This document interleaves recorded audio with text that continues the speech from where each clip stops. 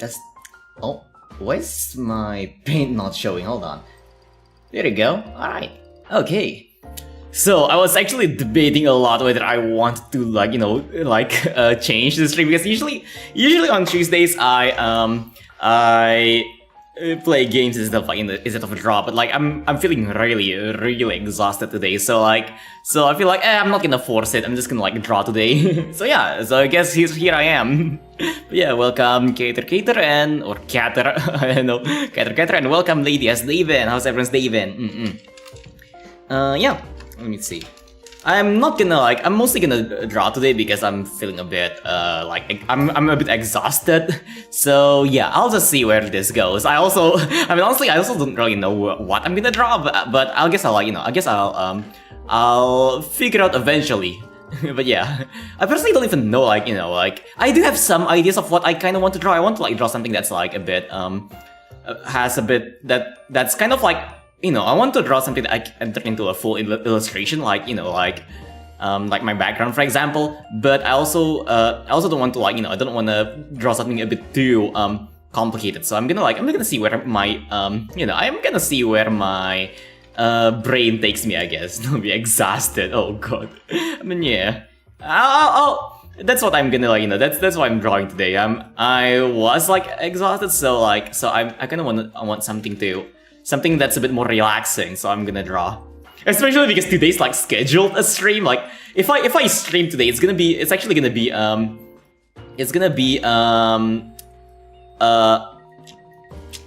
Disco Elysium, and that game it requires a lot of brain power, and I don't have that kind of brain power, So yeah. Okay, so I'm gonna actually I actually did think about what I want to draw. I'm gonna but I don't know how I'm gonna draw it, so I'm gonna see.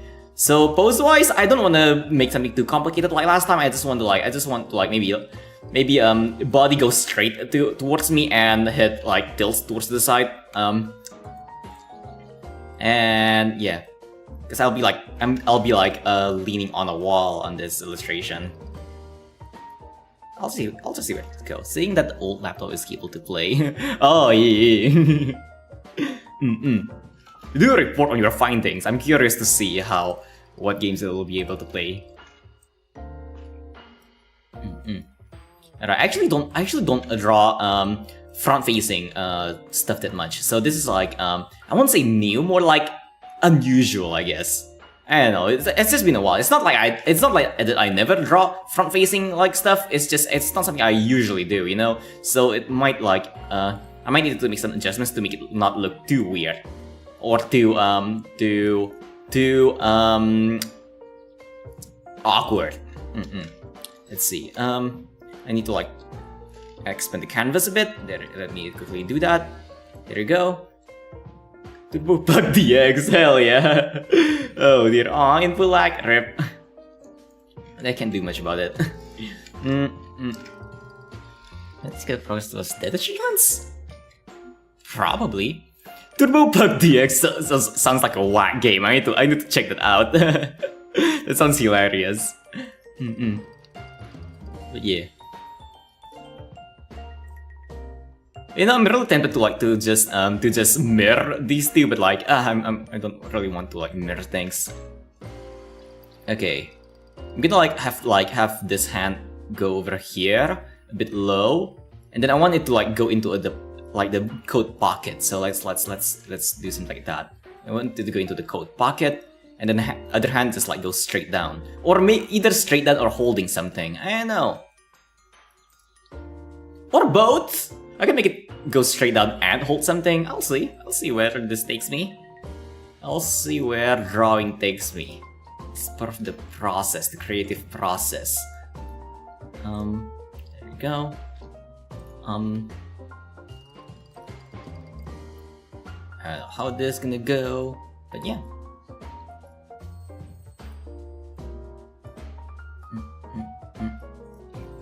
Okay, now I really don't know what I want to do with the legs though. This one problem. Legs are gonna be a bit wonk. Maybe I should take add some references to see. I'm gonna like do it later. Actually, I'm gonna sketch first and see, like, you know, I'm gonna do the sketch first. I'm a bit indecisive, so I'll see where it goes. Let's see. Boop, boop, boop, boop.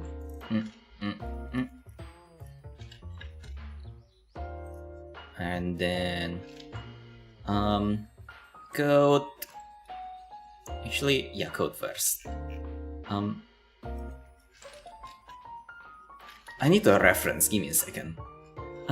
It's lately inside scrolling another game we realized a bug and I put like custom skins. Custom skins?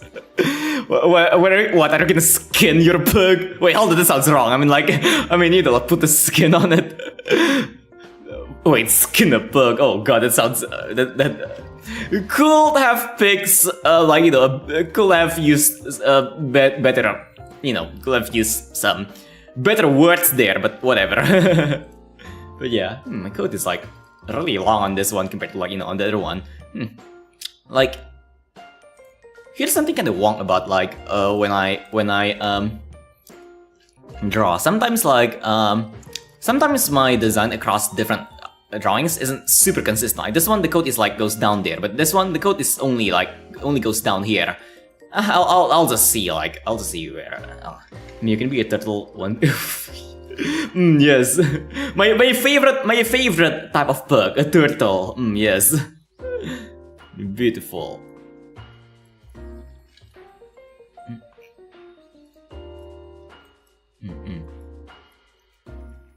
Yeah.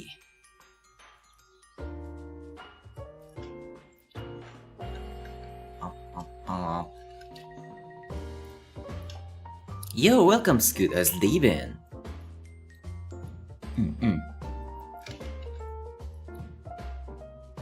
Is it weird how I somewhat, like, I feel like I recognize you, but my memory is like failing me.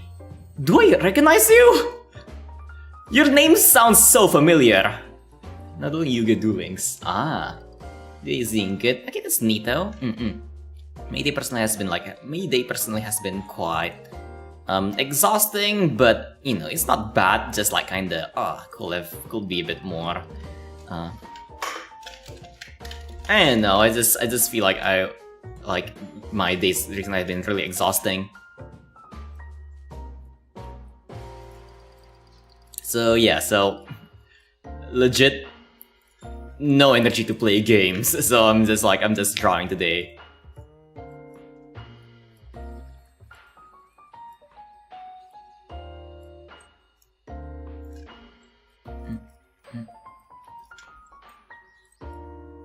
But yeah.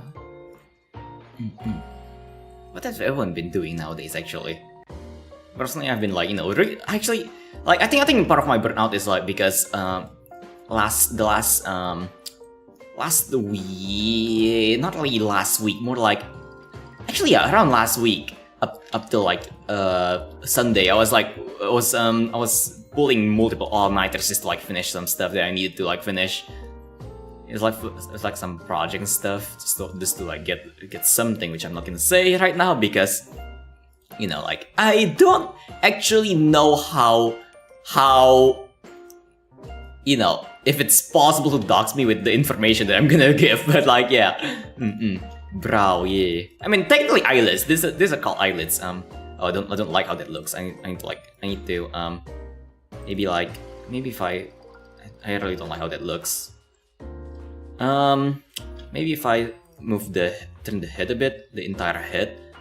I want the chin to be like up a bit, but like I really don't like how this looks. I need to fix this. Hold on. Maybe if I turn this a bit.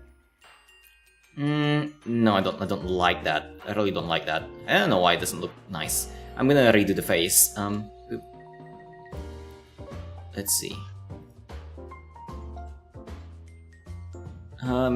Actually, let me just quickly get a reference or something.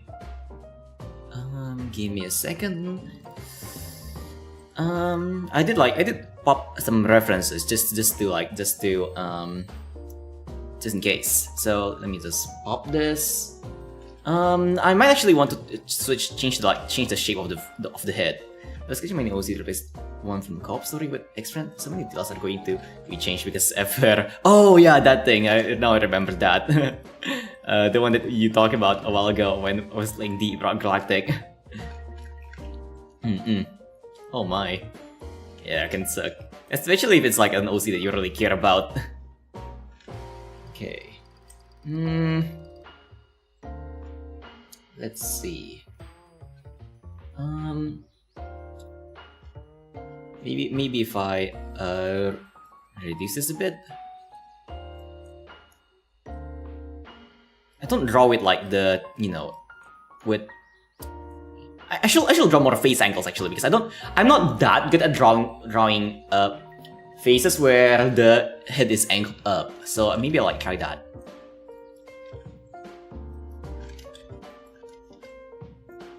I'll see how it goes.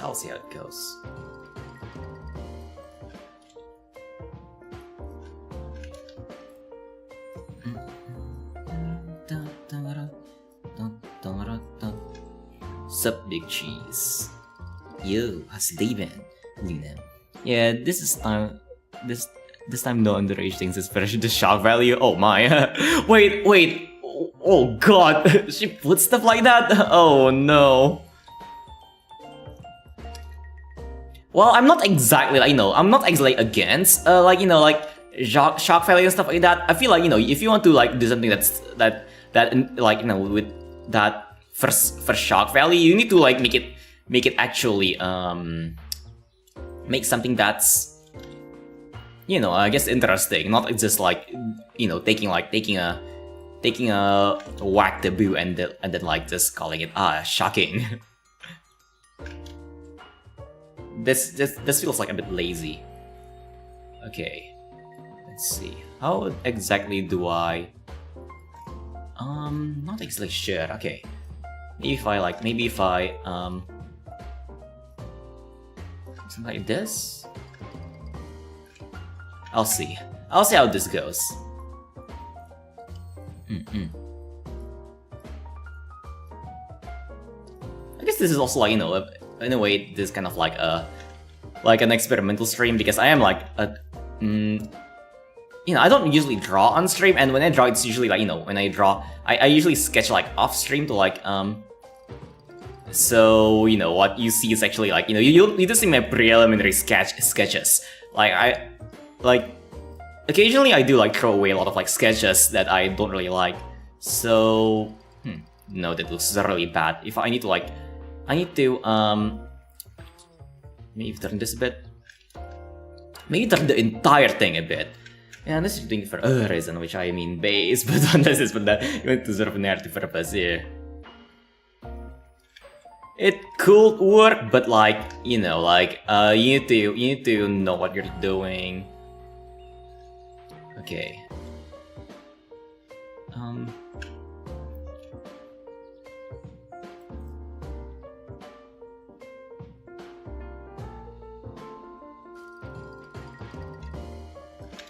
I really never really drew like faces on like this angle, so this kind of whack.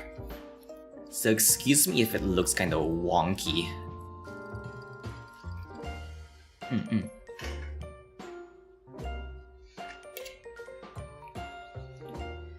Okay.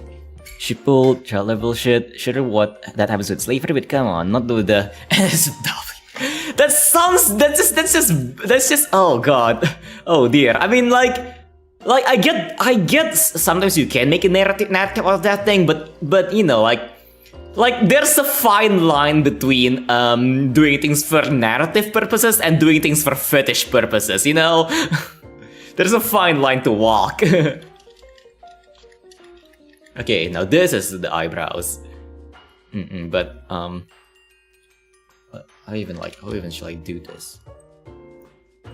I actually know. Do some angy bows. Angy bows brows.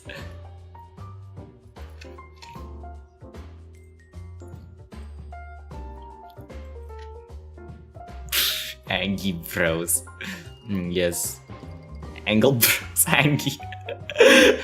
Oh dear. I guess a little angled. Because it's more like no.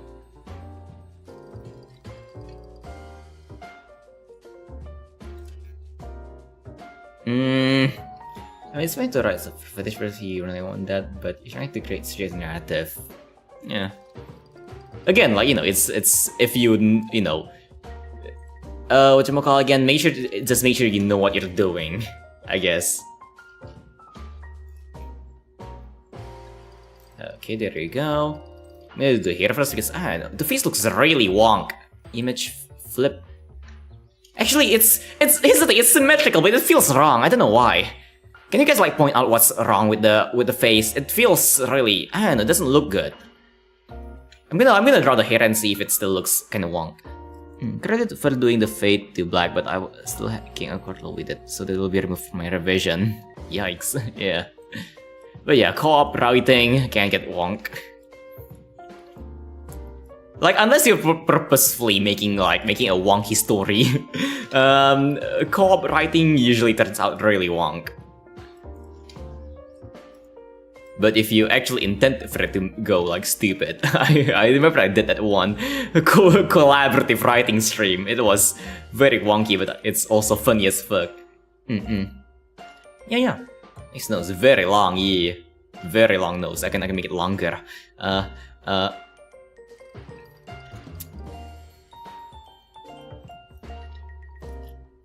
on.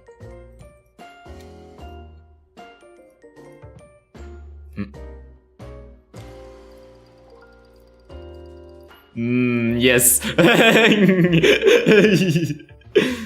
Co-op requires a lot of communication. You need to be on the same page, and you have to have the same vibes. You need to have the exact same vibes, which is not easy. It's really difficult to find people who can really who have the same vision as you. And even if you do, it's hard to find.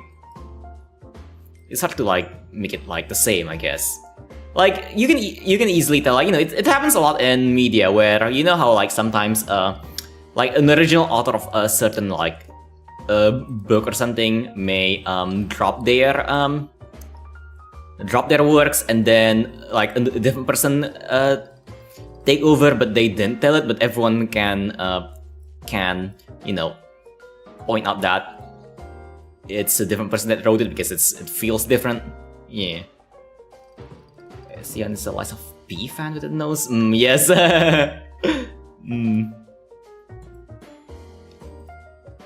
Disclaimer, I don't actually know what Lies of P is.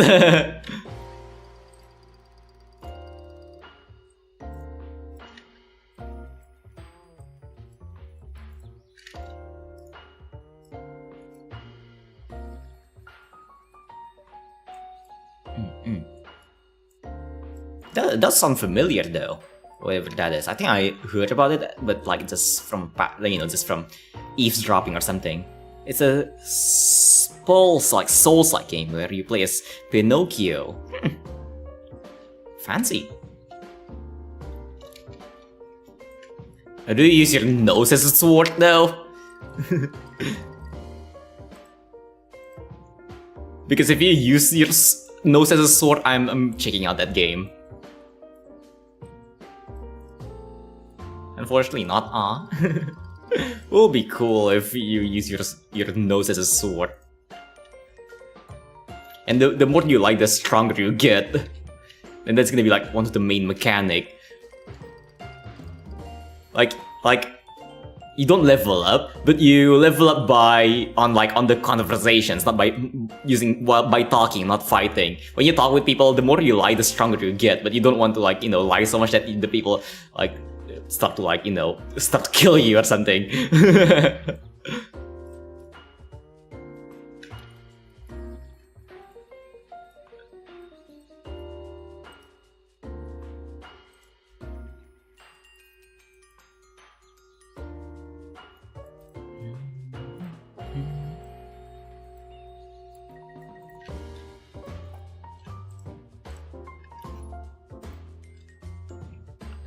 Okay, let's make another layer. Recently, I've been developing a really weird habit. I don't know why. I'm starting to use more and more layers. Right now, I'm already on layer 10. I don't know why. I should probably I don't know when I picked this up, but I should probably stop. because I don't want to end up with like 5,000 layers, you know. I already used way too much layers back then. I don't want to use more layers.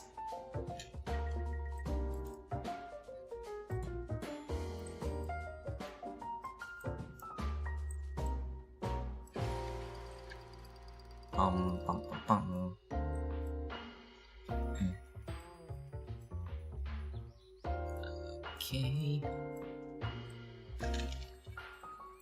Okay, I'm gonna fix this when I'm like actually doing a lot of this. Is like I'm gonna sketch this very loosely because I want to like get the sketching done really fast today. Just cause I feel like, you know, I kind of want to like pick up the pace. I feel like I draw really slowly usually. I'm not actually the fastest when it comes to drawing, so I want to like see if I can do things faster.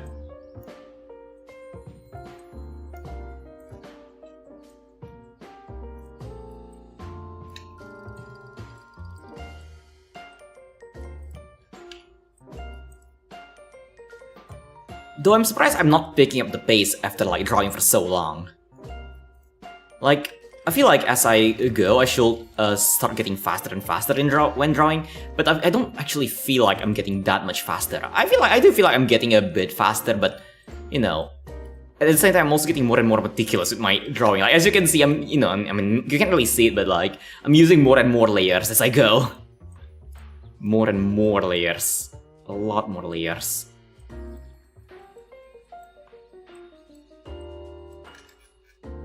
Which is wonk.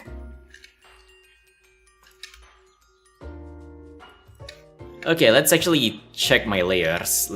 Quick layer check. 1, 2. I could probably merge those two layers.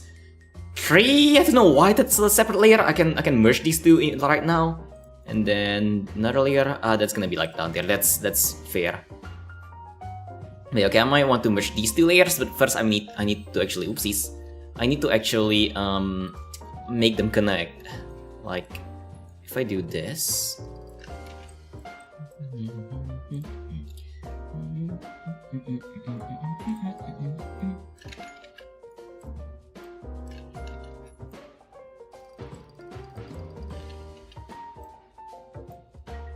Wish my hair isn't so meticulous, but I like the meticulous hair.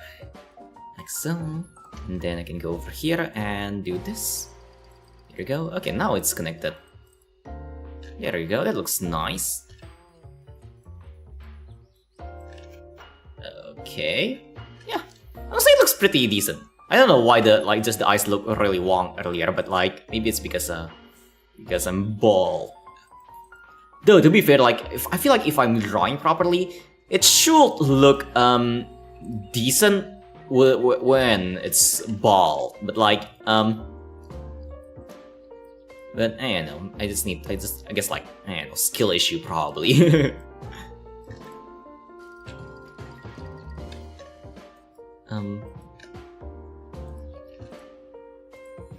There you go. And then I'm gonna quickly delete this part. Why isn't it deleting? Oh, it's because I got the wrong selection. There you go.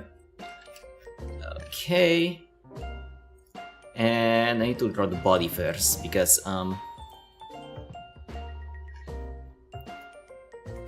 yes.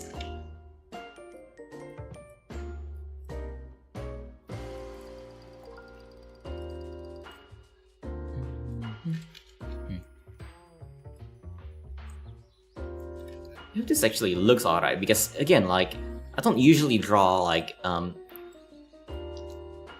faces tilted up. It's not something I draw that much.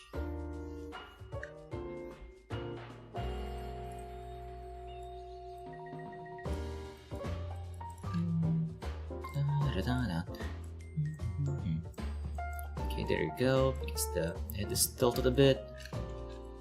Like so.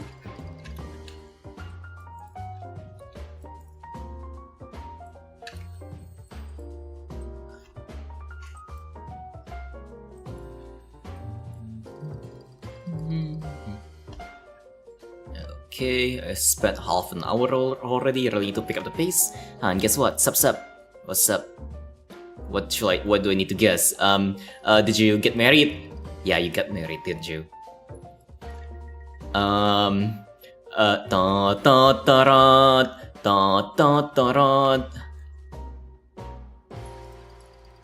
Happy marriage to you. Happy marriage to you. Hopefully it's not gonna be a divorce. Happy marriage to you. Does this have any more Disney songs? Huh. Like what kind of Disney songs though? I'm not super familiar with Disney songs. So what kind of Disney songs? What are Disney songs? And they are not going to be covers. Huh. Interesting though.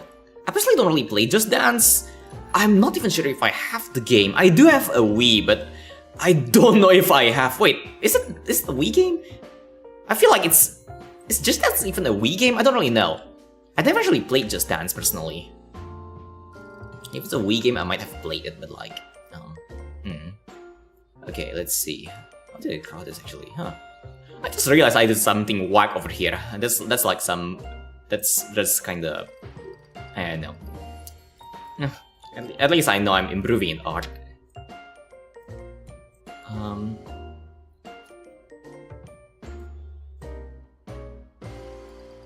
Yeah, what kind of Disney songs? Like, what's a Disney movie?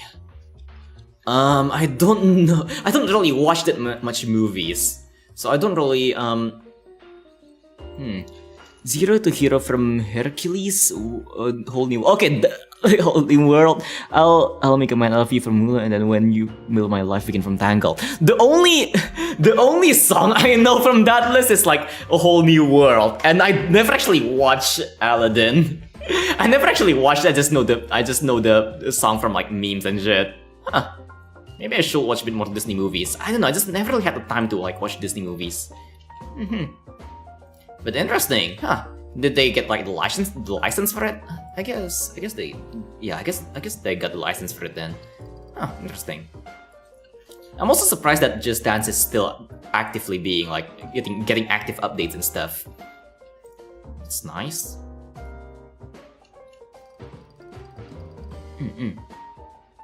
Cool.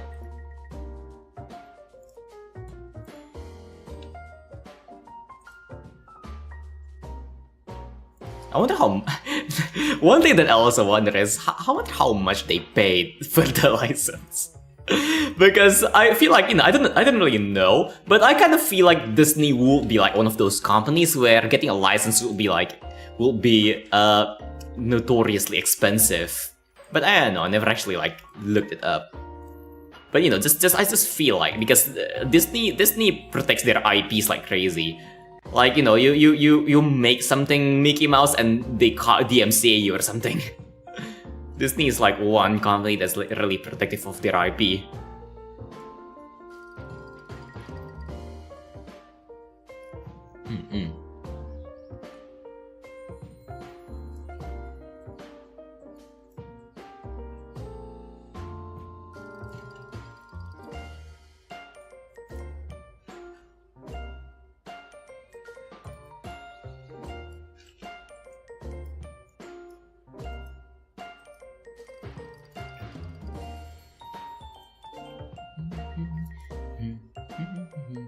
Yo, DJ Spooks, how's your day been? I'm just drawing today, mostly. I'm not even sure what I'm drawing. I'm just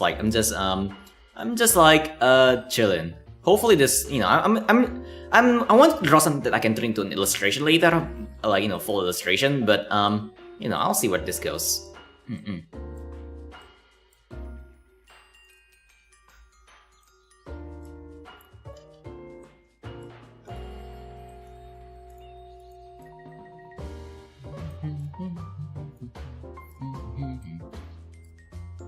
Yeah. Hopefully your day has been nice, and yeah, also sorry for the no games today because again I'm exhausted, so won't be drawing. I mean, won't be gaming, just drawing. I don't want to like I want something that's a bit more, I guess, like friendly for my brain. Something more relaxing. Yeah, also because like today's schedule is supposed to be Disco Elysium, and Disco Elysium is a really brain-heavy game. I don't have enough brain power for that. But yeah, okay. Earlier I was complaining about me like using too much layers, so now I'm gonna like try to like use a bit less layers. Okay, but first let me like quickly check this. Which layer am I that I want to like merge earlier? I remember I wanted to merge these two layers. Yeah, these two. Let me quickly actually before I merge that, let me just quickly I'm just gonna quickly flip them. Flip horizontal, not that. Image flip. I might. Let's see. Let me see if I can, because it still looks kinda off. There you go. I made the forehead a bit smaller than usual because its head is a bit tilted a bit forward, but I didn't really like the look of it, so maybe I'll like do something like this. There you go. I think that's alright. Let me flip. Remember to flip the canvas every now and then as well. But yeah.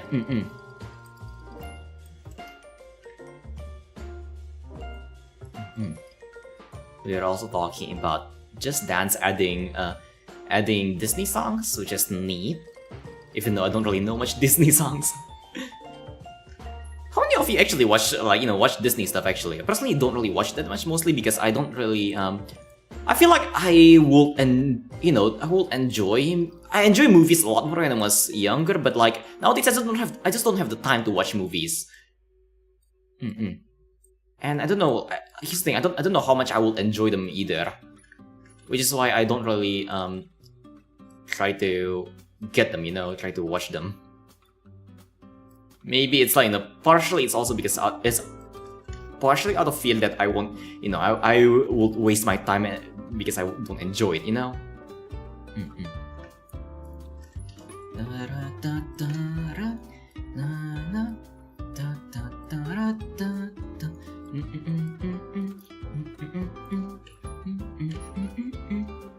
Alright, I'm just gonna YOLO it because I'm feeling a bit lazy.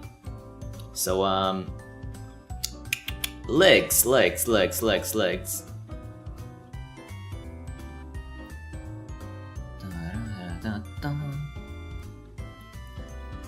Yeah, I'm gonna just YOLO it.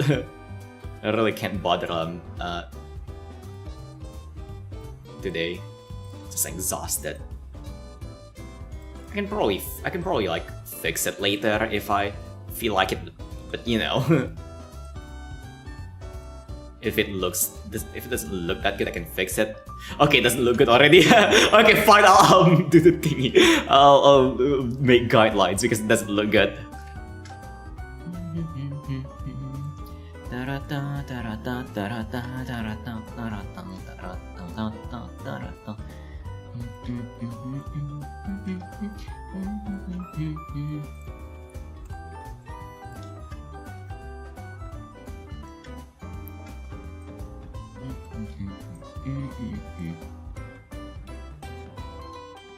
How straight should I make this be?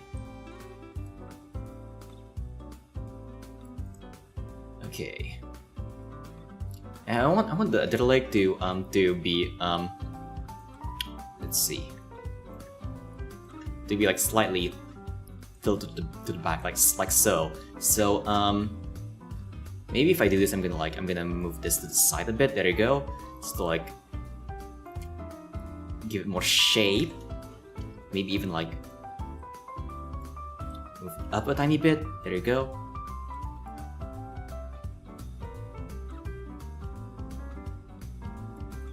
And like that. I hope that looks alright.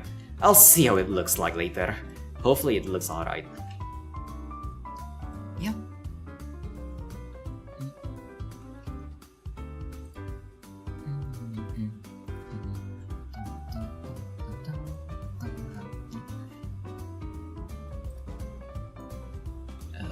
Okay.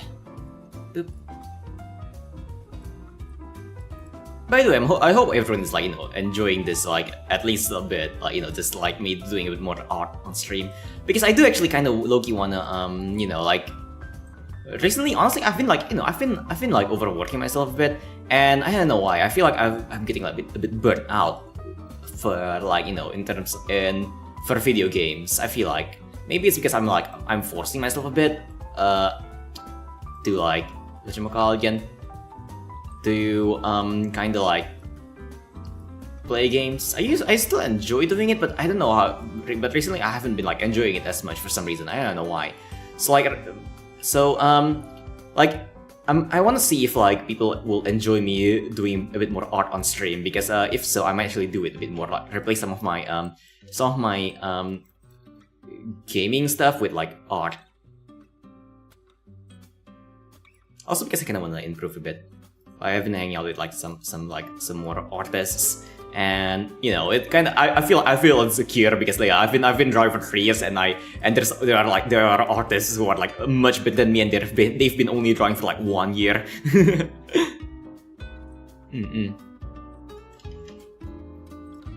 Which I kind of get, like, some of the people I met, like, they draw a lot. Like, and by a lot I mean like they draw like almost daily. While I'm over here drawing, like, I draw like, monthly, because nowadays, because I'm doing a lot of things. Like nowadays I stream, I like, what else? I stream, what else do I do? I mean, lots of other stuff, personal projects as well. I do rig as well. I feel like I spread my. I've been spreading a bit my my resources a bit too thin. I've been spreading my skills a bit too thinly. So I should probably like focus a bit more. Okay, I'm gonna like do something like this. I draw a lot since the age of 6. Oh, that's neat though. That's very nice. I technically did draw, but like when I was young, but it's not like something that I focus on, it's just like drawing for the sake of drawing. Haha, draw funny penis on the wall. But I only started like focusing, really trying to get good at art like 3 years ago, but I still only drew like once every I don't know, like once a month, mostly because I focus on way too much stuff. Like, but I want to get into so many things, so I spread my resources into like like back then I used to like make games as well, and then what else? Drawing, and then I did used to like play games semi-competitively. So that also kind of like took a lot of time and like stuff. And then what else? D&D took a lot of like time. A lot of things. I used to do a lot of things, so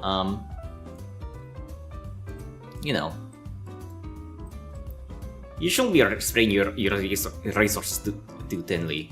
You want to like find something you want to be good at and focus on that. And then recently I also like started focusing on streaming as well. So it kind of made me a bit a jack of all trades but master of none, which is cool and all, but it kind of sucks how I can't really I can make like I can do a lot of solo projects, which is cool, but I can't really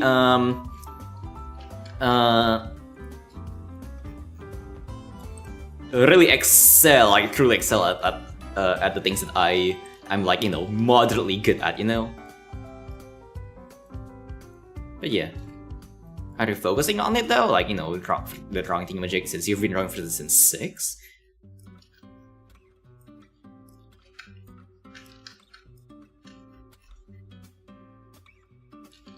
Hopefully you have been focusing on it. Or not, hopefully you're focusing on something at least.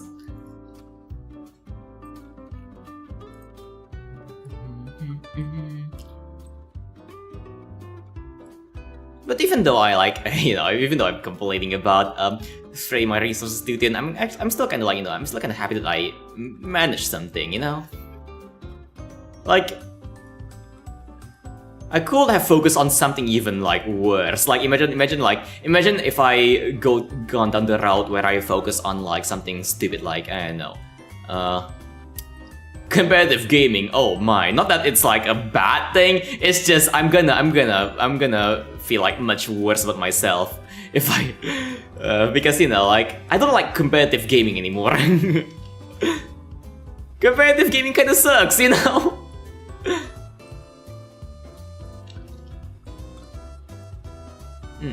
Yeah, welcome users. They've been so cute as always. Oh god. I don't know how I always say oh god when I get called something cute. I am horrible at taking compliments. I should probably stop taking compliments and like start like giving them away or something.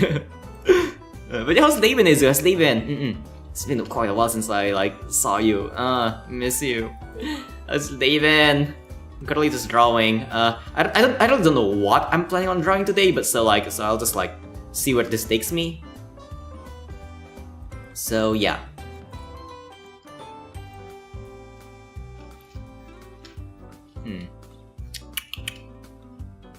Actually, maybe I'll just make the legs straight because I don't like the look of this. It doesn't look that good. But yeah, hopefully your day has been nice. My day personally has been alright. It's not bad, it's just really exhausting. I mean, recently, honestly, these past few weeks has been so exhausting for me. Because I've been like overworking myself like crazy. I want to get things done, but it's just, you know, maybe I'm just bad at time management.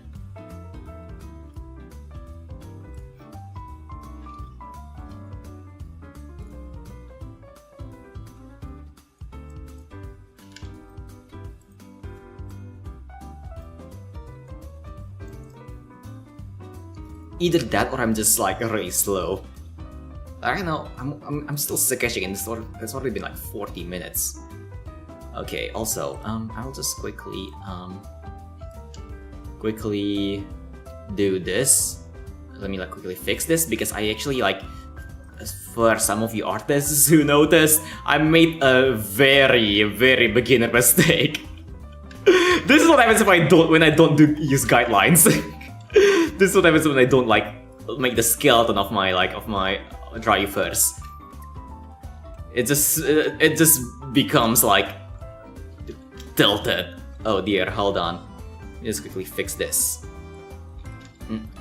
I'll put down a guideline, I guess. Hold on. So I want it to be like somewhat straight, or at least like balanced left to right. Like if you look at this right now, if I pull a line in the middle, it's not it's bad. This is what happens when I'm sleep deprived.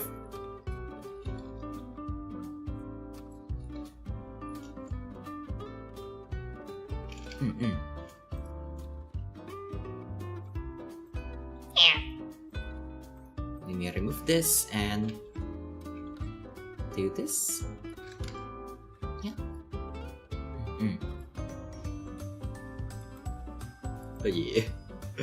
Like reading Thingy again. I feel like I know I'm really bad at taking compliments, but I don't know how to actually learn that. I swear.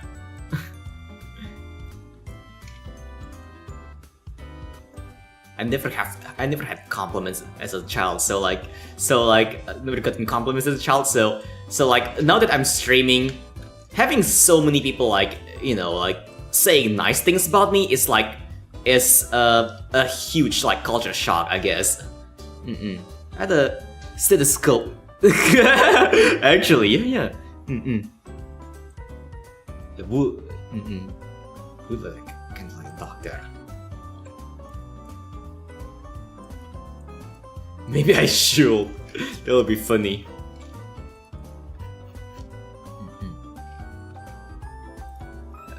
Okay.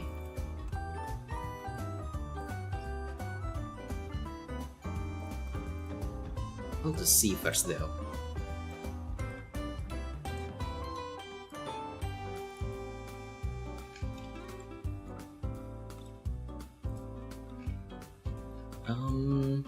But yeah, how's day been, Leonardo?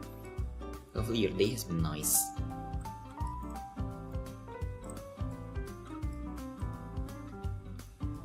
Because mine has been a bit tiring, a bit exhausting. I even took a nap earlier and still woke up exhausted. Woke up exhausted and with a headache. Thankfully, no headaches anymore. I feel like I made my code a bit too big, but I can like it, why not? Okay. I guess I can repurpose this layer as like, you know, back here later at the same time, so yeah. Gonna get the sketch done as fast as possible and then actually move to like do the stuff, because I don't like, you know, like while I'm drawing like the subject first, I actually want this to be more of a like more of an illustration, like because I'll be drawing like a background. But yeah, I'll see. Okay. Let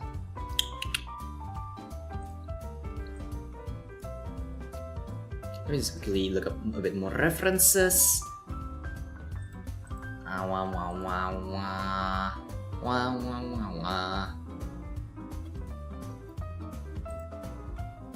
Wow. Wow, wow.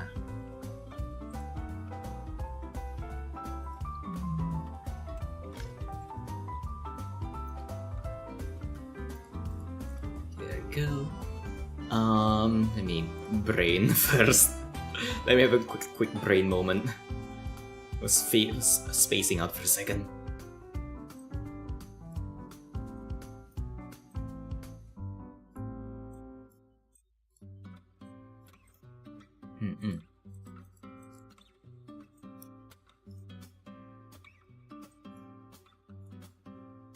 Oh yeah, by the way, hopefully the stream isn't like lagging too much because I did change some stream settings. I noticed that a while ago, like stream has been doing wonky things, so I kind of switched up some settings, and hopefully this will solve some of the issues people have been having.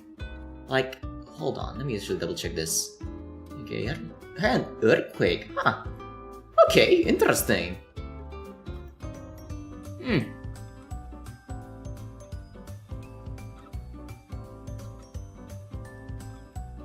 Also, I just realized I'm like streaming with like a pretty low bit rate. Lower bitrate than usual. That's funky. Maybe I should like, you know, adjust the settings a bit. Yeah, like, you know, if you zoom in, like, is it like is it blurry? Is the screen blurry, by the way? Still know how to rocket jump in Quake. Oh hell yeah! Yo, you play Quake as well? Hell yeah! That's like the best game.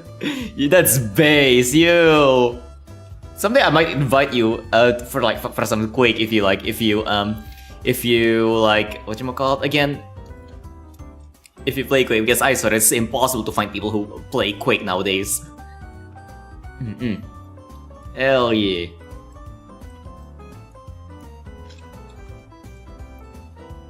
But we might be playing like classic Quake, like open arena, or we might actually do something like, you know, something like Warsaw or something. Recently I tried Warsaw and it's actually super fun. It's actually like it's an arena shooter based on Quake, but it's whatchamacallit again. But whatchamacallit again. It's open source and it's a lot faster than Quake. Yeah. Got a shit of quizzes tomorrow, but I'm reading. Oh god. I mean, hey, good luck with that. No, hey, honestly, like I remember like back then, when I was still in so in elementary school and middle school and technically high school, we actually have these things called like national exams.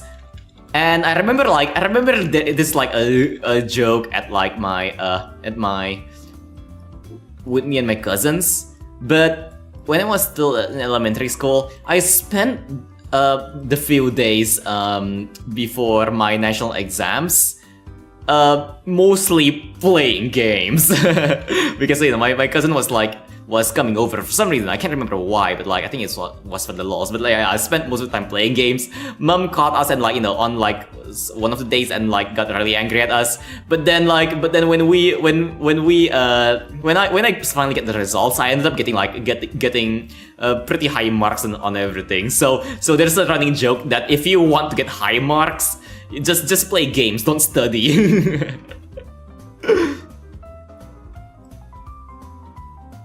I don't think it was for all of it actually. I think like I get pretty bad marks for like native language.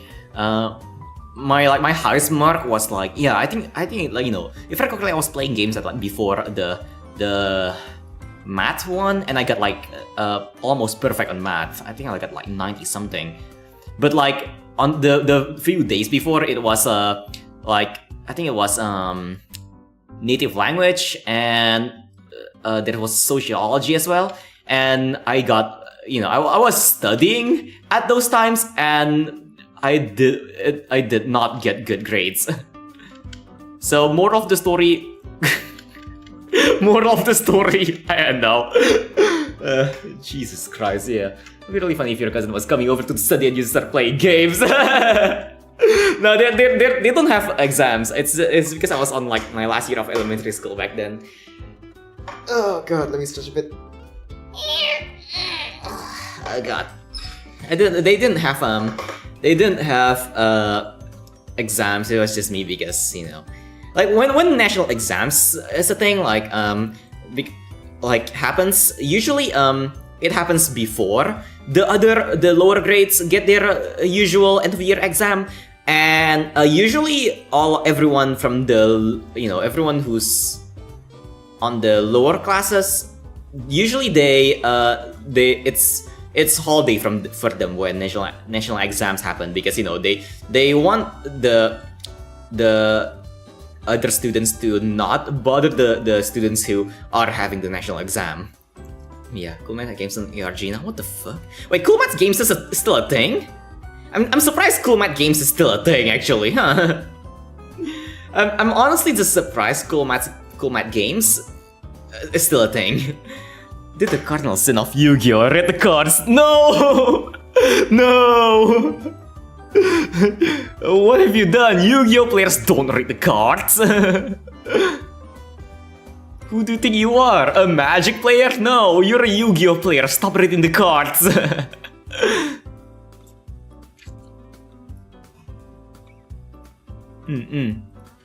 Oh yeah, you play Duel Links. Like, what deck did you play? I remember I only played Duel Links for a bit, but like I didn't really play that much. Duel Links. Format is fun. I just, you know, again, I don't really last that long in the official Yu-Gi-Oh games, because I don't like grinding for cards. I like to just have all of my cards, you know. Even in real life, usually I play Yu-Gi-Oh on like Dueling Nexus because it has all the cards for free. And even in real life, when I play Yu-Gi-Oh in real life, I use proxy cards just because I'm not buying real cards. Who do you think I am? I'm not rich. TCGs are known to be like one of the most like expensive hobbies. But yeah, reading the card explains the card, except when it doesn't. Oh god, I mean, Yu-Gi-Oh! Technically does explain the card, but not in a way you will understand them. I'm sorry, Yu-Gi-Oh! Is the worst at explaining cards. As much as I love Yu-Gi-Oh! As a game, from a game designer perspective, I hate Yu-Gi-Oh! It could be much better designed. Like if you can like have like, you know, if they had like something like, let's say, a terminology like a Magic, Yu-Gi-Oh! Would be a much simpler game. Or like, you know, not simpler in mechanics, just like much easier to read, I guess, much easier to understand game. But I guess I kind of get why it doesn't happen. It's because Yu-Gi-Oh! Is like one of the first card games, and it's a really old card game. So back then they didn't really know like what good card game design is. So they kind of like just designed whatever. And now it's kind of difficult to like change stuff about Yu-Gi-Oh! Because of how many cards there are, and you know, changing the changing like a lot of the cards now would have like really wonky effects on the other cards, the older cards. Like if, for example, if they add terminology, for example, they'll need to like start they'll need to rewrite a lot of the old cards, like so many of them, and potentially reprint them as well, and make a lot of like whatchamacallit again, amendments or something on the old cards. But yeah, you're gonna be like, blue is white, what the fuck? But yeah, uno no mercy, why not? Yu-Gi-Oh is whack. I like the game, but I hate the game. I feel like it could be a much better game. It's just I still love the game, but I hate the game. I'm starting to talk like a League player. If you ask me what the most you know, the most hypocritical demographic in the gaming landscape, I'm gonna say League players. They hate the game, but they play the game. But they hate the game. They complain about the game all the time, but they play the game. Oh dear. They'll say start pulling Yu-Gi-Oh cards out of nowhere. It will be cool. Hey, like, I would much rather have like whatchamacallit, a fortune teller pull out Yu-Gi-Oh cards instead of like tarot cards. Because that will be much cooler, you know? I don't care about my major arcana, I care about what archetype I am.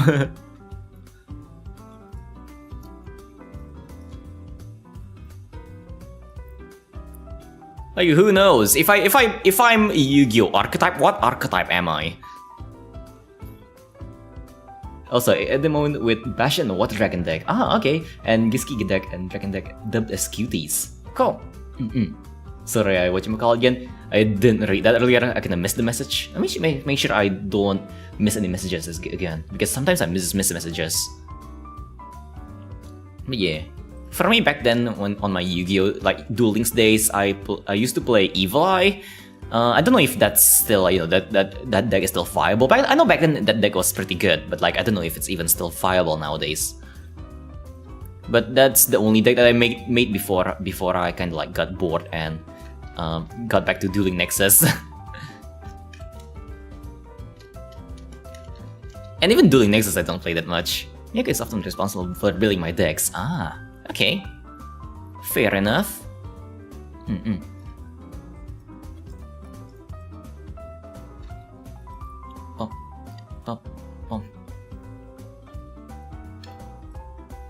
What does Miyako play then? I'm kinda curious.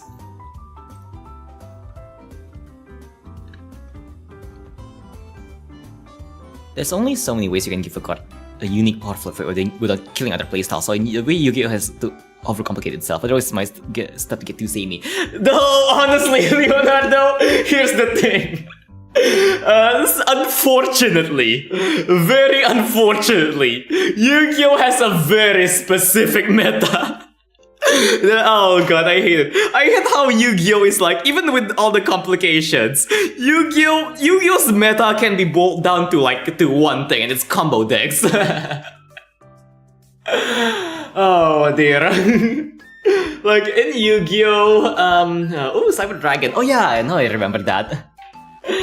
But yeah, whatchamacallit again, in Yu-Gi-Oh, at least, I don't know about like the other formats, like Speed Duel, which is like the Duel Links format, or like in, I know like on regular format, there's only one meta, and it's like combo decks. If you play any other decks, you're at a disadvantage. Back then, there used to be another meta, which is like Floodgate, which I play, but then everybody hated it because everybody plays combo. So whatchamacallit again? So they banned a lot of like Floodgate stuff. Unfortunately, like a lot of the decks that I used to play are banned now. Like I like since the start of my Yu-Gi-Oh journey, like when I back then when I played, I think it was back on the Fusion era, like when Fusion was still new. I has always been like I have always been a floodgate player, but you know, floodgate players, they always get discrimination. We are an oppressed minority. But yeah, but I kinda get why though. It's because the problem with the Yu-Gi-Oh meta, at least I think new floodgate metas has been like brewing, but problem is that because of the current state of the meta where everyone is playing combo decks, or like just having like one like floodgate deck in the tournament, I guess. You need to respect the floodgate player. If not, they're gonna crush you. So like it makes it difficult to build decks that work optimally against like in the meta against like the other meta decks while keeping while having countermeasures for floodgate stuff. Like, you know, like back then, at least back then, I don't know about today's meta, but like at least back then, for example, people don't main deck back row removal, for example. So decks that are very heavy in back row usually usually have an easier time like not getting negated, I guess. But at the same time, back then, like not a lot of back row heavy decks are that strong. Reading chat. Will screw with agony. Your future will contain special summon monsters from the main deck that can activate their effects. Oh dear. Will sprout of great. Your future will be fully infinite cards. Yes. Well, if you're up for dueling with me, everything before pendulum summons is okay in our books. Oh my! I wonder how pendulum even works on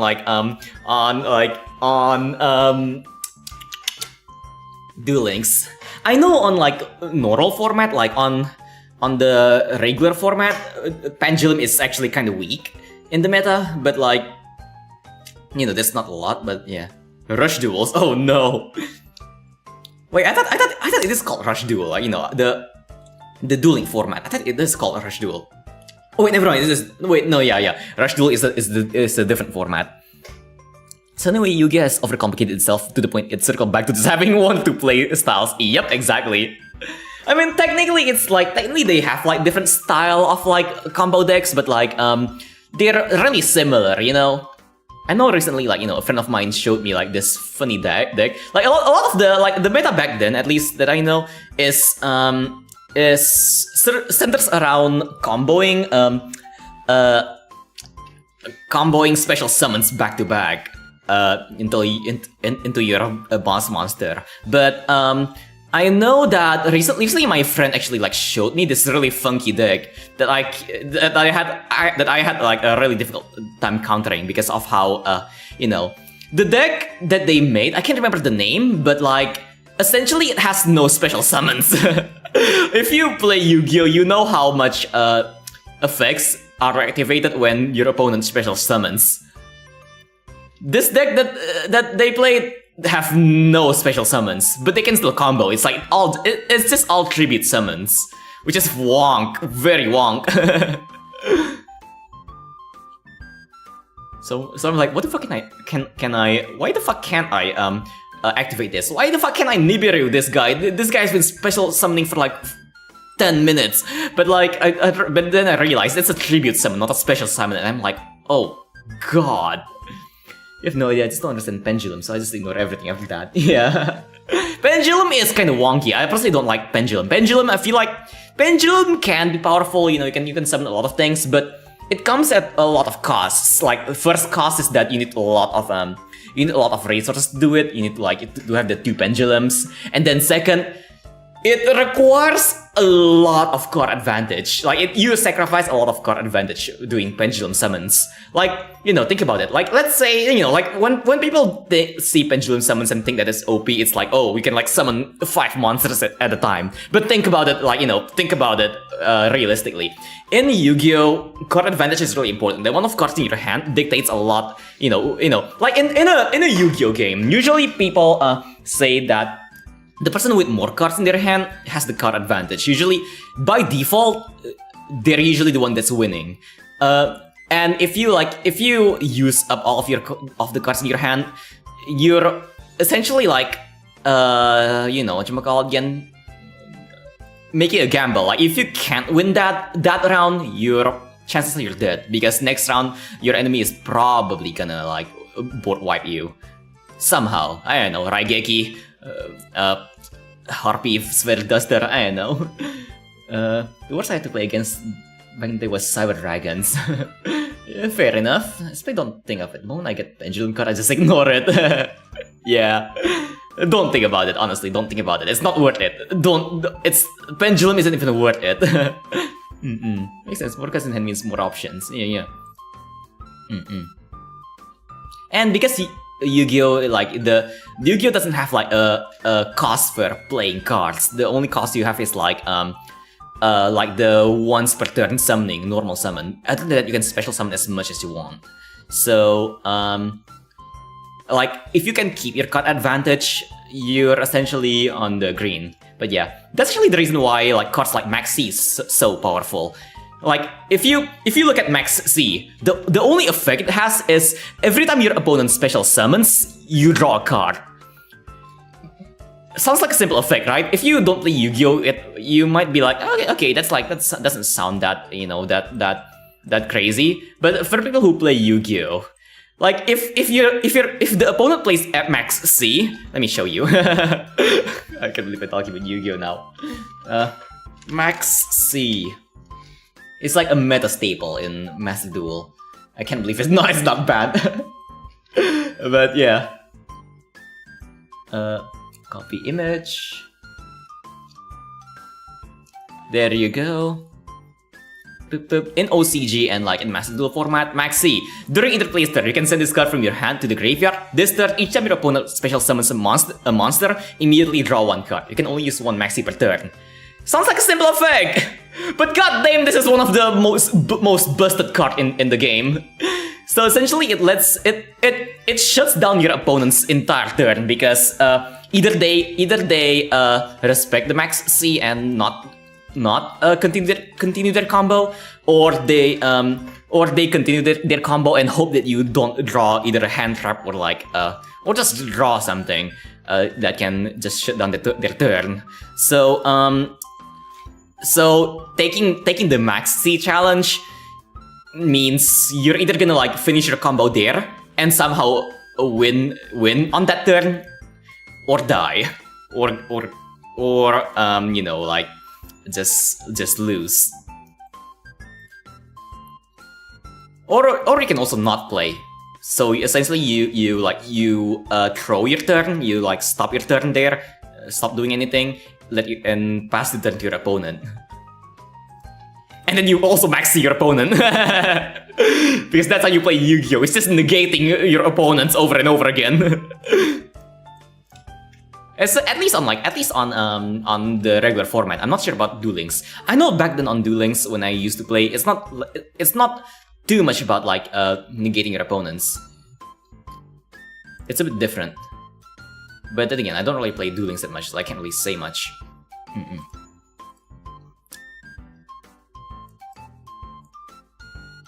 There are also technically like jokes about, you know, taking the Max C challenge to deck out your opponent, but you know, like most meta decks nowadays have a lot of whatchamacallit again, negates in them, negation cards, like, you know, Ash or like something that Nibiru, something that can shut down your turn. So it's not exactly a good strat trying to deck out your opponent using Max C, using their own Max C. It's funny, but it's also essentially a 100% chance of getting your opponent to draw the whatchamacallit again, all their hand traps. Unless they don't have hand traps on their deck. Yeah. It's not gonna do much. And most modern decks nowadays have hand traps anyways. But yeah, okay.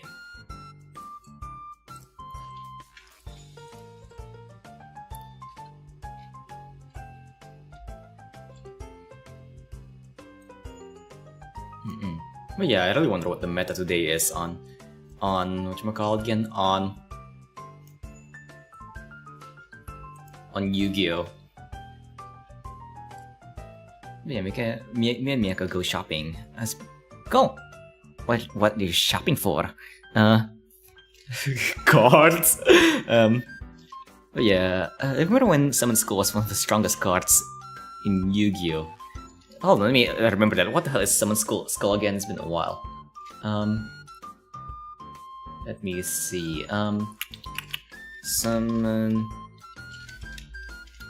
Skull. Oh, that! Oh, yeah. Yes, I remember that. Yes.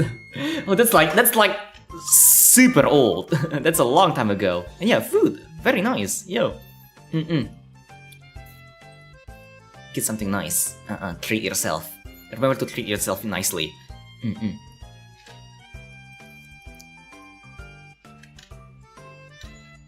Remember to be nice to yourself. An advice that I don't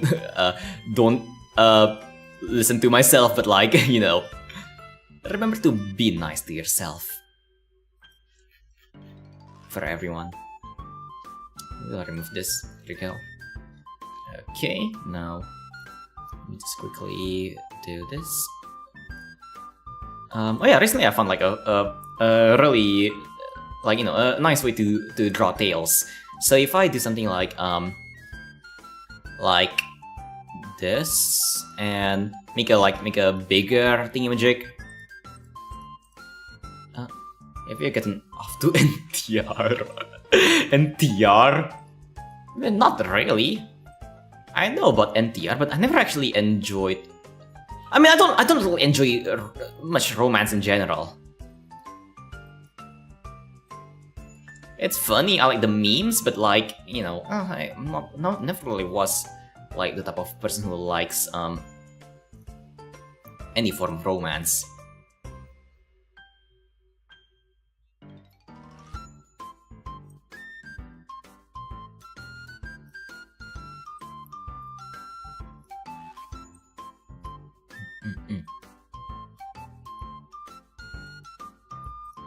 What genres do I even like, actually? I don't really know.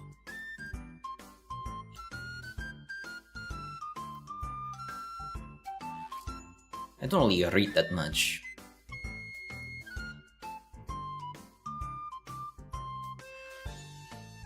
Like, really thinking right now. Like, probably, I don't know, sci-fi? I read a decent amount of sci-fi.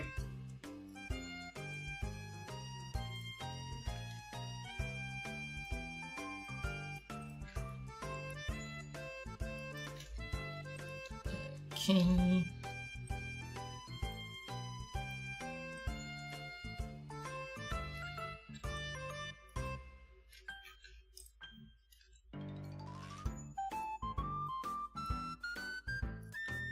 Okay, there you go.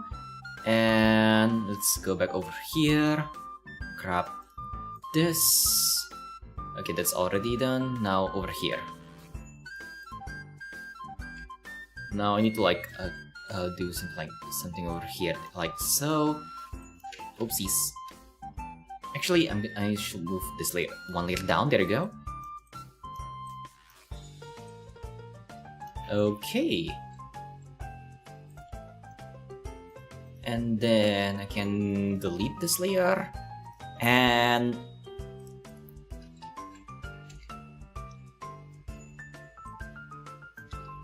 boop. Oh, it's a hole. Where's the hole? Boop. Oh, there you go. Yeah.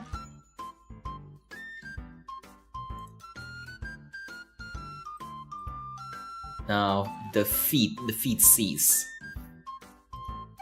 Let's draw feet C's.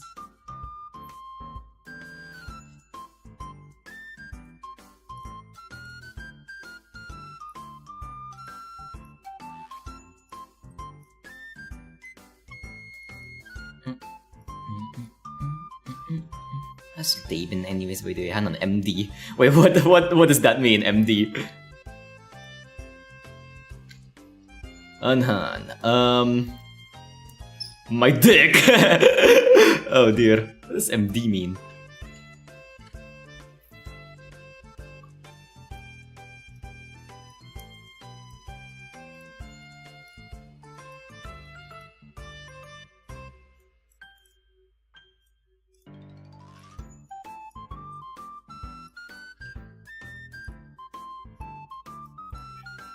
I should read more actually. I know back then when I was younger I do enjoy it, but nowadays I just don't really have that much time to read.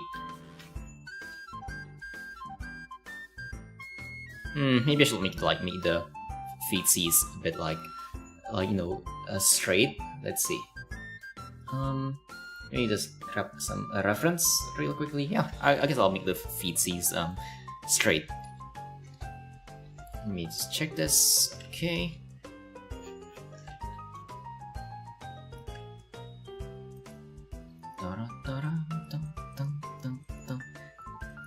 Let me take a sip as well. Where's my bottle?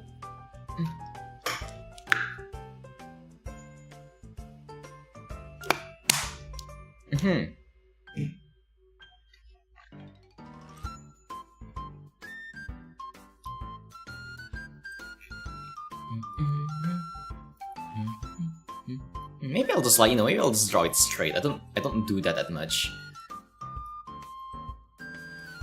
Like, you know, maybe almost straight, like, and like something like this. There you go.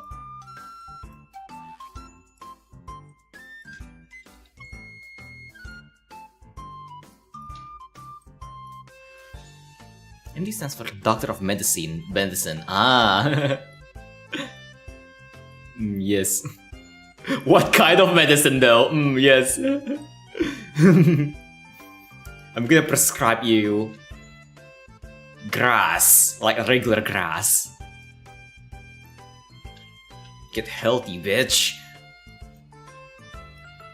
You have been revivified. I'm gonna give you health pipes.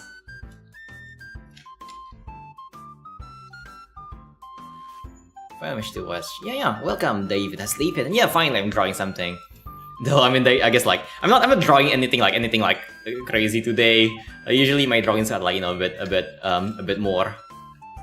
nicer. But you know, today is just like a hangover drawing stream, I guess. But how's Dave been? Hopefully your Dave has been nice. Cheese, yeah. Yes, cheese has very good healing properties. Cheese is one of the best healers. Okay, let's try some kind of background. How should the orientation be actually? I don't exactly know, but I'll see what I can do. Let's see. Yo, Lancer, how's they been? Welcome to the stream. We are currently just like, you know, I guess it's a hangover drawing stream, I guess. I'm not drunk, I'm just sleep deprived. I'm gonna like make a sidewalk or something. Once I put something together in paint. Not a big fan of anti-aliasing in more recent versions. Oh yeah, I mean same here. I really don't like anti-aliasing. I usually draw without anti-aliasing as you can see. Sometimes there are some like anti-alias stuff there, but that's just because of when I transform things. But on the end result, usually there's no anti-aliasing. I personally don't really like anti-aliasing just because it makes things look kind of wonk, you know? What do you think Skyrim uses cheese wheels as healing item? Yeah, cheese has highly medicinal properties.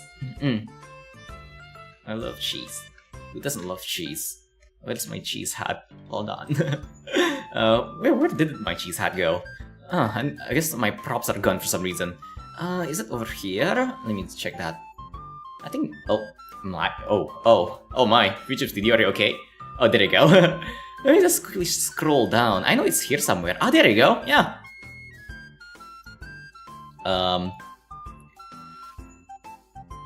Haha!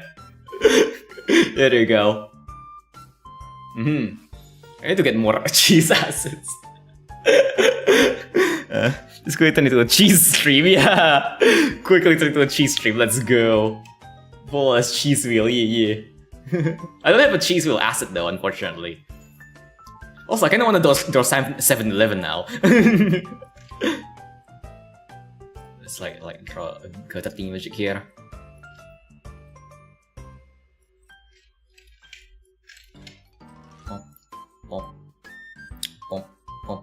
I'll just draw this like really loosely. I'll see where it goes later. And then I'll see where it goes. So I want to like have like a wall, maybe something on top. I need to look at references for this. Let me just quickly check this. Let me see if I get some nice references.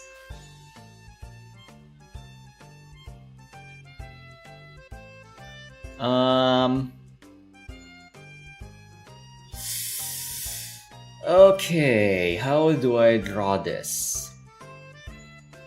I don't know, but I'm gonna YOLO it and see what happens. So wall, let's actually like, I'm gonna make this a regular wall. I want to make this some kind of like, you know, dingy alleyway. Like mostly what I really want to try to achieve here is that I want to practice lighting a bit more. So I'm gonna have multiple light sources at different places. So I'll probably have something like a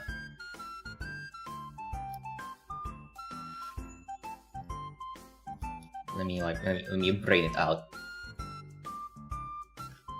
Vending machine, yeah, I like vending machines. Let's do a vending machine.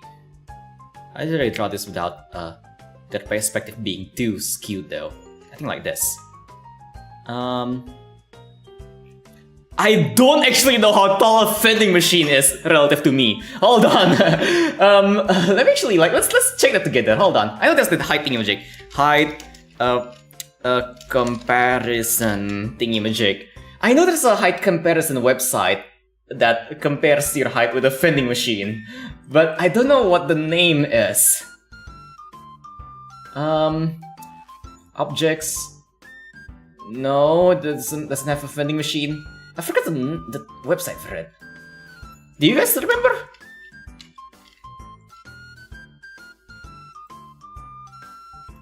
Is it Hikaku? I think it's Hikaku. Let me check that. Hold on. Can I use this? The vending machine is real? Who knows? Maybe just fantasy. All right. Oh, there you go. Okay. Let me show you this thing. Boop boop boop.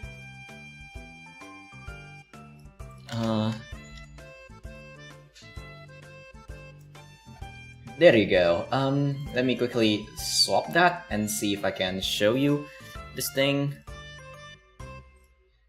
There you go. Yeah, there you go. Let's see. So let's add a person. I know I can add a thingamajig. There you go. Yeah, I can add a vending machine. There you go. And have a.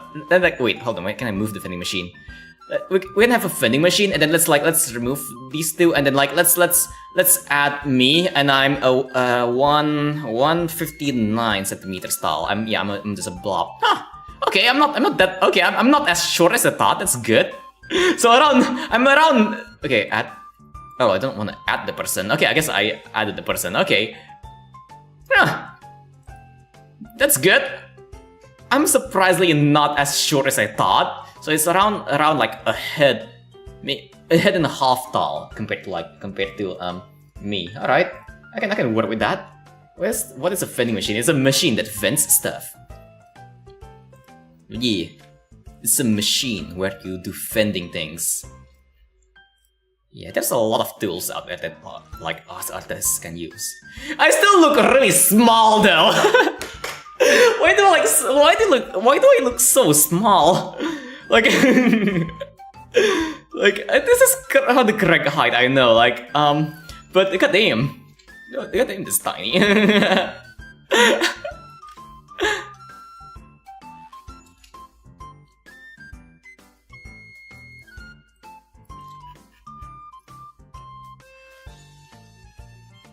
I mean, I do have like a smaller body, but like I didn't think I was gonna be this small, you know?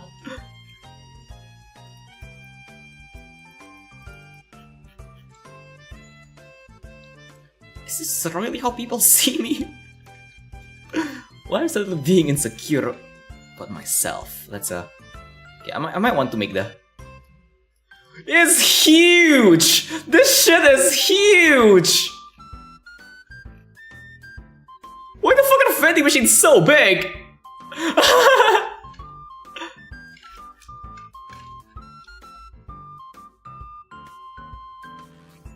Yeah, this shit's fucking huge! Oh, that's not a circle, I want to make a square. Hold on, how big is the thing again? Am I mistaking this? I might make it small just because it looks ridiculous.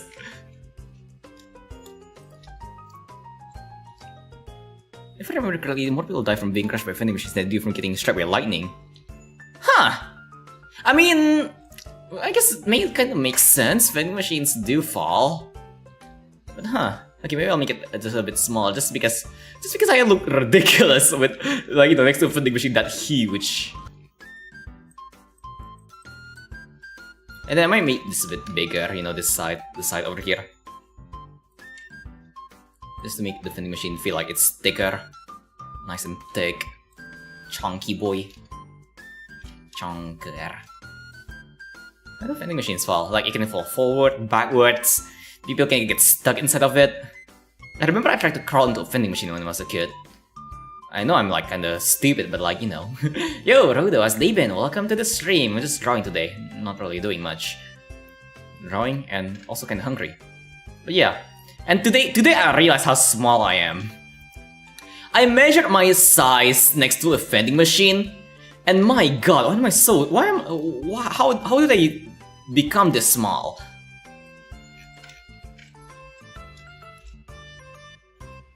Let me show you, hold on. Like, this is assuming I'm a bit bigger, but this is like my size, like... Hold on, let me like show you. Earlier I got a website to measure my size next to a vending machine, and this is my size, oh god. But yeah, I'll get a math test tomorrow, how the third tables, oh my, more than lore. Yeah. I mean, like, I'm this tall both in real life and in my model, I guess.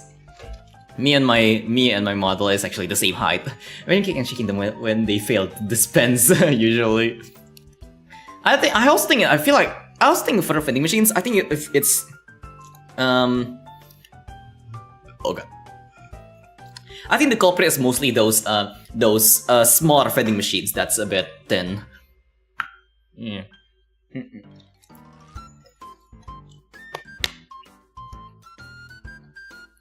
Dang, what do you mean, dang? Wait, how tall even are you? Oh dear, how tall are people? I don't know how tall people are, but oh my. Okay. You're 185? And you're still in high school? My god. Oh dear. God damn. I really like, you know, what country do you live in? Like, you know, west or east? Like, you know, like somewhere in like, are you Western Europe, like American, European, or Asian or something? I don't know. Serbia. I don't actually know where Serbia is. And, or like, you know, how it relates to like the average height. But then again, I guess like, you know, I mean, then again, I guess like Asians are like a bit, usually a lot smaller, but still. Okay, hold on, I need to search up. Actually, 7-Eleven. I want to draw a 7-Eleven just because I feel like it. But it's been long since I went to a 7-Eleven, so I need to actually look at a drawing reference. My god, these are horrible drawing references. Yeah, I'll fucking YOLO it. Yeah, I mean, I know what Serbia is, but I just don't know where Serbia is. You know, I just don't know where. I failed geography class. I don't even know where like, I don't know, what's some weird country. I'm not even sure where Mongolia is. Mongolia, or what's another country that I probably am not entirely sure. You know, where they are. Like, I don't know.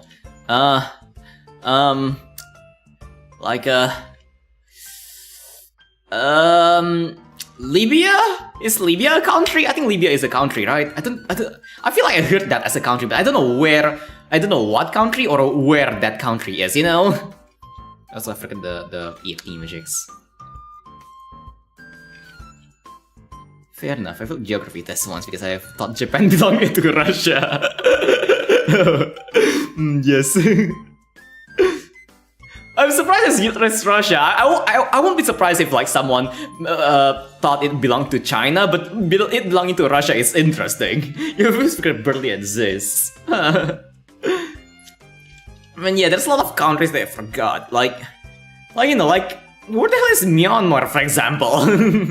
I know I learned about Myanmar at school, but where the hell is Myanmar? Or like, I don't know, like Laos. Where the hell is Laos? Does anybody like do I have anybody from Laos who watches me? Because if so, hey, like shout out. Or Thailand. If you're from Thailand, shout out and please tell me where Thailand is. Like, where the hell is Thailand on the map? Like, I know it's near Vietnam, but I don't know. I also don't know where Vietnam is. I don't know where Vietnam is, goddammit.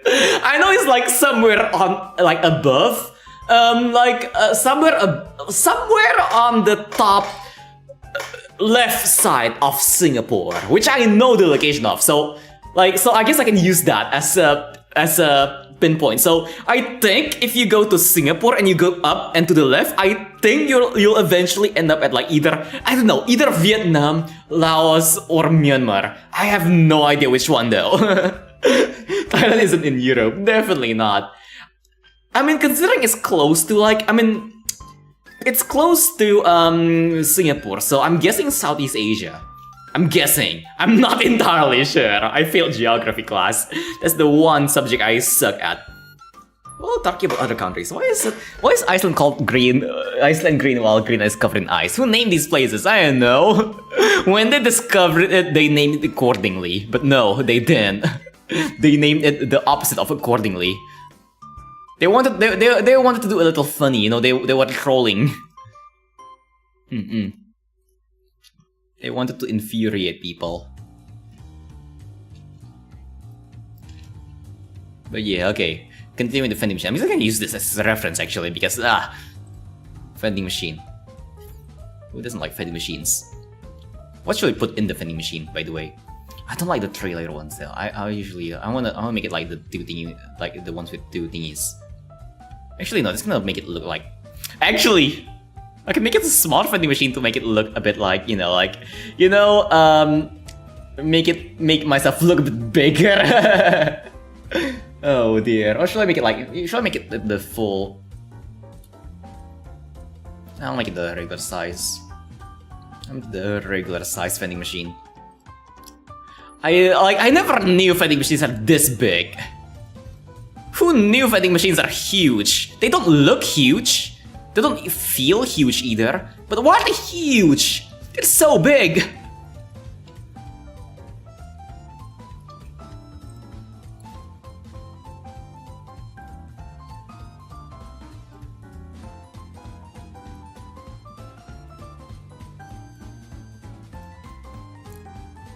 Vending machines, man. Love them, but god damn, why are they huge?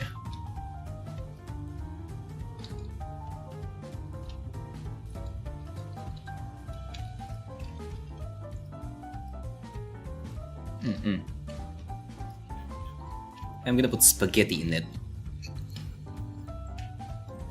I love those spaghetti vending machines.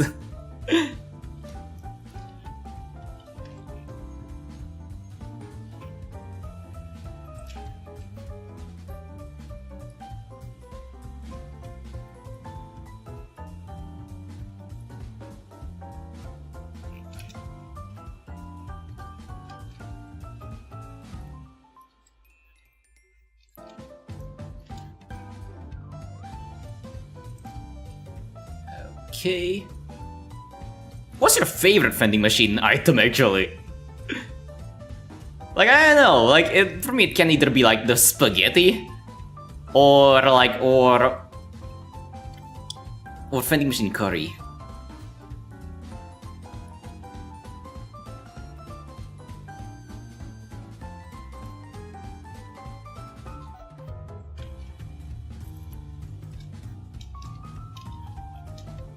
Vending machine curry is suspiciously delicious. I don't know what they put in there. Probably a lot of MSG. There you go. Yes. Maybe I should... Okay, I don't want to be a nerd. See if you don't care. It's okay. But I can't let this rest on me last night. I thought the following for one was of a spike or whatever included pie. But I was thinking of what a rotating body which volume calculates via integral y exponent 2 if rotating around the x-axis. Oh, the cone. Oh yeah, like the spike thingamajig. Ah. I mean, intuitively it would contain whatchamacallit a pie, but what's the whatchamacallit what's the the volume? Yeah, wait, hold on, the volume of a spike. I'm guessing a round base spike, right? I don't know. I don't know if you use vending machine to buy cold drinks like cola and iced tea. Fair enough.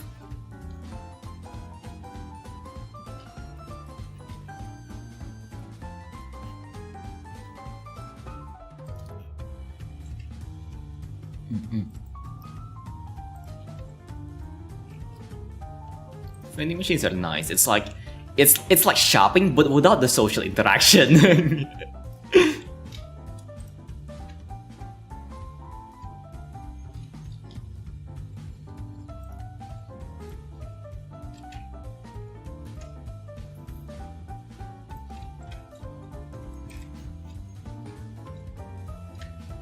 Okay, hold on, I might actually like change this. I'm just gonna quickly do this and boop. Yeah, like if you have function and spin around like an axis. Yeah. This is the last time I did that though. Last time I did it was like on high school calculus, but like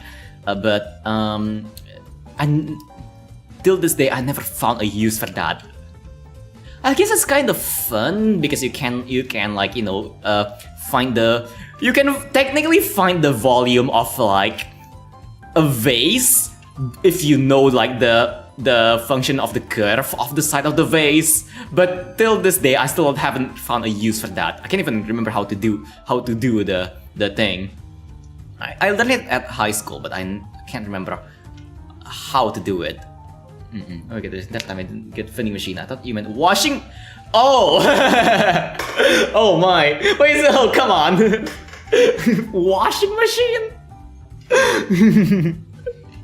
Washing machine? What? Oh my! But yeah. Let me see how accurate I can make this. Like 1, 2, 3. I'm not making that much. I'm not making that much buttons. Who do you think I am? I'm not an artist. Oh dear. Boop.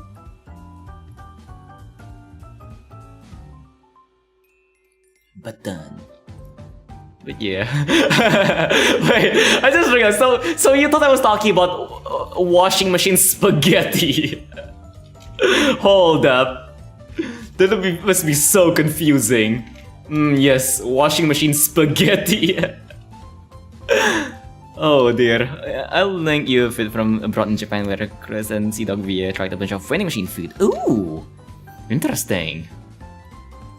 I should do that. I should watch that. Maybe on a... I thought maybe on like whatchamacallit again? Maybe on a just chatting stream. But I might actually watch it if I get to like finish this sketch like today, and I can render it like on the future stream. Yeah, maybe I can like the kitchen and the washing. Who knows? I mean, I don't know why that kind of makes sense. I don't know why, but for some reason that kind of makes sense. I don't know. My brain is broken.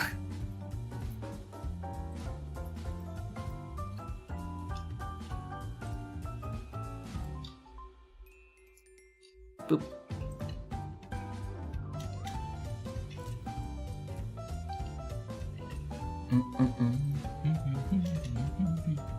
Like I know if I have a really tiny place, I would combine the kitchen and the laundry room. Actually, no. I think like the laundry room will be like in the bathroom, not the kitchen. I don't know. I don't know what I was thinking. I may be stupid. Maybe.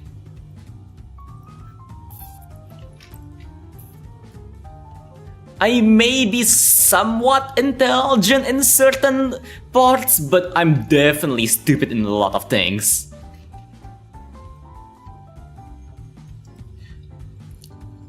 Like I think my brain, my intelligence can be summarized by like high intelligence, low wisdom. Like I know what a tomato is, but I don't know if I should put it on the fruit salad. Also, yo, Mr. Legas David. Oh, you feel like food comes from the machine? Yeah. A lot of stuff. We got like drinks, like cola, the usual. We got like ion drinks. We got vitamin C drinks. We got juice. We got a lot of drinks.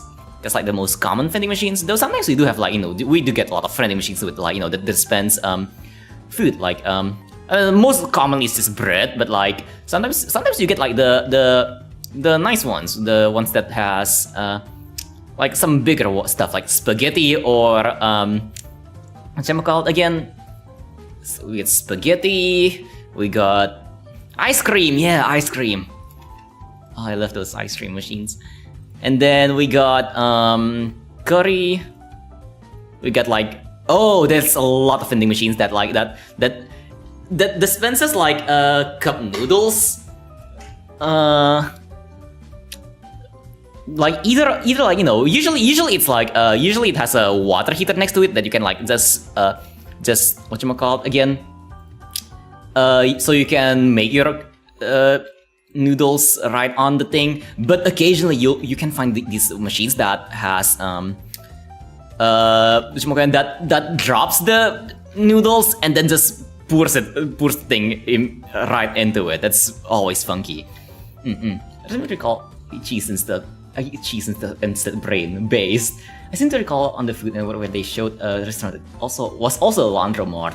Don't mix your detergent with coffee. Wait, hold on. I remember that scene from Mr. Bean. Yes, the where mixing up the thing with the detergent with again with coffee. You know how they say the may be more than some of its parts. I think it might actually be less than the sum of its part. Maybe. Yeah. My brain, like, I have two brain cells and they're fighting for first place, third place, whatever, I don't know. My two brain cells are fighting in there. They wanna be the best, like no one ever was. Okay. I don't know what this is supposed to be. What is this? I don't know, I'll probably just like make the classic vending machine. Take the stuff on the bottom.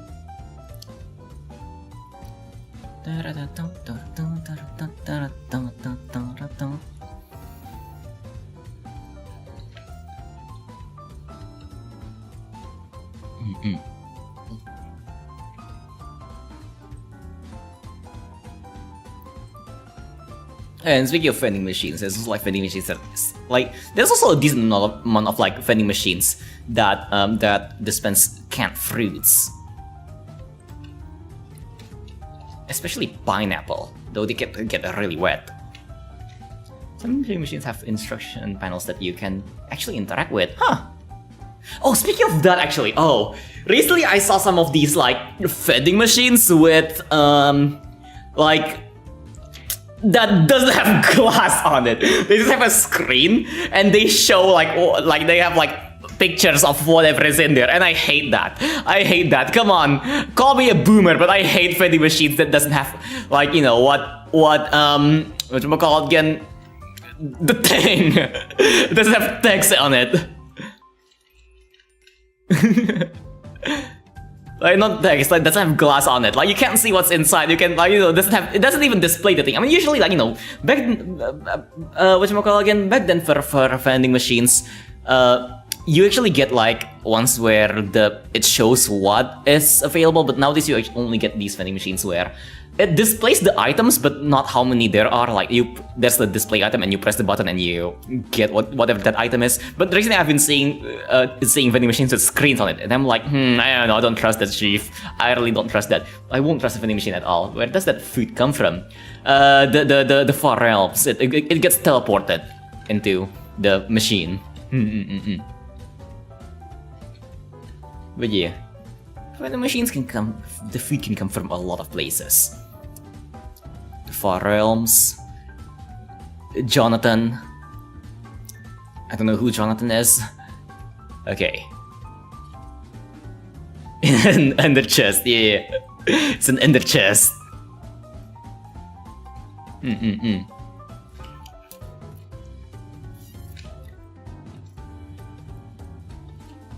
Though, you know, I actually low-key kind of want to, like, you know, run my own vending machine stall thingy-majig and see how much I can earn. Maybe I can earn some pocket change. Like, it's a really whatchamacall again? A really,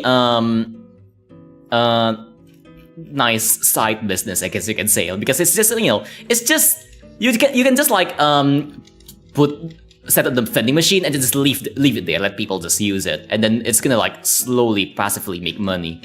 You just need to refill it every day, every morning probably. Usually people who refill vending machines, they do it like in the morning. I don't know why. I may have a weird vending machine. Oh god, this is the most like autistic thing, probably the most autistic thing I have, and it's like a weird fascination for vending machines. I like watching people refill vending machines and shit. Considering there won't be a business model that works. Oh, do people just like take the machine? Vending machines use specific kinds of coins. What? I mean, wait, are those still a thing? I know vending machines take like most coins nowadays. I don't they take like. They take like. I guess maybe it's like an older model. Nowadays, even vending machines take cash nowadays. Though I mean, I guess like it doesn't. I really don't like the cash vending machines because it's really difficult to like actually, you know, you need the cash to be like pristine and flat for it to be read. Otherwise, it's just gonna get spit out. Ugh.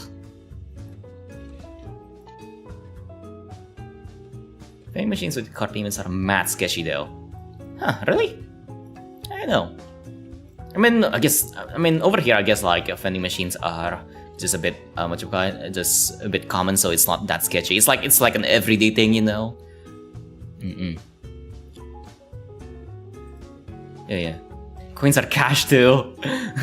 I mean, I guess. I mean, you know, like, I mean, bills, you know, dollar bills, you know? Like, I have a dollar bill thingy. Dollar bill. This scanning payment, some doesn't have one, yeah. I mean, yeah, in my opinion, scan payments are the best. I love those vending machines where you can just scan either your card or your phone on it, and then it's just like, you know, you can just do stuff there. That's the best kind of vending machine. But not all vending machines are that good, you know. Some vending machines are a bit older. The older models, man.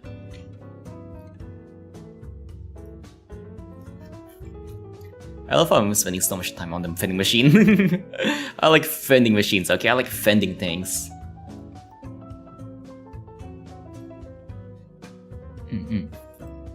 Alright, I'm not actually following it. I'm not exactly following the thing, but whatever. Who cares? Okay. This is like very, like, you know, because for a while I'm gonna like do this, like that. There you go. And what should we name this? Hey, everyone, pick a name for the vending machine. Like, I don't know, Josh or something. I like those vending machines where it's just a fresh and little pot of money. Yes, the best kind of vending machine. You socks vending machine? Oh god, that's disgusting. Also, I need to use the bathroom real quick, so I'll be right back. Hold on. You socks vending machine, hold up. Yeah, you guys pick something for the vending machine and, you know, think of something to put in the vending machine while I use the bathroom. Be right back. Also, I'm kind of hungry. Maybe I'll grab a snack or something. Okay, hold on. Give me a second. And where do I disappear? Here you go. Here. Okay. Boop.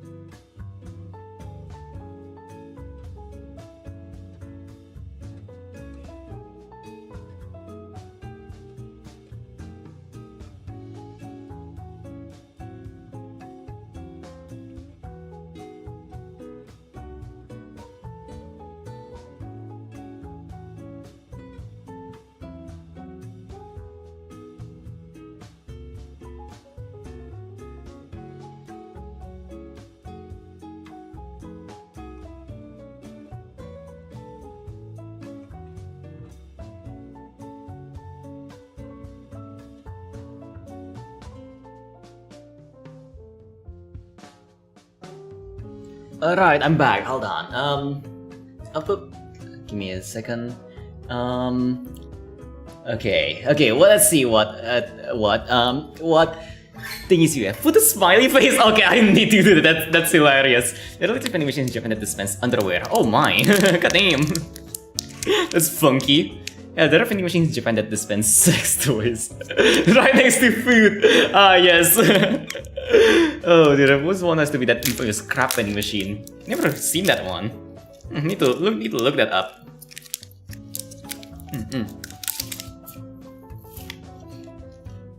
Oh. This is a puppy. I need to look that up. Boop.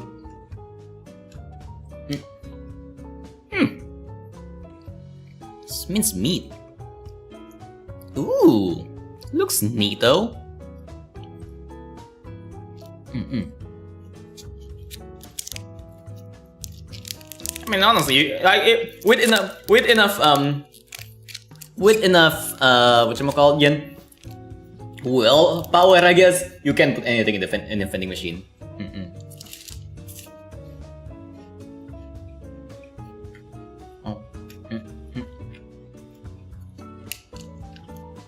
This is a live grabbing machine.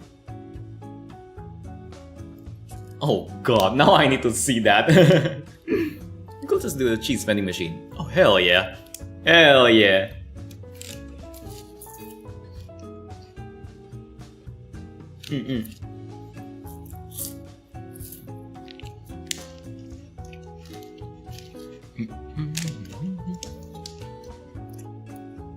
And we have crazy hamburger.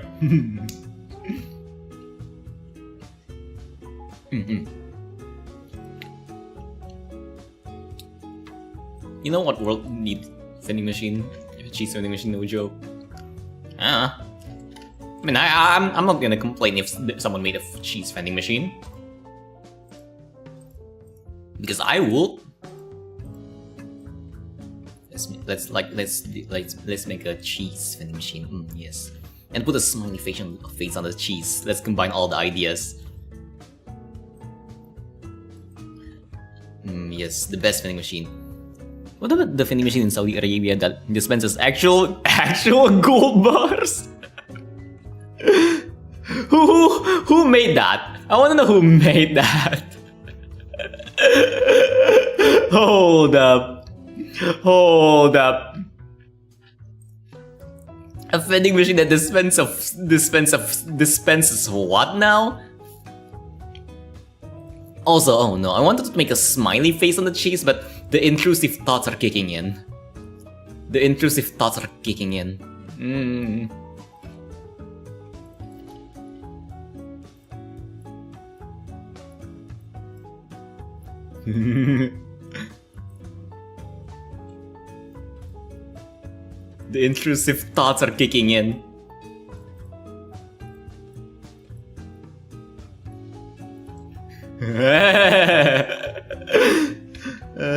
That's one of the games from Middle East. Where is the vending machines at? This is vending machines.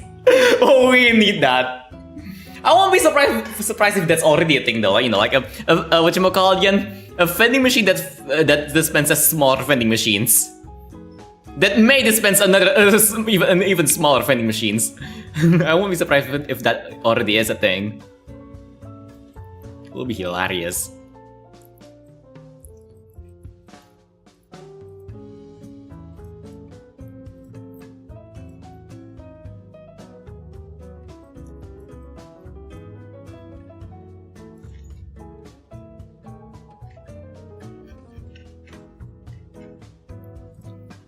Why did I do this? What is wrong with me?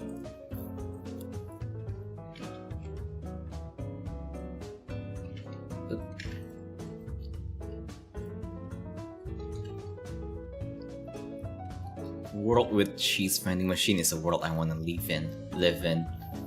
Finally, you can get cheese without all the social interaction.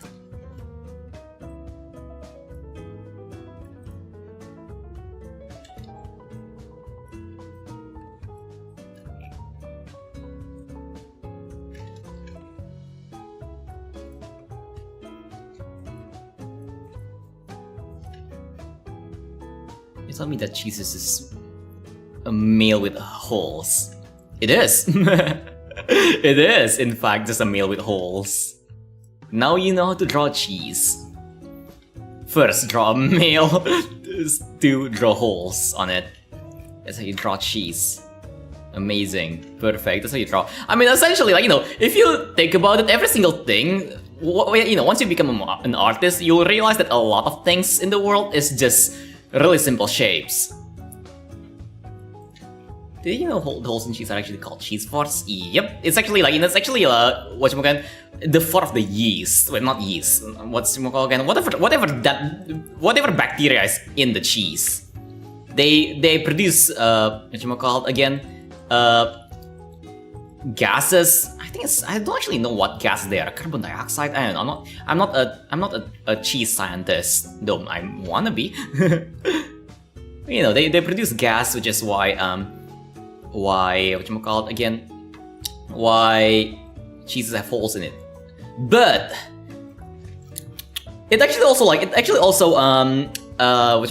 depends on what is used to make the cheese. Like I know for a fact that a newer Swiss cheese that are made using like more modern techniques don't actually have holes naturally. They actually need to make the holes artificially. Actual cheese fart moment. I think it's because of the lack of bacteria or something, but I don't know. Correct me if I'm wrong. I can't actually remember. Or is it because of like the things used for the cheese? But I know, like, you know, I know newer Swiss cheeses, like the ones that are made using more modern techniques, don't actually have holes. They actually need to put in things into the cheese for it to actually make holes, have holes.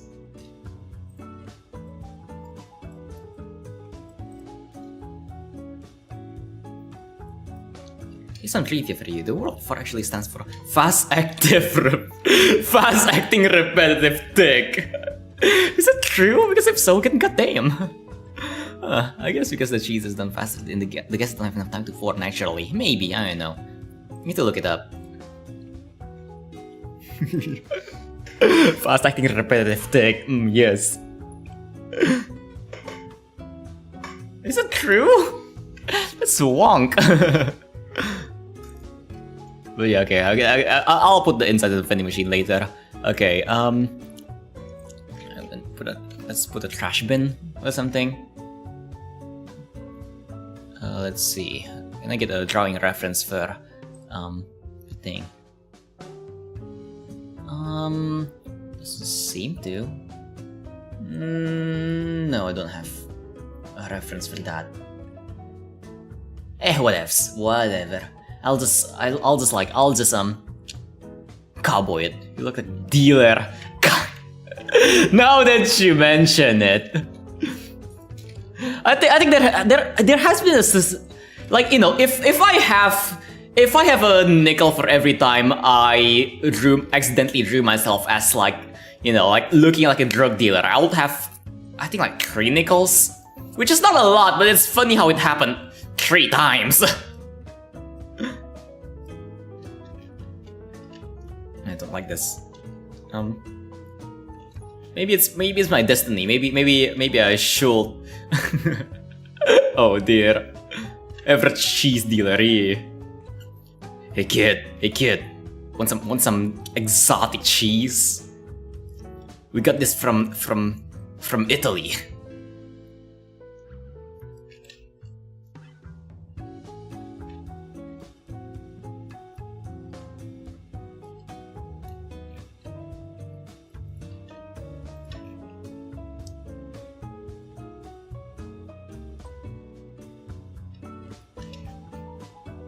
This looks wonky. Actually, like, you know, I'm actually just like move the thing over here a bit so it doesn't look as wonky.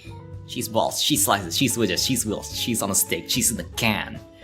Just all kind of cheese, all the cheeses. You want cheese, we got cheese.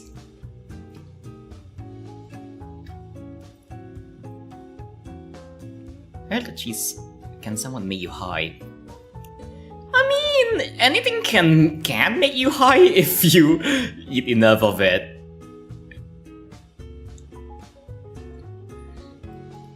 A shoe of melted cheese. Just fill up a shoe with cheese, yeah, sure. just fill up a shoe with cheese.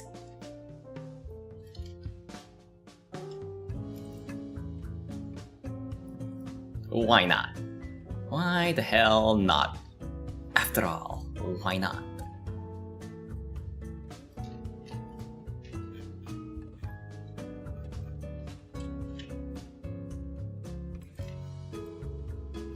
Go.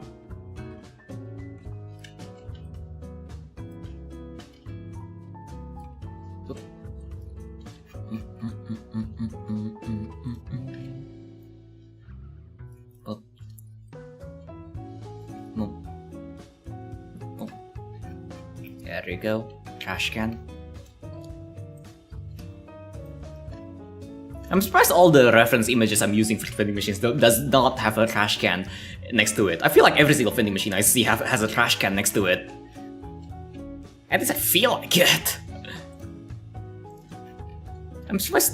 I'm legit surprised none of the reference images has a trash can. Huh. Oopsies. Make it a bit wider. There you go. You do with the trash can. Throw the vending machine away. Yep. Yeah. It's where you throw the change. Or you're a misbehaving kid. Like, you know, like for example, if you have a kid and your kid kick the vending machine, you know where to throw them.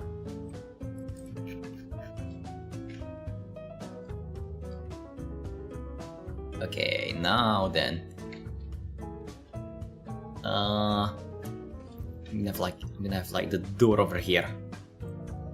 Because I just remember that this is supposed to be like a 7-Eleven. How tall is the door actually? Let me check that. How tall will the door be? We went in on the last team building retreat for work. The hotel we stayed at had a breakfast buffet. I went straight for the cheese, didn't grab any bread, just down the cheese straight up. Hell yeah. Now we're talking. There are more machines than trash cans where I live. Wait, what do you mean? Oh, team jigs. Without the ears. 159 without the ears, including ears that will be. I don't actually know. Huh. Let me actually check that out of curiosity. So let's assume I'm like this tall, and if I put myself over here with the ears, how tall would that be?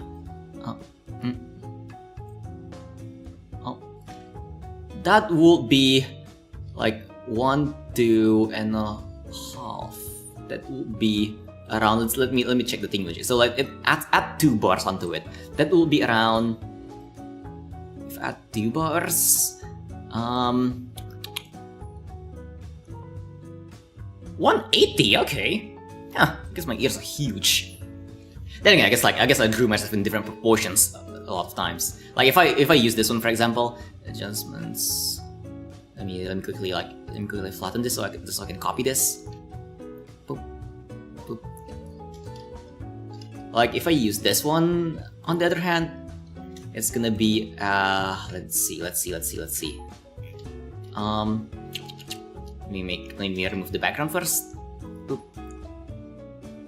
Boop. Boop, there you go. And let's see. With this one, I will be almost with the ears. But like, you know, in real life I don't have the ears, you know. Okay, this one is, you know, has a bit, you know, has a proportion that are a bit more accurate. And it's like, yeah, it's actually more or less the same, yeah. Okay, even when I'm doing like different proportions, height is still like, you know, somewhat consistent.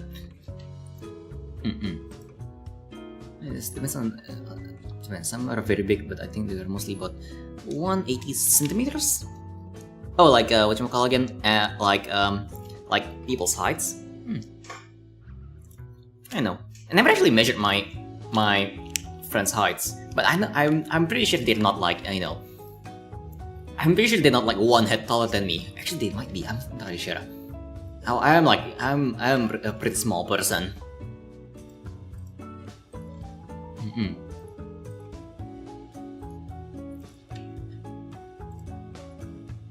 I know. Oh, the machines. Oh no, the machines here are like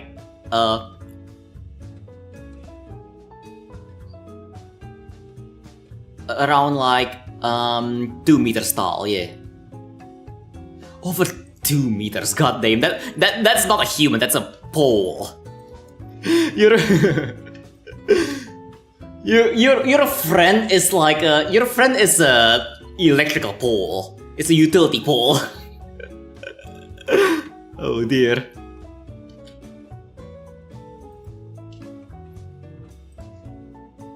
Those poles that hang cables and shit. Your friend is not human. Also, now that you mentioned that, I probably should make the door like you know, around. I never actually I don't really know how tall the doors are on, I guess, like 7-Eleven. I'm just gonna assume that it's like around the same height as the vending machine, because that kind of makes sense, right? Serbian standards, I'm actually rather short than tall. God damn, people in Serbia are freaking tall. God damn. Either that or Asians are just fucking short.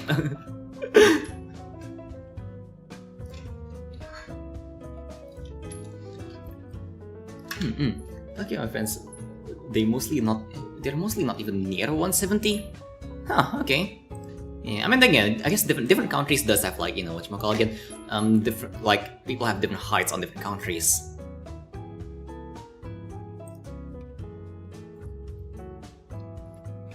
Okay.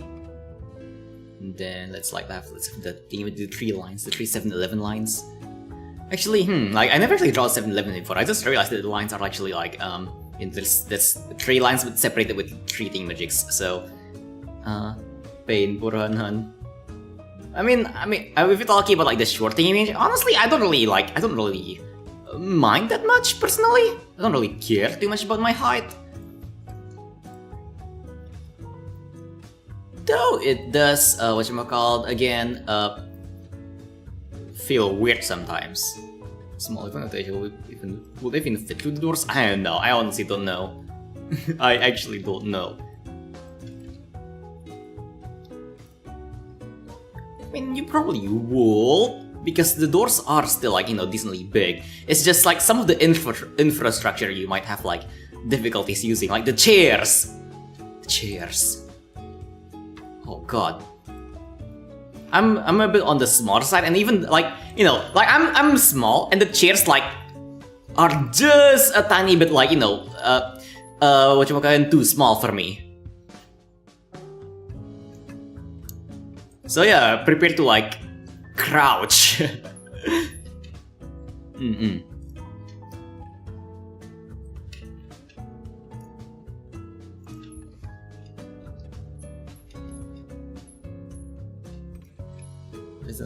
I'm gonna break. 85. I mean, I don't think that's that weird. I think 85 is still, actually no, like, never mind. I think my friends are around like 60-ish. I'm personally 40, but like I'm really small and skinny, so I guess like it kind of makes sense. But like, I don't think like 85 is that odd. I have had friends who are like around 80 kilograms. Of the same height as the machine. I think doors are shorter overall.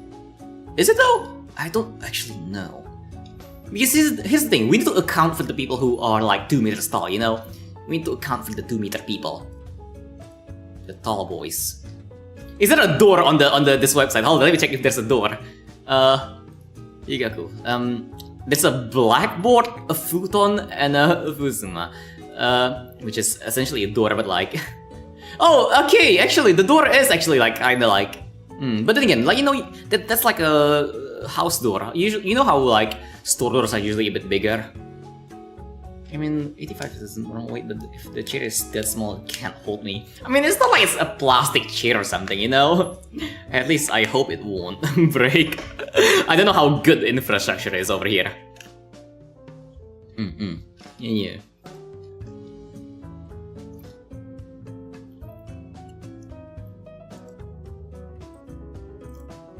But yeah.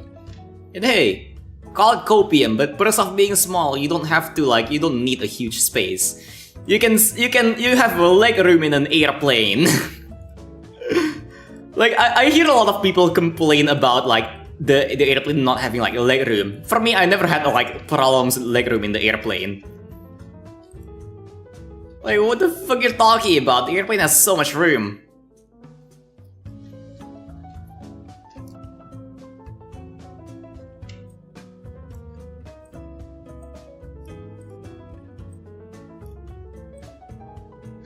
Okay, there you go. It's gonna be the... Yeah, actually, that looks pretty nice. I kinda like it. This scene actually is going pretty well. There's no point being 185 in a country where everyone's like 190. I mean, realistically speaking, there's no point being any height unless you're like an athlete or you're really insecure about your height. I think the only the only real height problem is one for athletics related things and two for insecurity related things, which is fair. I know, like, I know people have like especially for men, like people have kind of like this standard for men to be like tall, I guess, like at least like X height.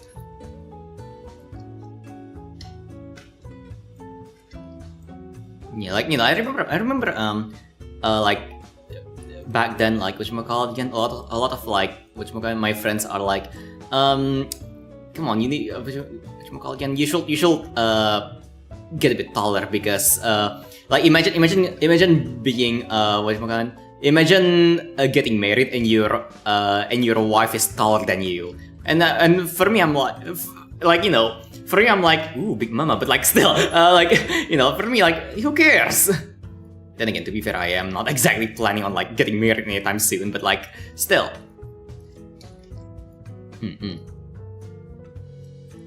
So I think you can be that thin because of one of my friends is at least over 170. He only weighs like 50. Huh.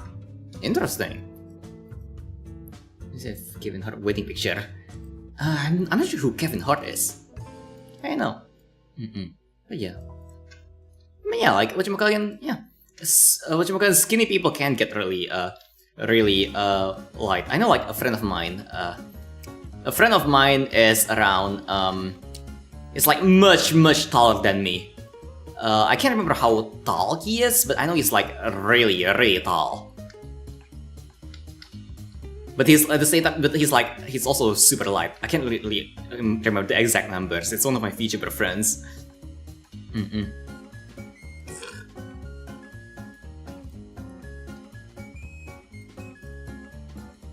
Yeah, but then again, to be fair, he is also like really skinny.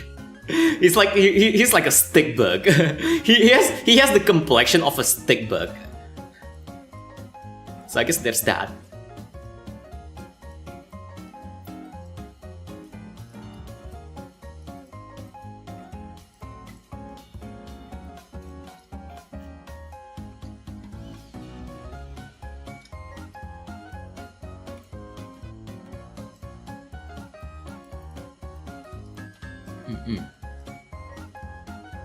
Though a lot of people have been like, have been like, again, saying I should probably try to gain more weight.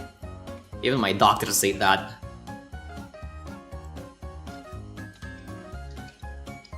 I don't know, I just haven't been like living that healthily. Kevin Hart is an American actor. He is like 160, and in the wedding picture he stands so much in front so that he has the same height as his wife. Yes. But come on, like big women. Or is it just me? I don't know. I may have a thing. I may have a thing, you know? Big women. Big women.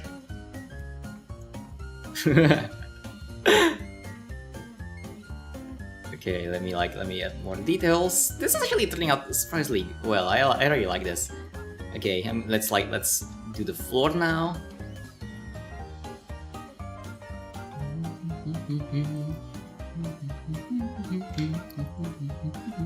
185 is very tall. Katim.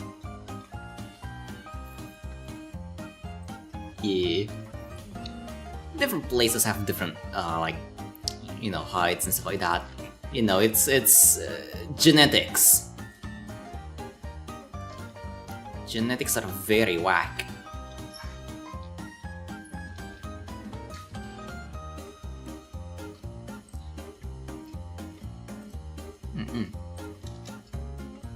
But yeah.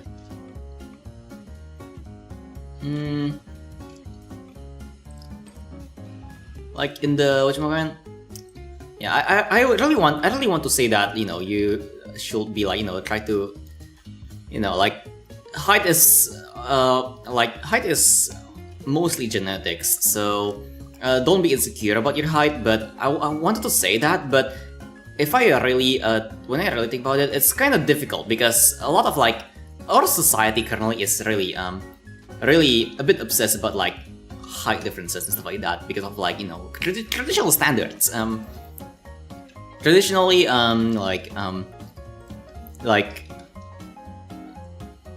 I think it has something to do with back then when we were still cavemen and still again, where as a male, if you're like bigger, you're evolutionarily superior, or like I guess like you're a superior mate because they tend to be like healthier and stuff, but and can like carry on into the modern world.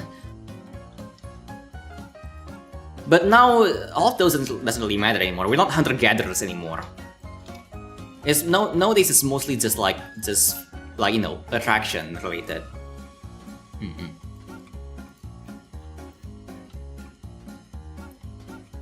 Little height is very women taller than me. Oh dear. For me, like everyone, regardless, both men and women are like kinda like taller than me. Usually women are like around the same height as me, but like, oh god, I'm just short. Yeah. Yeah, that's good. Hopefully, like the stigma behind like both, like I think there's also a stigma on the women's side actually. Like I know if I recall correctly, correct me if I'm wrong. Women also like face the thing where they need to be short or not gonna like have difficulties finding a husband, stuff like that.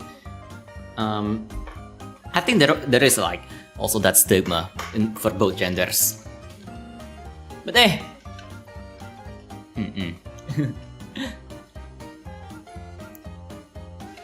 girls just accept that wear shorts. Yeah. Short supremacy.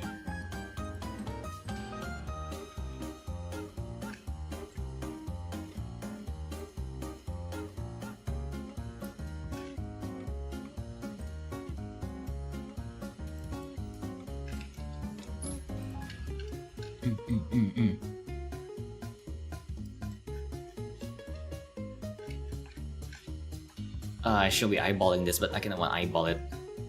Too lazy to actually draw perspective lines. Like, who do you think I am?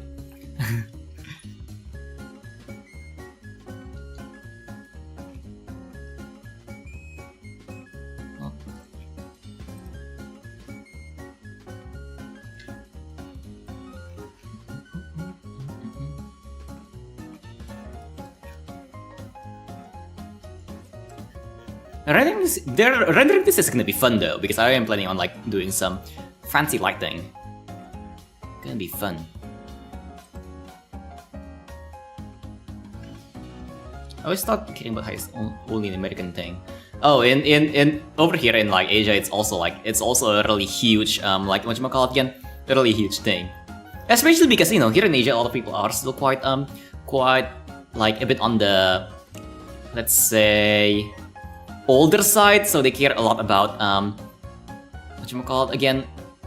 I mean, the younger people are fine. They don't really care too much about this traditional stuff. But the older demographic, they care a lot about like reputation. They want their kid to be like the something they can be proud of, I guess, which kind of sucks. But like so. It's not uncommon to see things like, like parents kind of like forcing forcing their kids into like again. Okay, I really don't want to talk about this, but like because it's kind of fucked up in a way. Like I think this is like very prominent in China. Like there's a lot of parents who if their kid is too short, they're gonna like get them to like get them into surgery to like extend their legs, their femur, so they'll be taller. But it's not exactly a safe surgery, and you can it does have like some funky complications. Yeah. So essentially they chop off their legs, like, and then like put a metal brace on it and then like reattach it. Imagine too, but no one care about height at all here. Yeah, I think it's mostly with like, you know, with whatchamacallit again, with countries like, well, like China, the more traditional ones, and to a certain extent Korea. I don't know about Japan, but like Korea is kind of different though. Korea, like whatchamacallit again, Korea is kind of funky. Like whatchamacallit again, Korea is less about height and more about looks. Like in Korea, it's like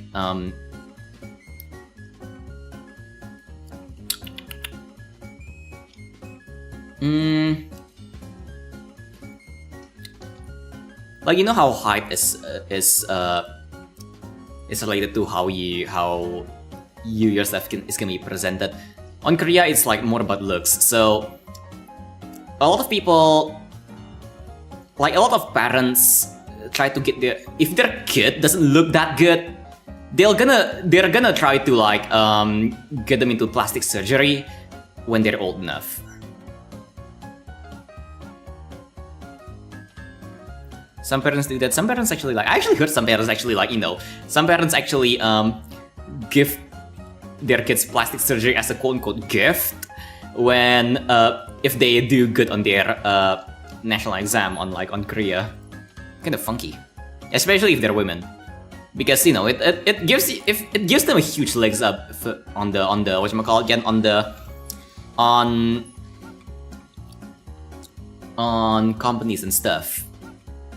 It kind of sucks, but like it is a thing. Like in Korea, like if you look good, you have a better chance of getting a job.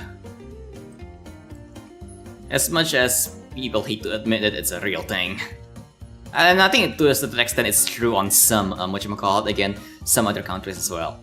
Like over here, while I haven't experienced it myself, hold on, let me like quickly find thingamajig. I haven't experienced this thing myself, but like I heard from a lot of like my friends who do work at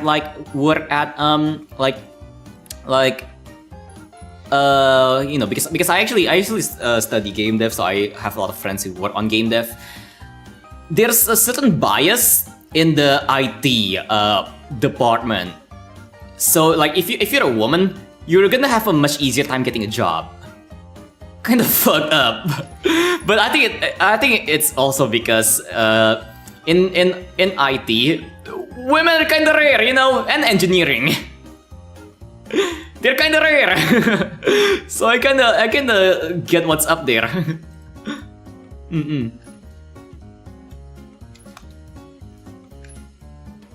But I also heard bad things about working in Korea. Someone discussed about this to me too. Yeah. I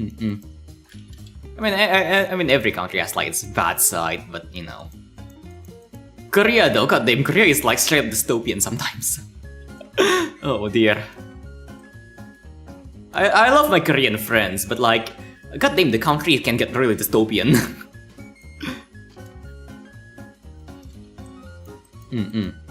I don't know if I should talk about it too much because I don't want to like, you know, I don't want to like, I love my Korean friends, you know, I don't want my Korean friends to like think of me like, oh god, this guy is trying to fuck us over, but you know, Korea does have some like, you know, some really funky issues that a lot of other countries don't have. But then again, like every single country has their own funky issues.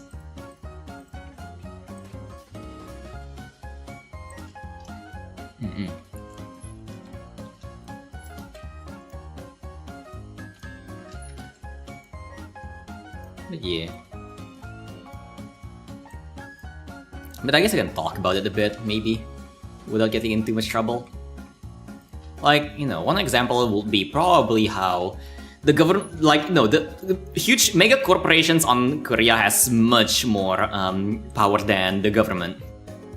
Like, you know, like mega corps, like, you know, the most obvious one is probably gonna be like Samsung, but like, even the not so big ones, like the Korean ones, which I don't actually know, but like, I don't I'm not like an expert on this, but even like the decently big companies there that are not as big as Samsung has a lot of power in the government.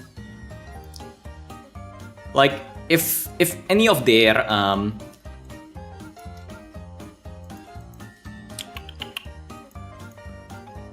if like a high-ranking person on the company gets like into trouble, like for example, they I don't know, did something evil or something, did something stupid, they're not gonna get in trouble for it.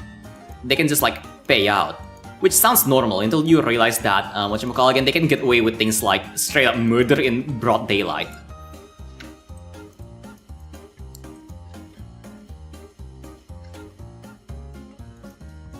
I know there's this, I know there's like there's a lot of incidents, but like one that I'm really like like fascinated about is actually this one time on so a while ago there's this incident in Korea like where where an entire mall collapsed because the person, the businessman who made the mall kind of like neglected a lot of safety practices and like tried to cut a lot of costs. Like full blame is on them, but the mall eventually collapsed and killed like a lot of people, like hundreds of people. Guess how much time they got in jail? It's only like, I don't know, 10 years or something.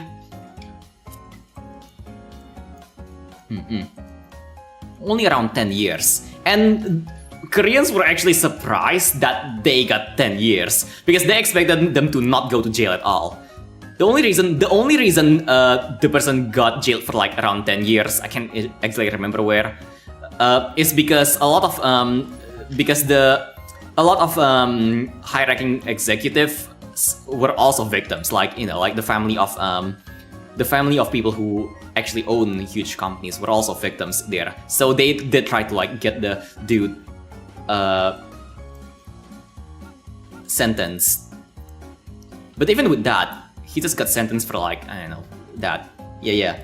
I don't know, like, I forgot the name of the mall. Let me like quickly check that.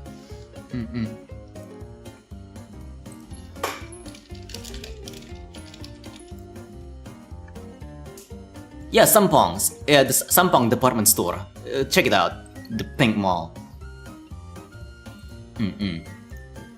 Let me copy.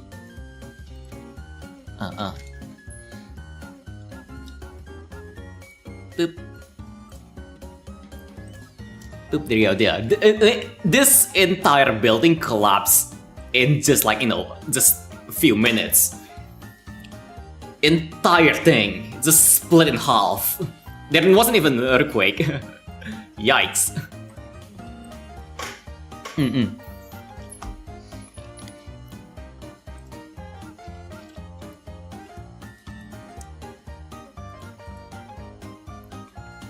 But yeah,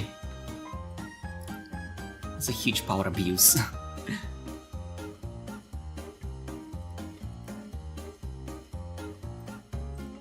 Yep, welcome to Korea, I guess.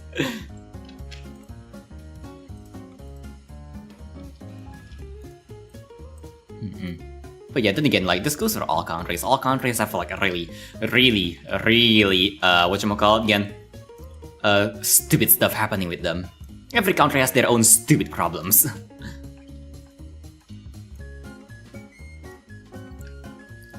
Like, we all know about America, so I don't think I'm gonna cover that. America has so much problems. And then, what other countries? Hey, what problems does your country have?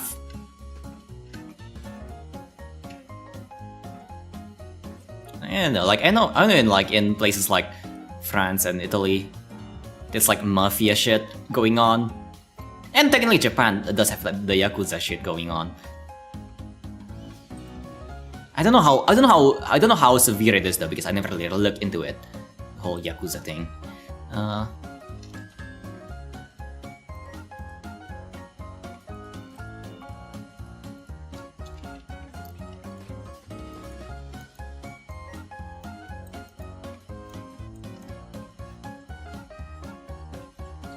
Okay. Do this. There we go.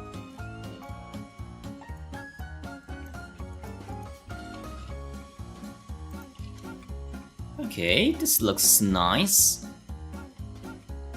Just make sure everything is like clean and stuff before I start to rendering this. Yeah, actually it looks pretty nice. I kinda like it. Didn't think it was gonna be this good. I'll probably like, put some stuff, you know, maybe put some posters or something on the back. Oh, the topic got really depressing. Team bikers are infamous for illegal racing. Oh yeah. I don't know why when you mentioned that, I immediately remembered this one incident in like, I think it happened on Malaysia. I think I'm not entirely sure. I think it was Malaysia where like some just a while ago. I think like last year or last 2 years. I'm not super sure. But like some kids were like some teens were bike racing and one of them were ran a red light, got hit by a car, and their body turned into like a ratatouille or something. Oh dear. Oh, sorry, it's okay, don't worry, chill. Ring ring. So tell your mom I said hi. Hanan said hi. But yeah, we're just talking a bit about you know, problems countries have.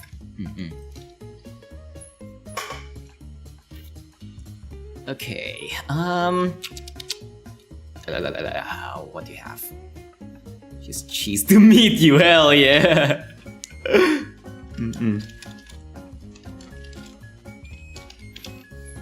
Very cheese to meet you. Also, I forgot to put things in the vending machine. Also, what should I put as the poster? I can put something as the poster. What do you think I should put?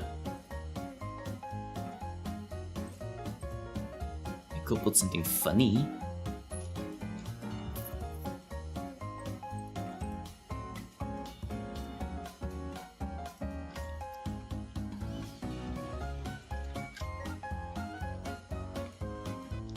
Okay, I did not prepare this to be a cheese vending machine, so how do we draw this? The contents of it. I think I'm gonna draw the contents first and then I'll draw the buttons.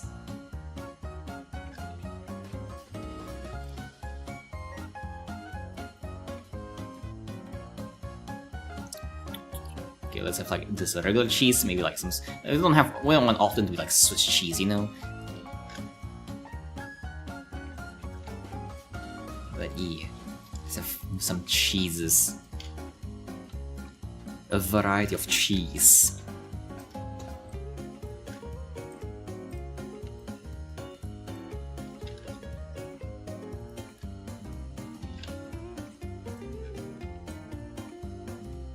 You get an entire roll of cheese? Probably. Let's do a cheese roll as well, a cheese can.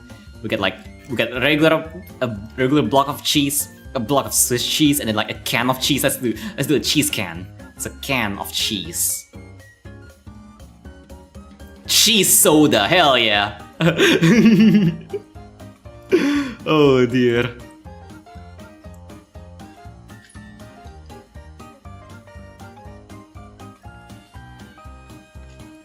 Okay, let me check the perspective on this thing. Okay, I can make it like this. Get canned cheese.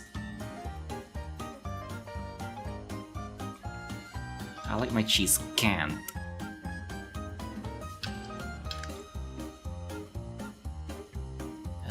Okay, there you go. Let's have a label on it.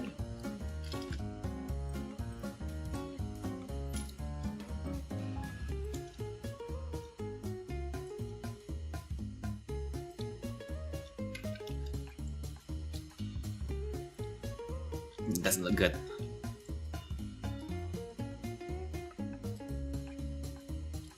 Here you go. I'll quickly make this look like this. There you go.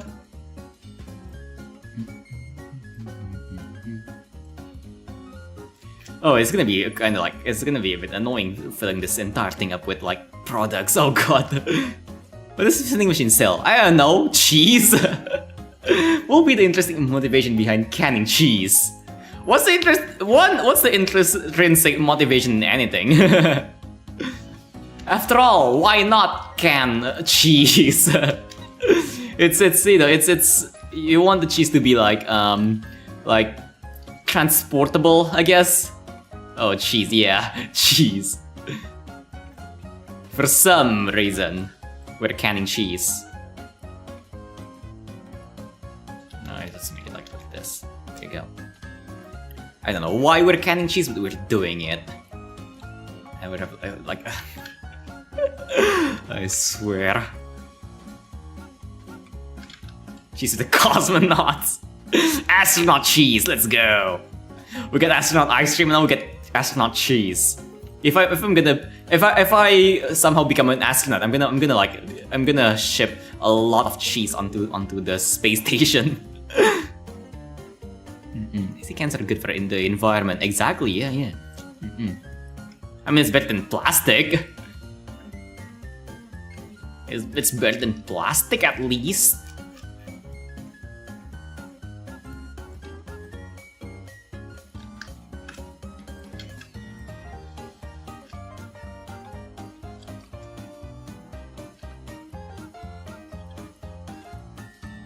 Okay, there you go.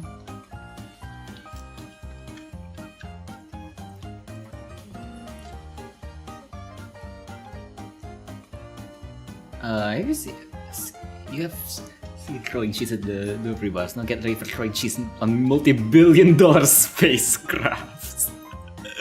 Yeah. One day I'll launch some cheese into space. And some garlic bread to go with it. Wait, let's have a cheese sandwich. Just a random cheese sandwich. Yes. Grilled cheese sandwich. My favorite. I mean, I like all things cheese, but like, I don't know, sandwiches. This is a regular sandwich sitting here on the glass. One day, someone's gonna get the display one, and it's gonna be cursed. There you go. Yes, delicious. Cheese sandwich.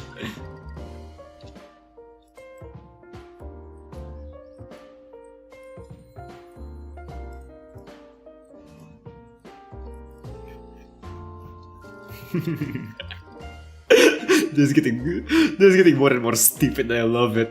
What else should we put in? What else should we put in?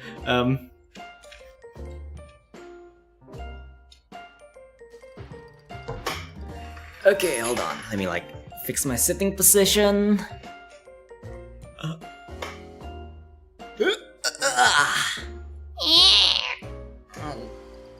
Okay, where's my bottle?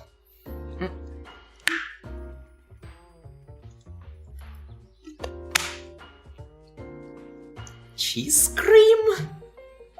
Like, okay, like cottage cheese. All right.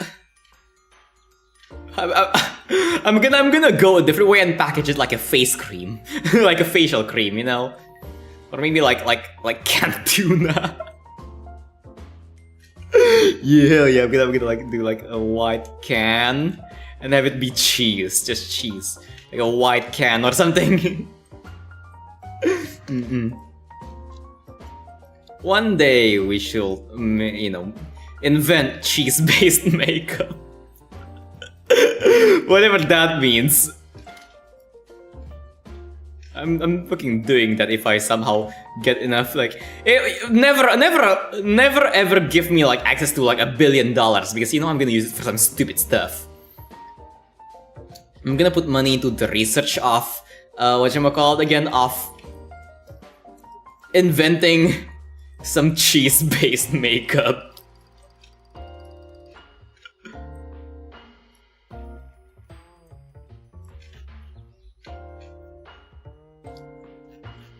Or just all kinds of cheese, honestly, all things cheese. Like, you see those, whatchamacallit again, like those soap bars? Yeah, make one of those, but make it look like cheese. Make it taste like cheese as well. Nah, just make it cheese. Just make it fucking cheese.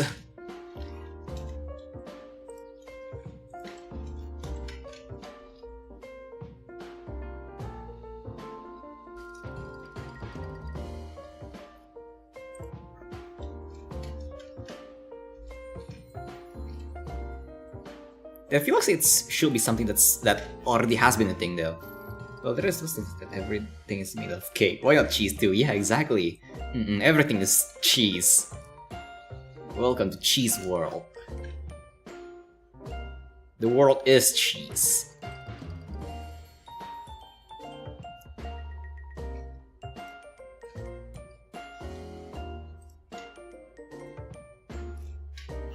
And who doesn't like cheese?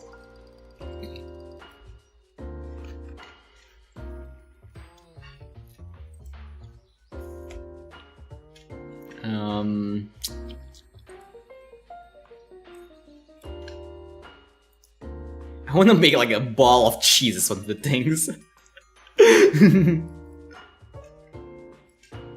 Why the hell not?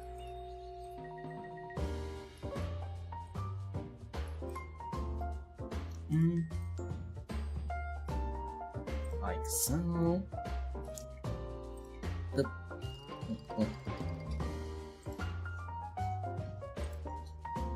I only ever tried like 5 kinds of cheese, still the idea stands. If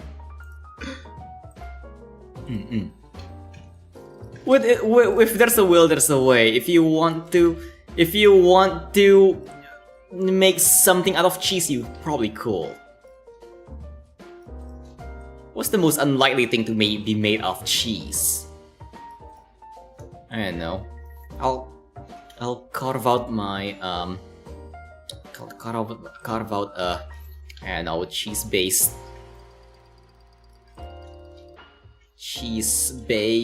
something. What kind of taste do you like from cheese?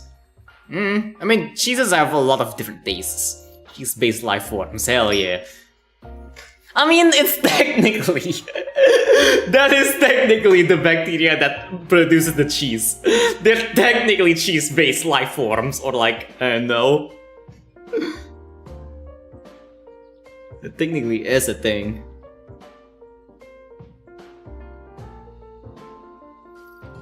We need a box of cheese.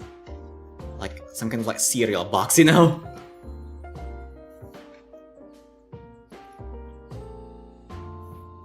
Yeah, it's Hanan's cheese balls. The cereal. We made an advertisement on it for it on a different stream. Hanan's cheese balls. Let's see. Let's how do you make this actually? I can't bother. I'm just gonna draw another cheese on it because I'm just way too lazy to actually think of something creative. There you go. Cheese, the cheese box. We got all kinds of cheese. All things cheese. How do we turn into this? How did we end up with this? This is beautiful. I love this, but how did we get here? My nose.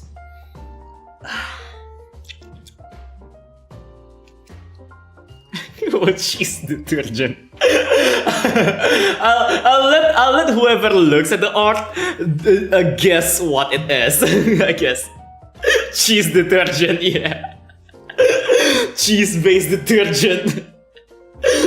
Oh god, now we need to make cheese bleach. I'm gonna hold on.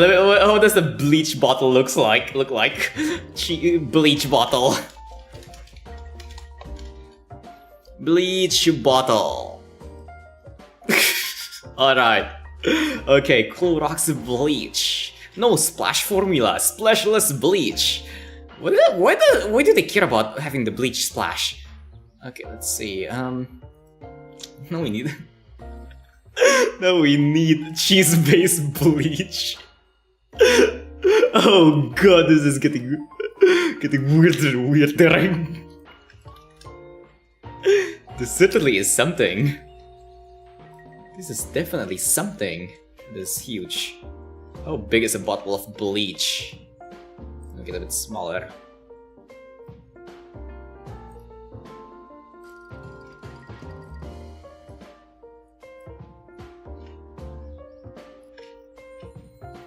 Why am I like this? Something is wrong with me. You think I'm gonna eat cheese for dinner tonight? Good, you better. You better eat cheese. If not, you're gonna displease the cheese gods. Like Lord Cheddar.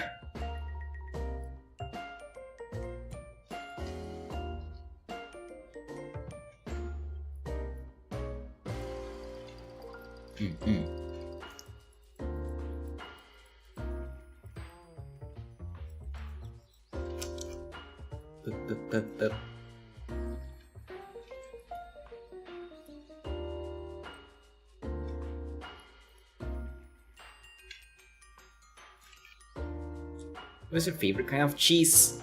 For softer cheeses, it's probably camembert, and for like firmer cheeses, probably Gouda.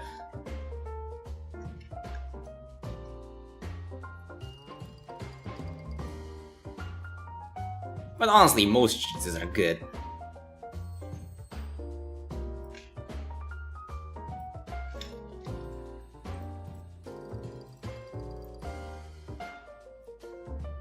Make sure to try every cheese. Probably mozzarella might be the goat of cheese. Mozzarella is nice. I just didn't really put it on, like, it's not exactly my favorite, just because it's like, it doesn't have the, like, I guess it's like, I mean, actually it is pretty versatile. It is nice.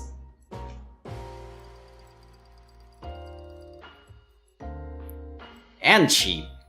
Like, mozzarella, like, is like goated.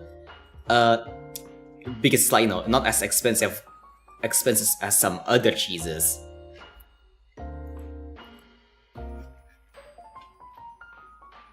Like, as much as I like baking camembert, I do not have that much money, so I barely do it.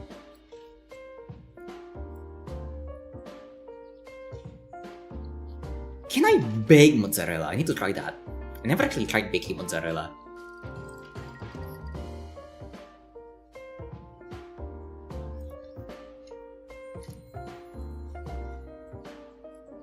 I think it should work, considering it's also a soft cheese like camembert. I should try that, yeah. Mozzarella goes on pizza, I think, so it definitely can be baked too.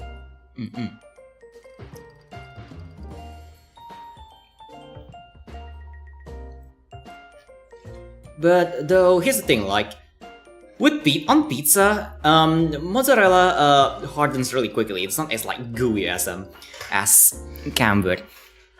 Like, when you bake camembert, it's really like even quite a few like a few minutes after, maybe even up to 10 minutes after it's out from the oven, it's still pretty melty.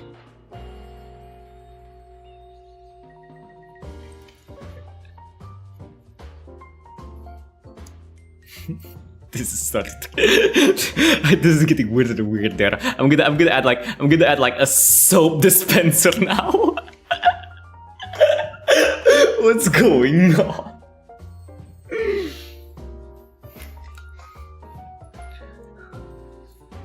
I don't know, I think it's fine. It doesn't get bad when it hardens. Yeah, it doesn't get bad. It doesn't get bad. It's just like not. I guess it's just kind of different. I don't know, maybe it's because when I eat baked cheese, I usually like to eat it with other things. Like, whatchamacallit again, eat it with some garlic bread, Cheese and garlic bread, name a better duo. Maybe I can just put it directly on the garlic bread.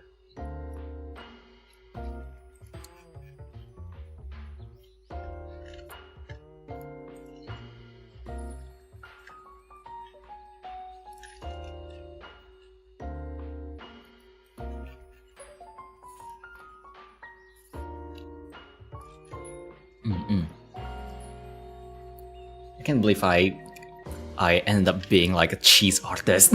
She's gonna get like what's the Knights and War Crimes? Yes.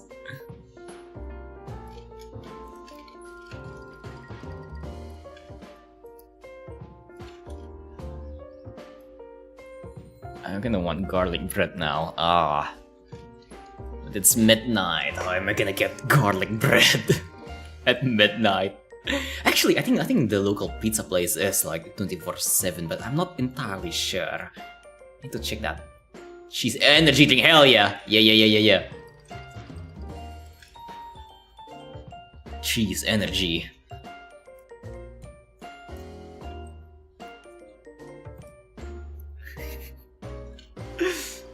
This is possibly the weirdest illustration I made.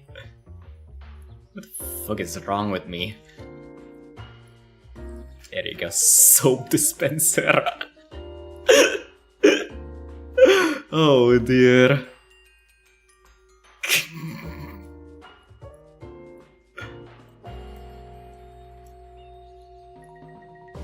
You know, if someone joins the stream right now and looks, they're gonna be like so confused. What is this dude drawing? Is that vending machine? With soap? Cheese soap? Of course, man. I have a low chance of getting it. Aww. Is it just not common over there? Why wouldn't you want your hands smelling like cheese? Yeah, why wouldn't you want... Oh, you want your entire body smell like cheese, come on.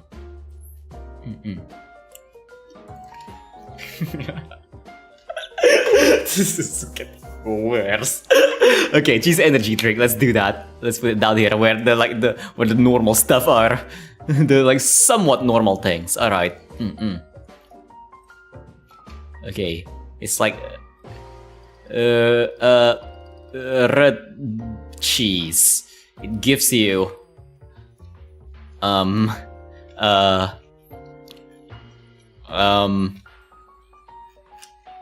I don't know. Something.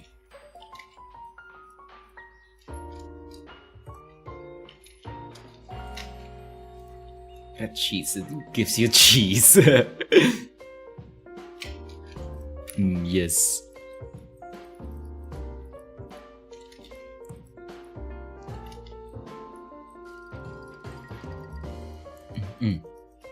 Speaking of energy drinks, let me add my energy drink. Let's see, hold on, where... Do I still have it? I don't actually know. I think it's here. Yeah. Oopsies. I accidentally like made myself turn. Okay, hold on. Image. Let me just quickly check if I still have... I don't actually have it. Okay. Boop. And then let me just quickly do this. And then I know it's on my assets. YouTube, assets. Where is it? My B fuel. There you go. Haha! There you go. Remember, speaking of energy drinks, remember to get your Hanan flavored G fuel. It's yes. Let me put it over here. Yes. Remember to get your Hanan flavored G fuel. Or P fuel, I guess. Yes. Very hot.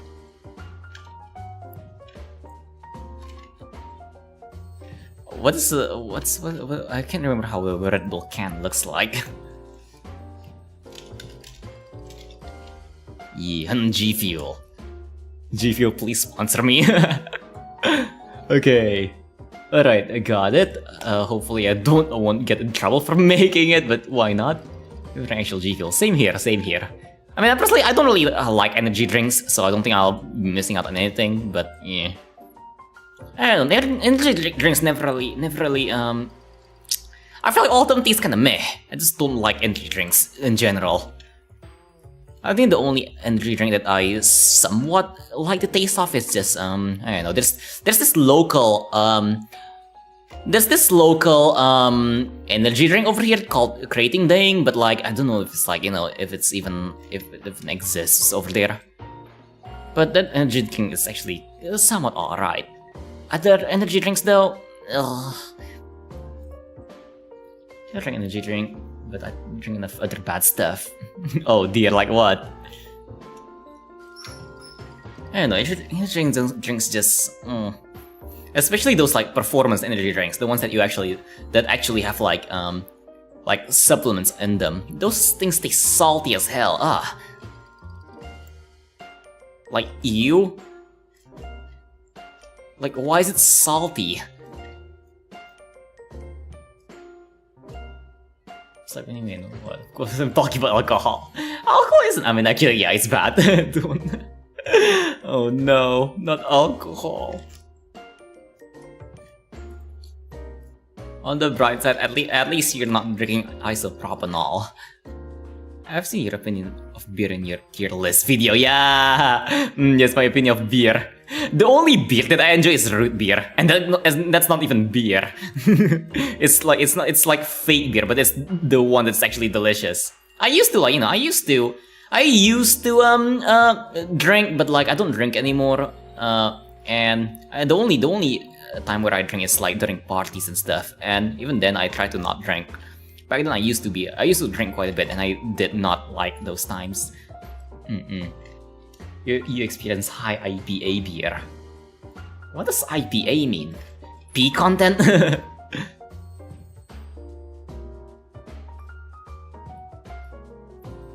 I know.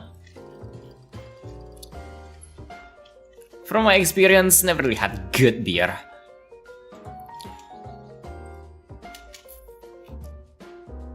Okay, there you go. Cheese drink.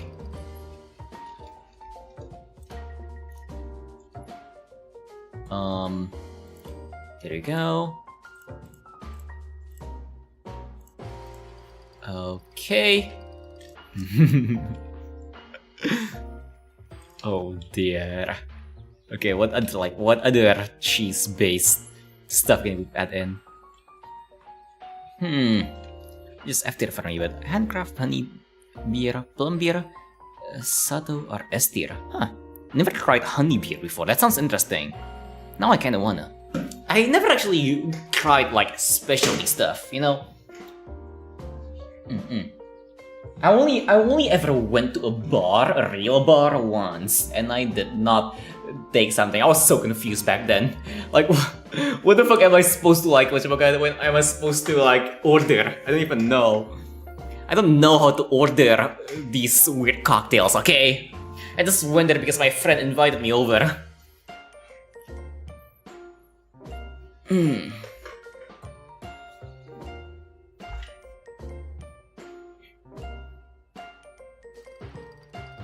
can't remember what I got. I know I let my friend order for me. Garbage beer, yeah. Yeah. Again, I guess like, you know, there's not a lot of like, you know, you can't really get the good beers unless you were willing to pay. And I'm not willing to pay. And when I go to parties, like, you know, like those like receptions and shit, usually they get like, you know, they don't really have the good beer. They usually have good, like, they have decent other alcohol stuff, like mostly wine. It's almost always wine. Almost always wine for some reason. But they have alright wine. But for the beers, they usually just like get the cheap ones for some reason. Cheapest flavored beer. Okay, what other stuff do I should put in? I don't know. I guess we can like I guess we can come back to the vending machine later. For all of you, hey, feel free to like suggest stuff for the vending machine.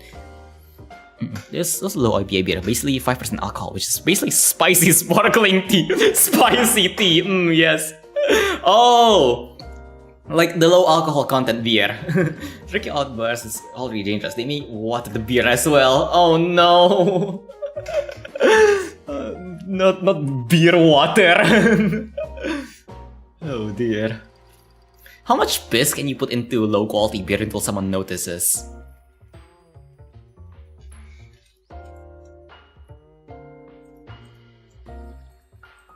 It's gonna be a really salty beer.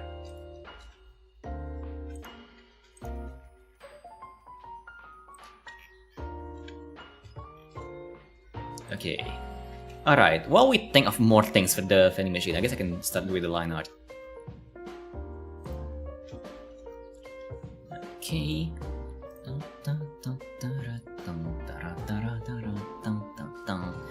I don't know, you can drink your own piss up to 3 times before it's too toxic to digest. Oh my. if like, you know, I mean, I guess desperate times calls for desperate measures, I guess. Desperate times calls for desperate measures.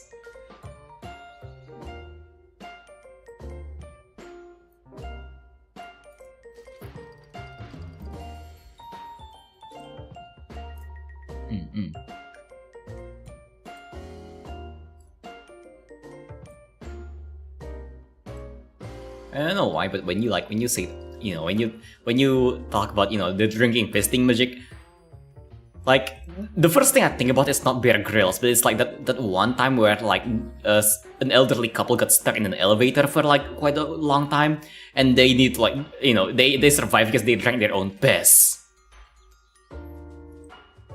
But at the same time, thinking about it, it makes me remember this one video of a CCTV camera footage of a kid pissing inside an elevator onto the buttons, and then like the elevator just stopped working. The elevator just malfunction. I mean, hey, like, fuck around and find out, I guess. You have more memories of piss than me. No, okay, I don't know. I just talk about piss a bit too much for some reason. Like just last week, before I went on like the break, I talked about pissing on dry ice. Truly a magical experience. But no joke, if you haven't tried that yet, I think everyone should try pissing on dry ice at least once. I think it's a life-changing experience. Very life-changing. I remember I pissed clear water for exactly 5 times in my life. Huh. My piss is like clear a lot of times. Maybe I just drink a lot. Like drink water a lot. Hydrate. Oh, my eyes are kinda itchy.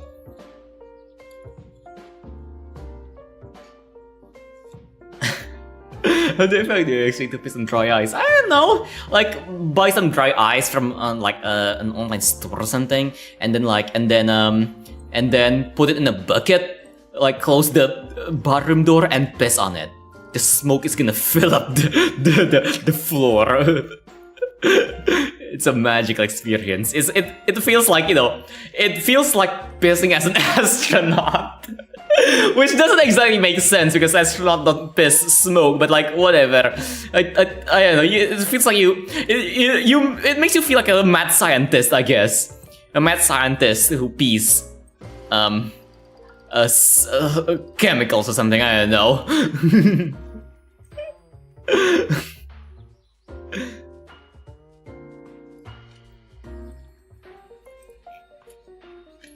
But it's something everyone should try at least once.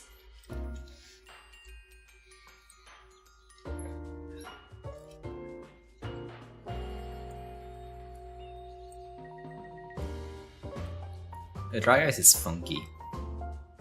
Back then I actually didn't know dry ice can burn you. So like first time I held dry ice, I just like took one and like, ooh, that's funny. And then and then I just kept it on my hand. But then a minute later, I tried to open my hand and I realized that the dry ice is stuck onto my skin. It was painful healing that shit.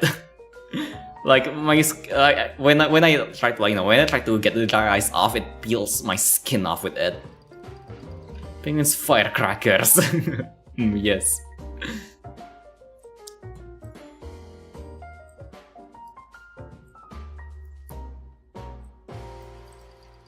But yeah. Nowadays I'm a lot more stupid. I play hot potatoes with fucking dry ice now. Me and my friends get together, get like some a chunk of dry ice, and then take it and then just bounce it around on our arms and throw it at each other. The one who drops the dry ice loses.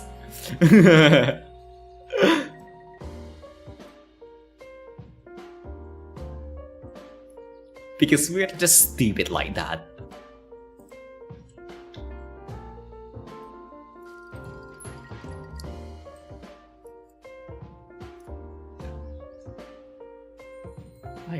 being stupid.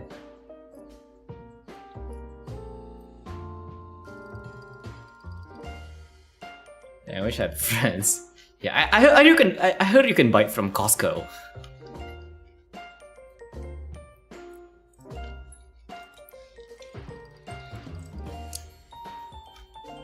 I personally bought mine from Walmart. It was 60% off. Black Friday sale.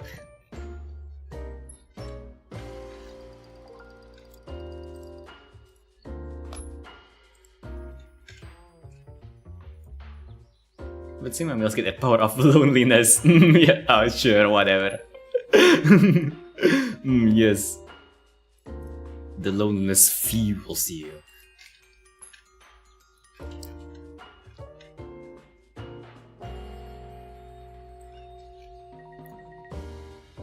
The alphabet male community is getting weirder and weirder. It started off with like alpha males, and then like what, beta males, gamma males, now that's sigma males. What's next? Omega males, delta males, what else? Pi males or something, I don't know. I don't have Walmart and I feel missed out when I heard they sell actual uranium. Wait, seriously? They sell uranium at Walmart? I need that. I know they sell like, you know, radioactive pendants on like on wish.com, but I don't know about like Walmart. Like, you know those like those anti-radiation pendants that actually expose you to radiation. Watch one Anthony Space video and you'll understand it all. I don't know who that is, but I'll write that down. Where did my pen go? Oh god. Here you go. Anthony Spades.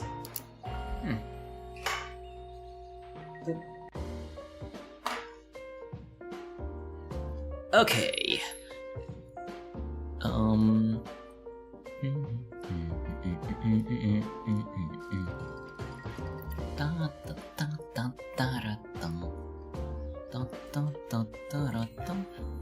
I feel like me being this meticulous with line art is why I take so long when I'm drawing. Maybe I should like streamline my process or something. Like my sketches are already super clean, but you know I like having the really thin line art. You know, like you know even though the line art is already super clean. Like I know some artists who have line arts like this, but I don't know. I just feel like it just doesn't really feel that good for me. I want to like clean up even more. But yeah, we welcome DJ's Books. Welcome back as David. We're on line art now. I swear I'm way too meticulous with this.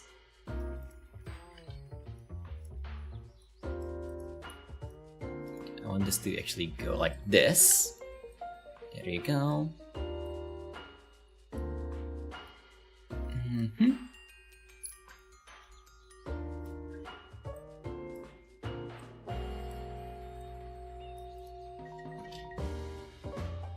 Oh yeah, speaking of writing those things down, just I need to check. I need to quickly write this down. Hold on, because I don't know why. Apparently, I'm not sending as much bit rate as I usually do. So, hold on.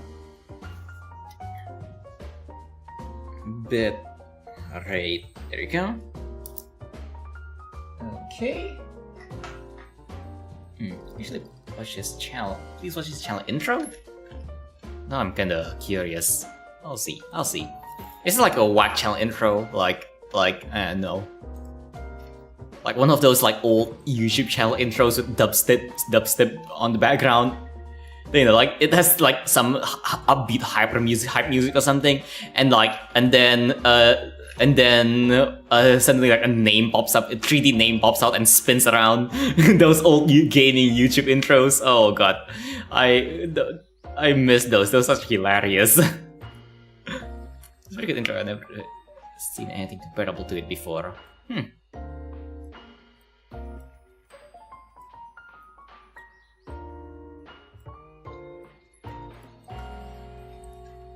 Alright.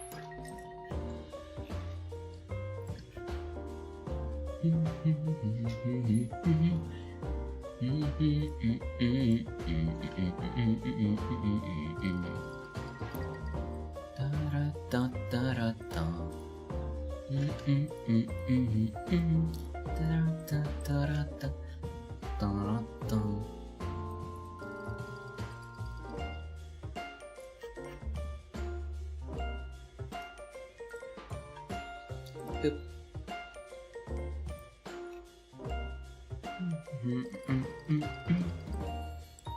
I really need to stream my process, I feel like. Then again, it's also because like my art style is like half pixel art. It's like half huge pixel art. While I don't like abate like most of the pixel art rules, I still do like abate some of it. Like I try to make most of my lines at least somewhat smooth. Like on pixel art you don't want to make like jagged lines like this. You want to usually micro adjust it to make it not too jagged, because jagged lines look really ugly. Like this. Usually when I see something like this, I usually like straighten it like so. But yeah. But like considering how much time it takes to like line up an entire illustration, it can add up. It doesn't take much time when I'm just fixing one line, but it does add up quite quickly.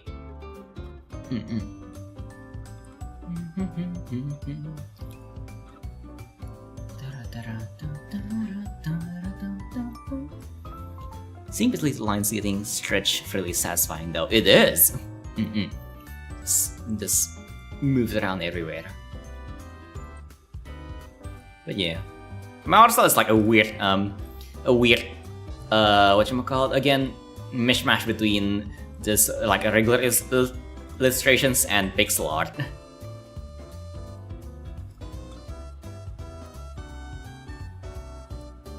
And it doesn't follow the rules of it either.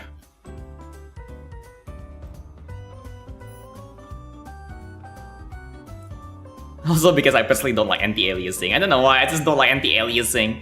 Anti-aliasing looks so whack. Maybe if I draw on a higher resolution, it will look a bit nicer. But look at how it looks like when I do anti-aliasing. Like, check this out. Ew. Ew, what is this? This looks like someone censored something. I like the crispy lines, very crispy, crispy. Crispy lines. Even if I like make it bigger. I mean, if it's bigger, it's not that bad. It's not as bad, but it's still really blurry. I really don't like how blurry it looks. Maybe it's also because I'm using paint to draw, but like still.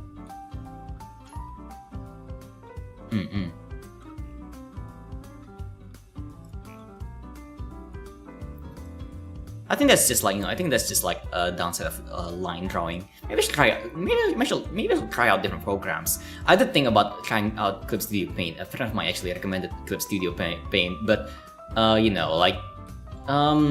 switching programs is work, and I'm lazy. This is in quality of PC 98 games graphic novel. Yeah.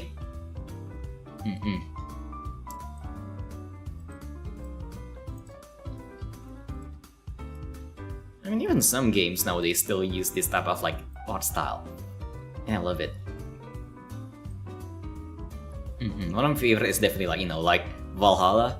Valhalla has a really nice art style, and it's really similar. It's similar in the sense that it's like kind of like half pixel art, half illustration, but Valhalla leans a lot more into the pixel art side. Like even how they shade is like pixel art.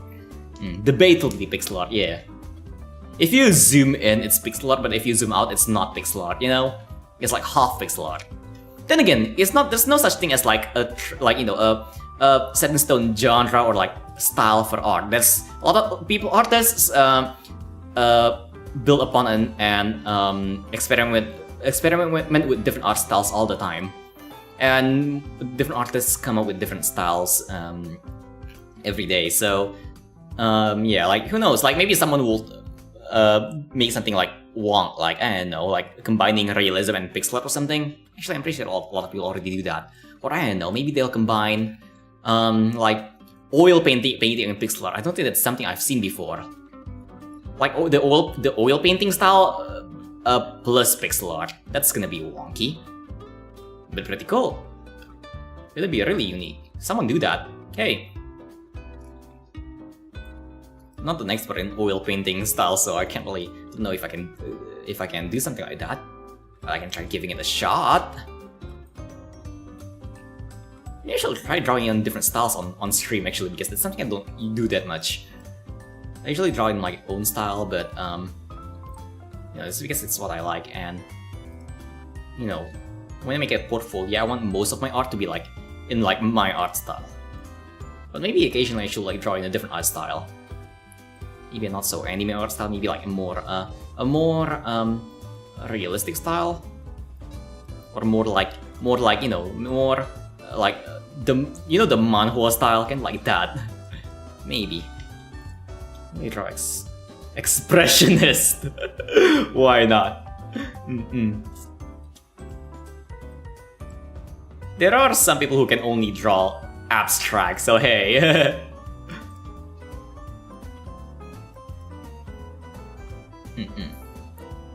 Yeah. Speaking of like art styles, though, like you know, like I bring even more rules when I start to like shade, like pixel art rules.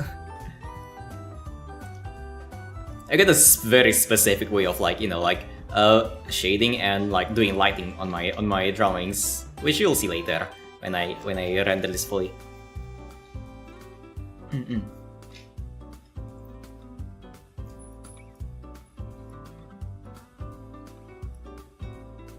But generally, I use colors that are a bit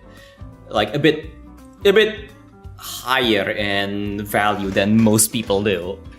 Than most not value saturation than most people most artists do.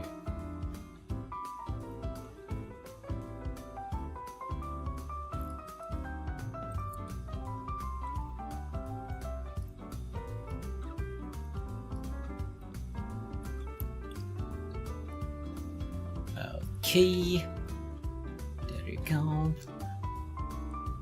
Not like this. Let's fix that. There you go. Okay. Also, let me just quickly. I should probably quickly flip this image. Flip canvas. There you go. Yeah, it looks somewhat symmetrical. Somewhat. Yeah. Usually when you draw, especially drawing figures, you want to flip the canvas every now and then to see if it's actually symmetrical. As in, you know, like, as in your drawing is actually looks good from both sides. Usually when a drawing is like, well, usually when you don't notice if a drawing looks wrong or not, flipping it usually resets your brain, so you can actually see which parts of your drawing looks wonky. Sometimes stepping back for a bit, like, and then like, you know, maybe like taking a break or eating something, and then coming back to your art also like, it reveals a lot of like the mistakes that you made previously, because it kind of resets your brain. After a while, your brain kind of gets used to like seeing the drawing that you won't be able to like, you know, won't be able to point out the mistakes. So that's an important thing to do as an artist. Okay. Let me take a sip.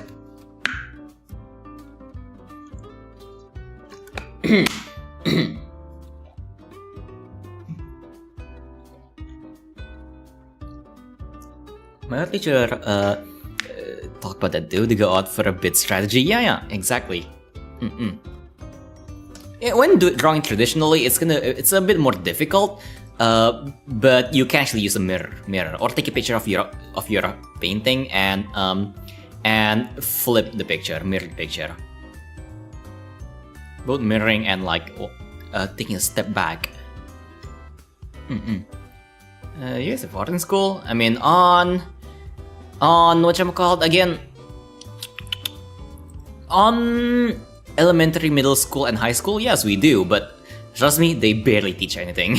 It's like the extra class, you know, it's close to an extra curricular thingamajig. It's only there because like it's actually a mandatory thing in like in the government assigned curriculum. So schools actually need to have that. Like they need to have an art class and a music class. They need to have both of those. But yeah, music class is definitely the wonkiest one. Like back then on me, like over here, the music class is mostly learning music theory, and it's kind of painful. There was one time where we learned, like, I think on middle school, we were told to learn a guitar, but we were told to not actually buy a guitar. We were told to try to find a relative or something that owns a guitar and just borrow them. And like for the exam, we actually need to play a song on the guitar, but by song they meant it really loosely. Like the only thing that they told us on music class is how to do 3 chords. I think it was like C, D, and G, and then we just cycled through those 3 chords for a song or something. I think they gave us like a song. I can't remember the name of the song, but it's like the song only has like 3 chords. So essentially we just play those 3 chords on the guitar and then try to sing at least half decently while doing it. Yeah, but I talk about extra course outside school. Oh, okay. For me, it's like part of the curriculum. Yeah. Oh, actually, and on elementary school, it's also like recorders. We need to learn the recorder, and it was painful. I remember like our old music teacher, like on elementary school. If we forgot to bring our recorder, we needed to fill in entire book. I think it was like 5 pages, 10 pages, I can't remember, but a lot of pages. We need to write by hand. Like I forgot to bring my recorder on paper. Just continue writing that until the book is full. And then if he's not happy with it, like if our handwriting is too big, he's gonna make us redo the entire thing. Yeah, but we record this. No, they're not fun. They're disgusting. Like there's always that one kid who spits into the recorder. Okay. There's always that one kid who spits into the recorder. Oh god.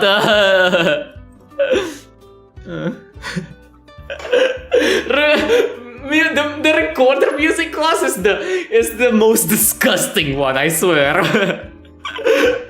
Oh god. Every time the class ends, there's always one or two tables with spit on it. Oh dear. Talk about extra outside at school stage about anatomy, manga panel, coloring, and he's my most festival. God damn, that's a lot of stuff. You play Yokai Disco with that, huh?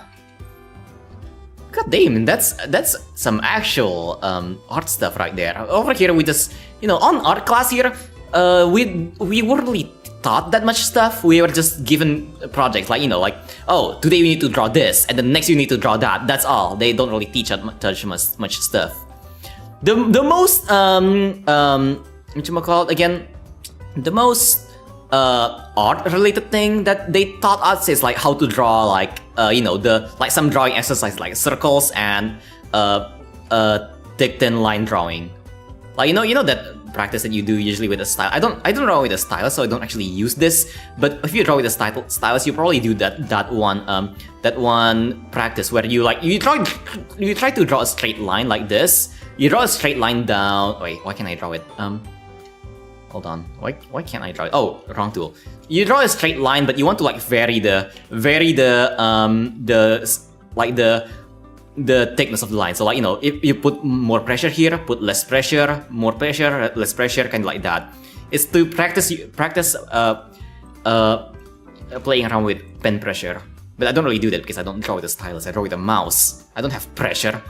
We even have art class. Yeah, I mean, fair enough. It doesn't really. I think if it's a class, it's probably gonna be mostly more of an extracurricular thing, magic. But yeah. And I guess it also might be an Asian thing. I don't know. It may be an Asian thing. I feel like I don't know, because I don't know about the West or the American or European education system. I don't know too much about it. But but talking with from from accounts from all of my Asian friends, everybody has like an mandatory art class, and some of them are like actually useful. Some of them mostly kinda just like, you know, class for the sake of class, just for the school to be officially recognized by the government, because there's like the extracurricular shit. It's kind of like PE, you know. It's kind of like PE. It's like the weird class. Do you even have PE? Art class reminds me of EE pencil, and I hate that pencil. You have to use a chainsaw to sharpen them. Huh? I never actually used an EE pencil before. We're not on art class. We're not required to use, like, we're free to use any tool we want. Except for, like, you know, so like there's that one time where we needed to use like watercolor or like acrylic. I can't remember which one, but we need to use paint because we were learning how to like mix colors. But like other than that, they're mostly like, you know, just use whatever you want. I'm personally a colored pencil guy. I absolutely love colored pencil, mostly because they're like not messy. I hate crayons. PE, yeah. It's kind of like PE, you know. It's kind of like, you know, just the bonus class where you don't actually learn much, but like you got grades for it, you know. Well, Europe doesn't have one education system. It all depends on the country. I mean, yeah, over here, yeah, kinda. It's just because it's because of the culture or something. I don't know. Like here in Asia, like it's not the same education system. It's just they're just really similar, you know. Like we have art class and music class, and then we also have like what's something that's like almost exclusively like, you know, Asian, like probably Chinese class. I know my friends from like from Singapore, Indonesia, Malaysia, and then what else did I asked? I don't know, those three are the one I'm sure of does have like Chinese lessons. Well, Mandarin, which does not help. School math as mandatory DLC. Wait, what that? What do you mean by that? But yeah, like, like the education system on Asian countries are not the same, but they do have similar subjects.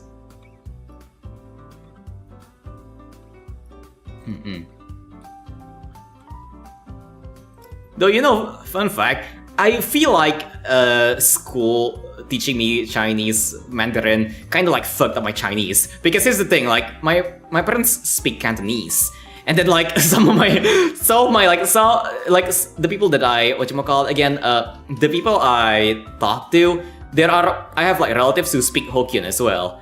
But then they taught me Mandarin at school, so I now my Chinese is like a mixture of like 3 dialects. And I still cannot speak it! Oh dear. Like, school is fine, I'd be real, but I think it would have been good if I didn't need to learn English in school. Yeah. I feel like the English that they taught at school, while I get why they taught English at school, I don't like how they teach it. Like, I have friends who have been learning. By the way, over here we have English lessons from elementary school, from like 1st grade. But I still have friends who have no idea how to speak English.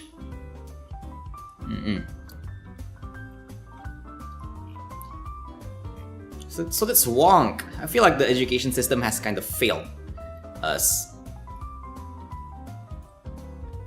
The only reason I know how to speak English is because I already speak English a lot. Again, before like even like it's like my 2nd language, but like you know, that's not the case for everyone. Some people actually need to learn the language, and the fact that that school taught us, but like barely anybody knows how to speak it, kind of sad, you know, kind of sad. There's something in the school that this scares me more than English listening exercise. What's up with the English listening exercise though? I can't remember. Like, personally, I don't really mind English classes. Like, what's the horror story here? I'm kinda curious now. Like, for me, the shittiest part of English class is just the teachers. we have some really not so pleasant teachers. Yeah, I don't really mind English. I don't hate it because, like, you know, it's like a free class for me. It's not hard. But I also don't like it either because the teachers tend to be kinda, you know, there are teachers who can't even speak English. We got teachers who don't know how to speak English. Okay, actually, a funny thing. Like on middle school, I actually had this one English teacher that was super lazy. That they never gave us like exercises. Like, do you know what the homework this teacher gave us is? The English homework that this teacher gave us? They told us. The homework they gave us is that they made us make questions in English and make it answer it ourselves. That's how lazy that teacher is. Oh god. So, like, you know, let's say, like, you know, they told us to make, okay, this week you need to make questions about this topic. Like, maybe it's gonna be like, I don't know, transportation or something. And then you need to make questions about that and answer them. And oh god. Also, welcome back, lady. How's David? We're talking about the education system that has failed us. Oh god, how good or bad is the education system over there? Also, eat some burger and same time fetch parcel from a friend from post office. Okay, before Christmas Eve. Ew, very nice. I wonder what it is. Yeah, I love the teachers though, especially the foreign ones. Oh yeah, we do actually have that mandatory like foreign teacher theme magic as well. Yeah, the foreign teachers, it depends. Some foreign, like for me, the foreign teacher stuff, like, half of them are cool, half of them are kind of assholes. I remember I have this one foreign teacher that, we call that the native English class, where we speak with native speakers. And, yeah, I don't know what's up, but I think our school is trying to cut costs a lot, so, whatchamacallit again? The native speakers, they're kind of like bootleg native speakers, you know, like they're supposed to be like native English speakers, but they come from countries like they come from countries that don't even speak English. Like, I remember I got some, I remember exactly. I got whatchamacallit again, a native speaker who originated from our own country, but they're supposed to be the native speaker. And we're like, hold up. Oh dear, also editing chat again. You'll never understand everything in the listening exercise. There's like the law. Like, MFs that recorded has the weirdest, most exotic accent. It is always recorded next to a waterfall and they always talk about some unlogical shit while they change in the middle of talking. You know what? Why not? For me, I mean, on my classes, it's a bit better. It's like we use text to speech on, like, you know, the listening exercise uses text to speech, which is like at least a bit better. But, like, you know, I feel that. Oh god, I feel that usually on exams. On exams where there's a listening test section.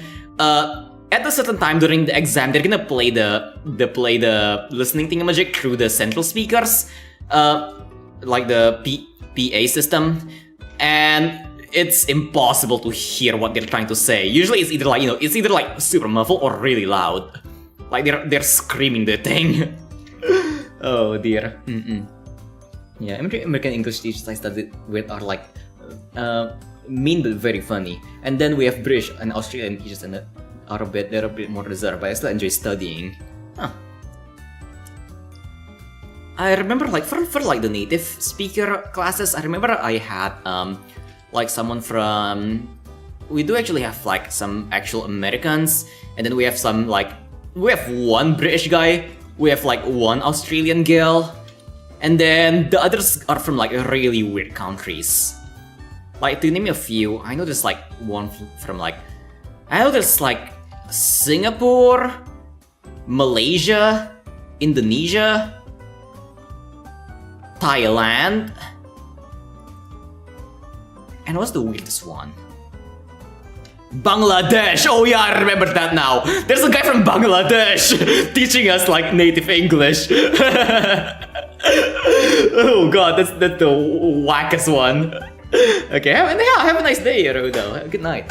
The education over here, well, whenever I was still at school, it was pretty good. Though when I went for art class during my shift line of career college 5 years ago, disappointed. Wait, chef? Art class as a chef? Tell me more, hold on, what? Art class as a chef? I started drawing on computer or image manipulation with freebie programs since we held the thing in IT class with only written art. I expressed this like in form of haiku. Oh, it's a literature art class. I mean, it's technically art, but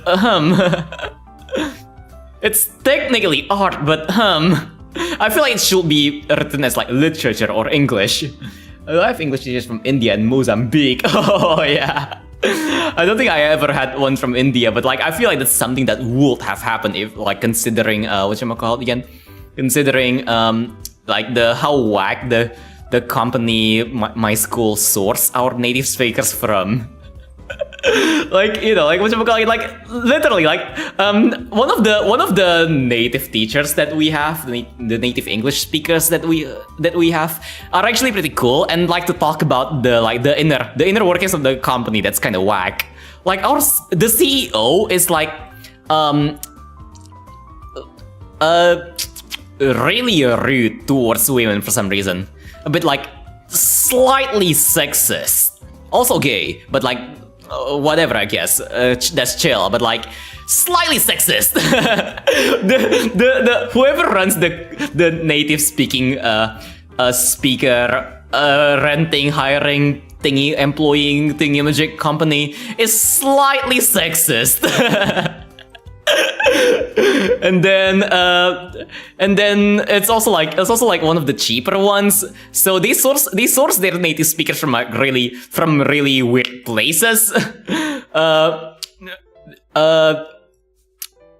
So that they can like give out native speakers on a cheaper price for like schools and stuff. He was talking about this because he actually got an offer to like whatchamacallit again, to be a native speaker for a different company because the company was kind of shit.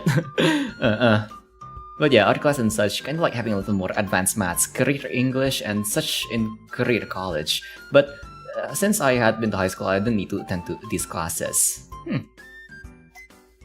mean, yeah, I guess like whatchamacallit again? I guess it makes sense.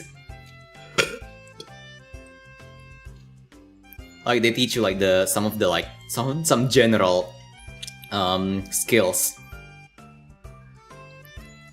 Which I kinda like it. I kinda enjoy it when I kinda like it when schools actually give general skills to the students, because I think that's like what's important. Like it's not like, well, academic stuff is important, like soft skills are also important. You need to develop like, you know, I guess like interest for a lot of different things in your students.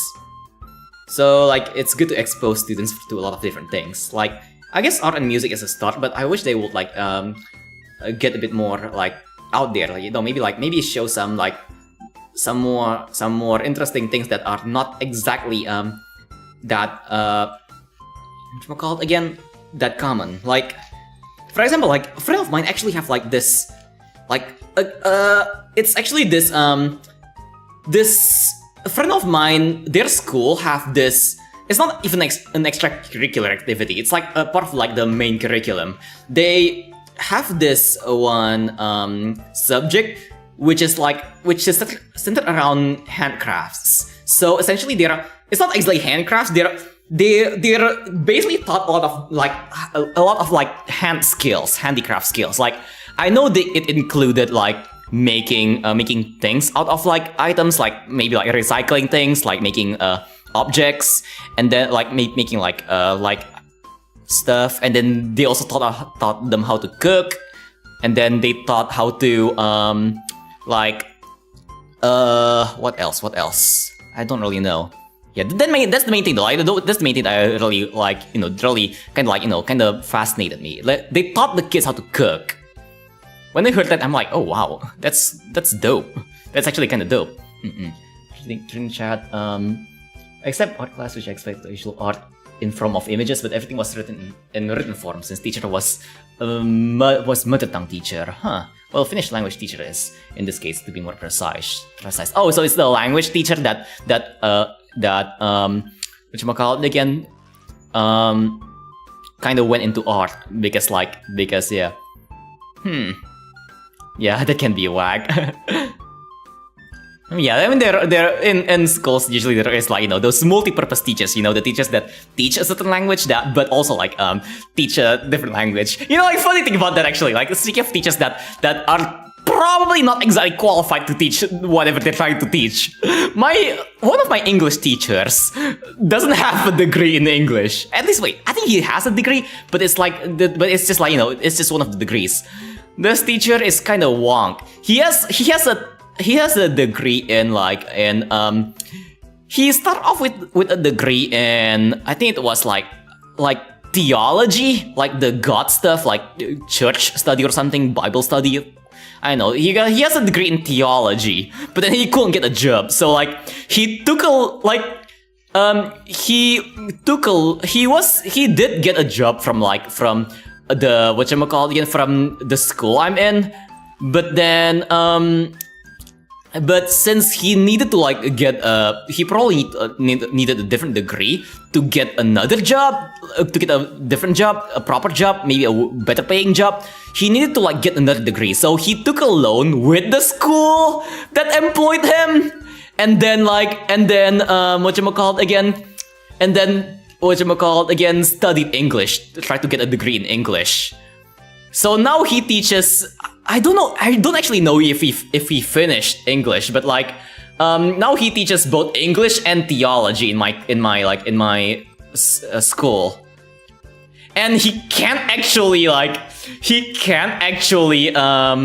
stop teaching because he's still in debt to the school. He's less debt to the school. That's so whack.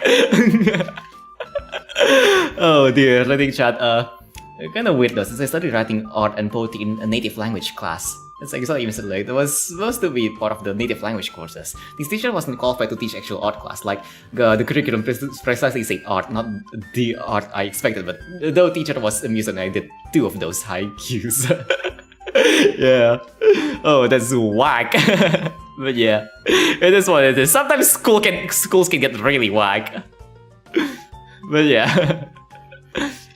Again, that one theology teacher, I swear, he's so grumpy. I think he's supposed to be on retirement already, but he can't retire because he need to like pay off the debt that he got from the school to study English, to get a degree in English. I don't know how the fuck that happened.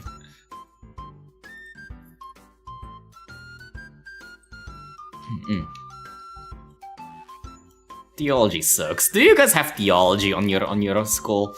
I have theology and I hate it. It's like Bible study.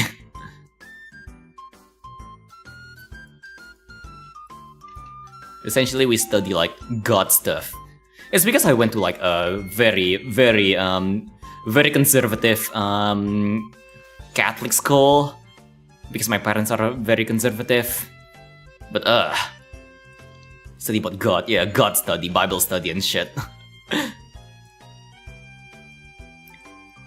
It's a really annoying class, but I personally don't really mind it, considering it's like, you know, in a way it's also kind of like free grades because the class itself is not difficult. It's just really like, why am I studying this, you know?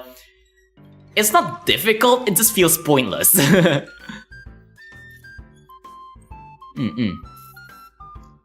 Kind of half a study about Buddhism. Yeah, kind of like that. But for me, it's like, I guess like, because my school is like a Catholic school, it's like teaching you about like God stuff, Christianity, shit like that. I don't know.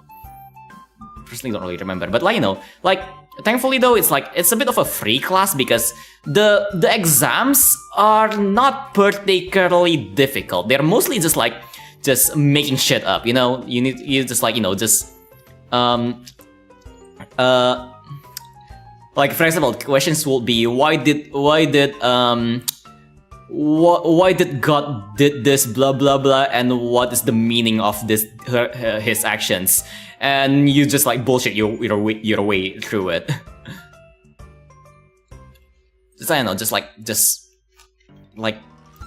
I don't know. Or maybe like another question will be like, why shouldn't you lie, and why is it in the commandments, and you just bullshit your way into it. Usually you just get like 3 points. The thing that the one thing that I hate about it though is just the teachers are usually really annoying. The teachers are some of them are plain sadistic. Oh dear. Like I have this one theology teacher who's not exactly he's not an a-hole. He's just a bit weird. Like he refuses to, like for example, he grades everyone's things by each number by 1 to 7. So like 1 is like the worst. I mean 0 to 7. 0 is the worst score, and 7 is the best score. But he at the first meeting he precisely stated that nobody in this class will ever get a 7 because 7 means perfection and it's only reserved for God. And he stayed true to his word. Nobody gets a 7 on any number in their grades. So theology is like that on that particular year, theology is the only one subject where nobody had a perfect score. He's not an a-hole. I feel like he's kind of chill. And I get him theology teachers has a bad rep on the school because they like to just get angry about everything. But like that one specific theology teacher, they're chill. They're like when they get mad, I can see the reason. They have valid reasons to get mad. But yeah, we did have theology, but I was mostly studying about variety of mainstream religions. The 10 things that are relevant here. And they're for evangelical Lutheran. We are obviously serious about religion. Yeah, maybe it's I guess it's because I went to like a really conservative Catholic school. Maybe probably. But yeah. And then speaking of like the more annoying teachers, the more sadistic teachers. Our middle school theology teacher. Oh, I hate her. I absolutely hate her. She's old and she gets angry at everything. I mean, I guess she's also she also likes to nitpick every single thing. Like our middle school is probably the most strict out of all of my schools. Again, Catholic Christian private schools are usually super strict. You need to wear a uniform, and then you need to your uniform needs to be worn properly. For honestly, for guys it's much guys have it a bit easier. For girls, oh god, for the girls it's so difficult because for the girls they need to have their socks going up to their just right under their knees, but not over their knees, and then their skirt needs to go right on their knees. If not, they're gonna they're gonna get they're gonna get hit. And then they're also not allowed to go upstairs 2 steps at a time. It's so strict, goddamn.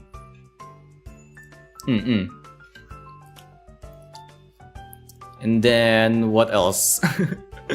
For the guys, it's mostly for again, your shirt needs to be tucked in, and then pants need to be for middle school. We also need to do the socks thing, but on high school we didn't need to because our pants are longer. There we have pants going down, so the rule is that our pants need to cover up, go down into our shoes. And then what else? Oh, our hair needs to be really short, which I hate. I love having long hair. Now that I finally graduate, I finally can grow up my hair. But goddamn, I hated every second of it. Because since I was young, I always wanted to grow out my hair. Then again, even like right now, my parents don't like me growing my hair. Because then again, you know, my parents are also quite conservative. But it is what it is. Can't really do much.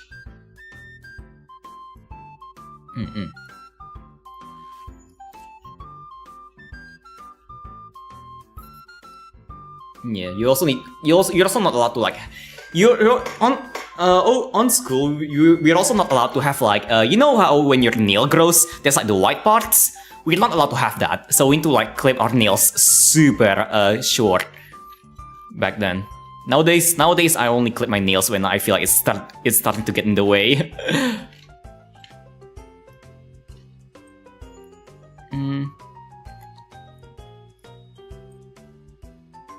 But yeah, that's private schools for you.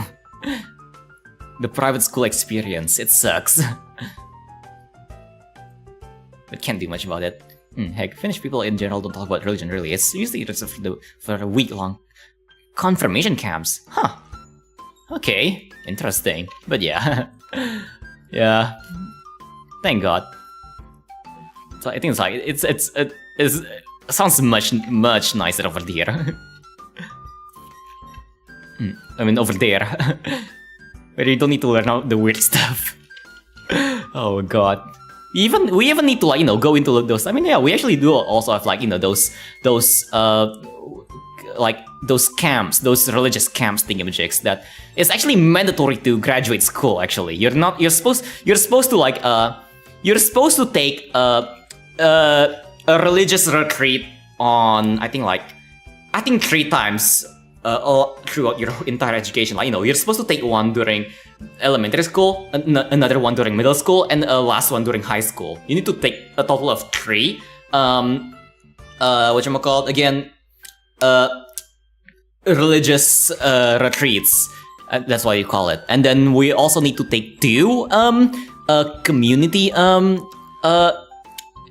service thingamajigs. I don't actually know what it's called, but essentially it's like where they drop the kids onto like some remote village and tell them to live with the locals there for like a week and do village stuff like, you know, farm work, and then like I don't know, like for me first time I did it was I was on like this family whose work is like collecting firewood. And then like the second time it was doing farming. I can't remember what they were farming, but yeah, we need to do 2 of those, one on middle school and one on high school, to graduate.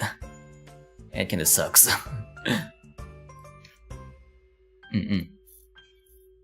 And for reference, like marriage, christening and such, heck, it's not even mandatory. Oh, interesting. Theology classes do belong in the curriculum, but if you're not religious or don't want to take theology classes, you need to take ethics classes. Huh. I honestly low-key kind of want to like would rather take ethics classes, because I feel like whatever you learn in an ethics class will be a bit more useful than what you learn in theology class. Because in theology you mostly learn about, like, you know, like I guess like you do learn about like morals, but on ethics on theology you get a lot of fluff, you know, you get a lot of like the weird God-related stuff. But if you're going into ethics class, you do learn like some useful stuff, you know, like some things that will be applicable in a work environment. Like, you know, if you work for a company, you can actually apply what you learn on ethics class to you know, like, I don't know, ethics boards, shit like that. I don't know. But theology, not so much.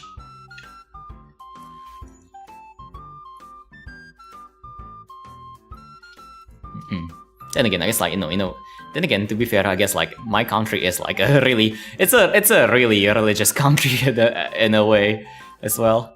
Like everyone, almost like even part of like I don't think I can say that even like, because like because I don't think I want to dox myself, like country dox, even though it's not exactly a secret. Like I feel like the country I live in is actually a public secret. Like I don't like talking about it, and you know, but it's not exactly a secret. If you dig in a bit, I do like talk about it sometimes where I'm from.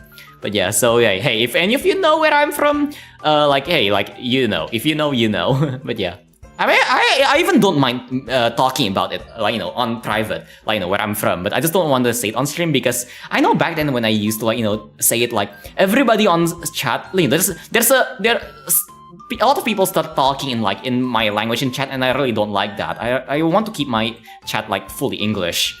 Also because I'm actually not that good at speaking my own native language, but that's besides the point. Oh dear. Often the ethics classes are also attended by, well, those who come behind the door with some more questionable religion practices and have come to Jesus moments. Huh. Okay, that's whack. Huh. God damn. Weird. But it is what it is, I guess. And then again, like, okay, I feel like I've been like shitting on theology for a bit. So, by the way, like, you know, just for the record, I don't have anything against theology. I just feel like it's a bit weird. It's a weird subject to have like to be mandatory at school. You know, if you're like a religious dude, you do you, dude. Don't really care. As long as you're chill, as long as you're cool, you're fine. Just do whatever makes you happy. I just feel like it's kind of funny how like theology class is mandatory in the curriculum. And all in all, I dislike math, but for some reason I love chemistry and physics. I don't know why, but I also look at these two classes, but bad at math. Huh. Maybe you're more like, you know, maybe you're a bit better at like the more theoretical side, maybe. Like I'm guessing you dislike actual counting, but you like the theory of it. Maybe, I don't know.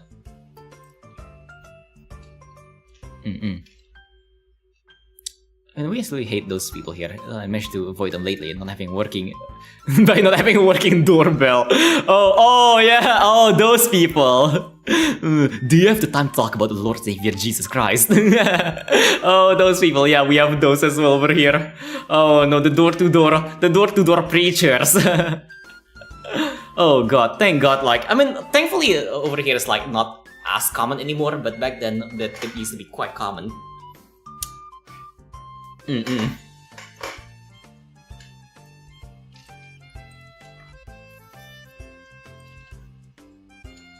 But yeah, my country is like really religious, not in just like, you know, not in just the traditional way though. It's like it's also religious in the kind of funky way. Like whatchamacallit again? God is not the only thing they worship here. There are a surprising amount of people here who still worship things like, you know, ancestral spirits, for example, or like more like, you know, older religions. People who believe in like sacred objects and stuff, souls being bound to like things. So when I say religious, I mean it like, you know, I mean it in a more like traditional, not really like a really old way, like a really old religions. Like shamans are a really common thing here. You can actually like, I personally don't really believe that they actually work, but am I gonna mess with one? Hell nah, because I've heard some really funky stories. Like, oh dear, I accidentally used a clone stamp. Whatchamacallit again? Over here, you can actually hire a shaman to curse people.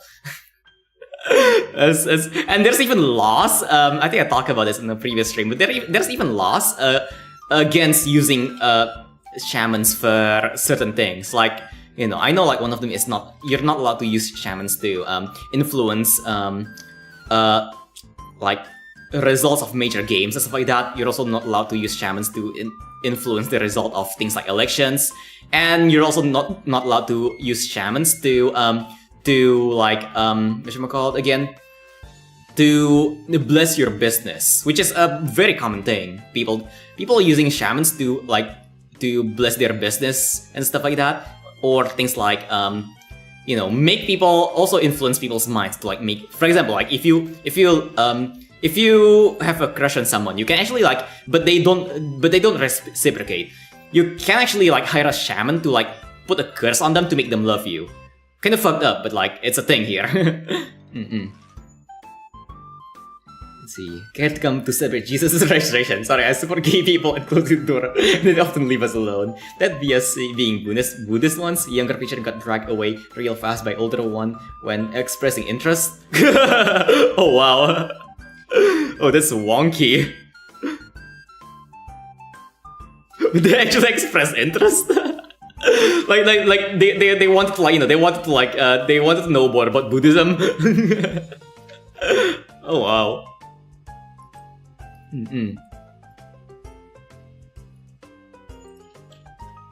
But yeah, very wonky.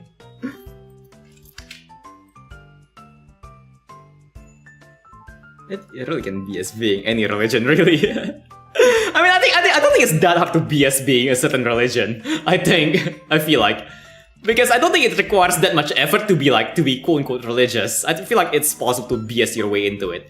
Just say you're like, you know, you just say you're like devoted to like some weird like religion or something, and just say just don't really know too much about it.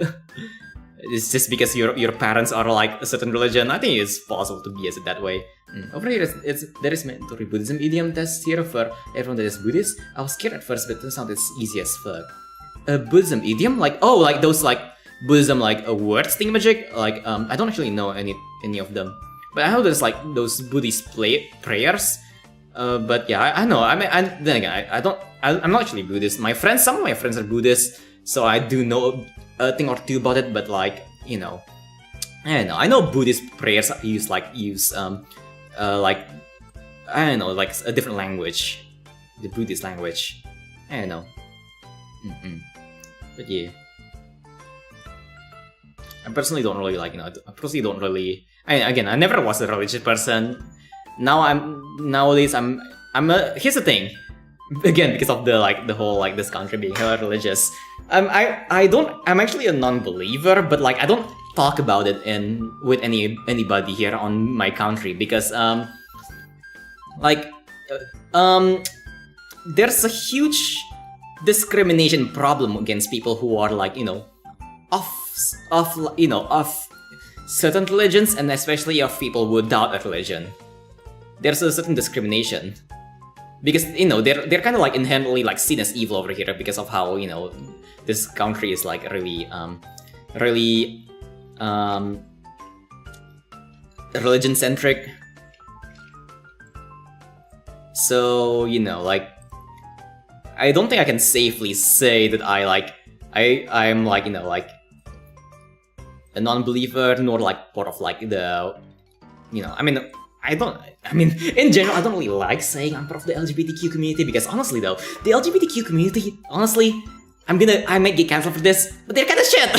Like sometimes they like, I feel like it's not exactly shit, but like the large majority is really shitty. Like if you go on Twitter, oh god, LGBT Twitter is horrible. So I really don't like associating myself with them. But technically I am part, but I don't like talking about it, especially here in real life, considering it's like, again, huge discrimination and shit. But yeah. Oh yeah, Sanskrit, that is it. You have to remember those one Bari/Sanskrit idioms. Water it down with specific grammar, then translate. Yeah, but not really that much here. There are many Muslims here where they live, probably more than Christians. Huh. Fair enough, yeah. I personally don't really mind them. It's just, you know, the older ones that are a bit like a lot more conservative tend to be really you know, they don't like people who are different, you know. So at some point I studied the religions a bit more for story purposes because ex-friend thought I had to take examples from existing religions, but what I really needed was guidelines for one. I mean, fair enough. I mean, like, hey, like, whatchamacallit, even like for me as like someone who's like not really religious, like reading some of the scriptures does get interesting a bit. You can actually learn a lot, not just like about religion, about like, you know, like about how people think back then, and about like, you know, how religions form, how people actually like how religions came to be, and why people actually like, you know, start things like religions. You can learn a thing or two about it. And sometimes it can get interesting. It's like, you know, it's like one of like, you know, like it could be like another like, you know, an autistic thingamajig, you know how we usually get obsessed about some weird things. Like you can learn quite a few things about anything really. And if you actually want to get into writing, I do like recommend trying out, you know, reading a lot of different things. Like from popular books to niche books to even like things like Bibles or something like that. Not all of them, not just part of them, just to like, you know, get the gist of it. I don't think it's possible to like to read everything in the world, but you know, you can learn quite a lot of things from reading things like that. Reading a lot of different books, different sources. I don't know. You can even read like fucking ancient tablets or something. There's a lot of things you can look into for information.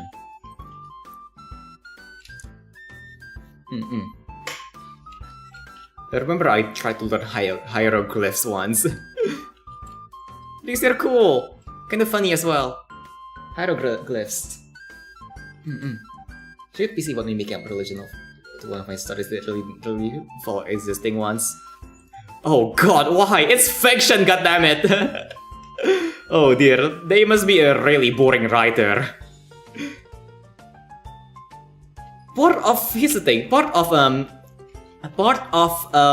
not just writing, just any artistic thing is that you have the luxury of making anything you want. So why not make something new? You know, why not make something like interesting? Okay,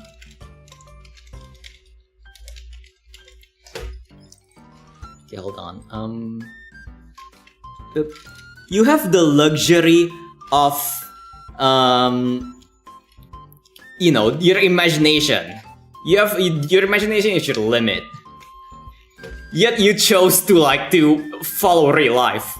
Unless you're writing like you know, like whatchamacallit again, fantasy that's a bit more like scientific in nature, like, you know, maybe some kind of like a take on sci-fi that's more like less pseudoscience and more of like science that we already have. Then yeah, I can get that. But you know, you have the luxury of inventing things. Why not? You know. You have the luxury of you have the opportunity to write a mystical world out of this world, something that nobody has ever experienced before. Yet you chose to write something about this world, the shitty dirty world that we're in, filled with people, humans. Ew. Yeah. It's luxurious to have study of cheese be part of the yes, whatchamacallit. Let us whatchamacallit again, praise the cheese gods. Twitter is having a worldwide drama right now, and all it needs is someone fingering a book. Yeah. Oh dear. Twitter just gets mad about everything, honestly. Think about something like I don't know, what's the most mundane thing ever? Waffles. I love waffles, but then someone on Twitter probably will, like, you know, will come to me and be like, oh, so you hate pancakes? God damn, I can't believe you're like this. Cancel. They are, because even at one point castles became a thing. She wants my fantasy world's castles follow historical accuracy. Yeah, come on. Unless you're like writing something that's like, you know, unless you're writing something that's in the theme of that, then sure. But you know, you have so many. Oh god. There's only two excuses you can make for like making things that are like, you know, that are, I mean, actually 3 excuses for making things that are like that. The first one is like if you want to make something historically accurate, but then again, that's like, you know, it's a personal preference. If you want your entire team to be like that, the theme of your like work. 2, if you're like whatchamacallit again, if you're writing something that's whatchamacallit again. Actually, I don't know what the second one. So, and the third one is like if you're just creativity deprived.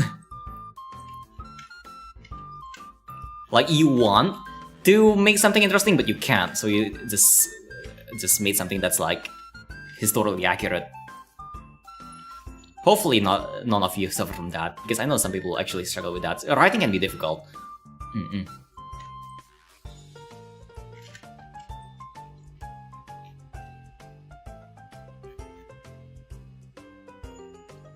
Then again, though, to be fair, what do I know? I don't really write that much. I used to write on middle school, but I don't really write that much now. And even back then, I only wrote like, not even fan fiction. It's like write from my brain, and that's one. And then two is just like short stories for children's magazines. That's pretty much it. Never actually write something like, prestigious, I guess you can say. Let's see. Just like NSW stuff that I mentioned earlier was historically accurate when it came to slavery. I mean, yeah, like it's technically historically accurate, but like you don't need to be historically accurate, kind of like that. Why would you want to be historically accurate? Sometimes you just want to write high fantasy. There's a reason high fantasy is popular. People love high fantasy.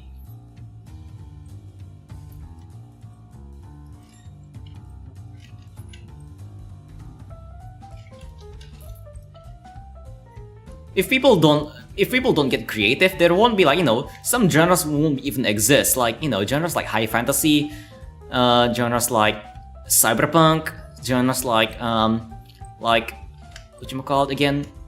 What other genres really defy the rules? Like really defy history, actually. I know there's quite a bit. Just can't really think about them right now. But there's a lot of genres that really defy what, the world as we know it, I guess. I don't know, fucking anything in anime. Isekai. Oh god. Never actually watched Isekai. I think I watched one, but like, yeah, it's alright,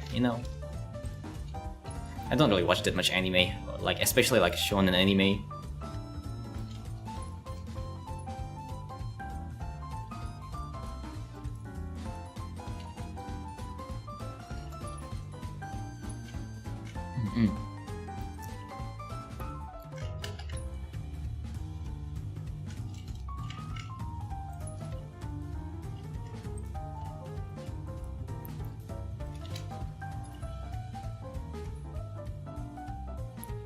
Oop.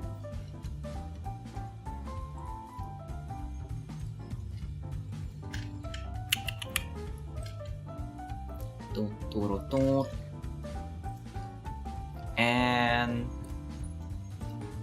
boop. Yeah. I mean, I guess again, to each their own. As long as you're not forcing someone else, as long as you're not forcing your ideas into someone else's throat, you're fine. Just don't, like I always say, remember to not be an a-hole. Definitely not my friend anymore because I draw arms wrong in her opinion. And I don't seem to want to improve. Yeah.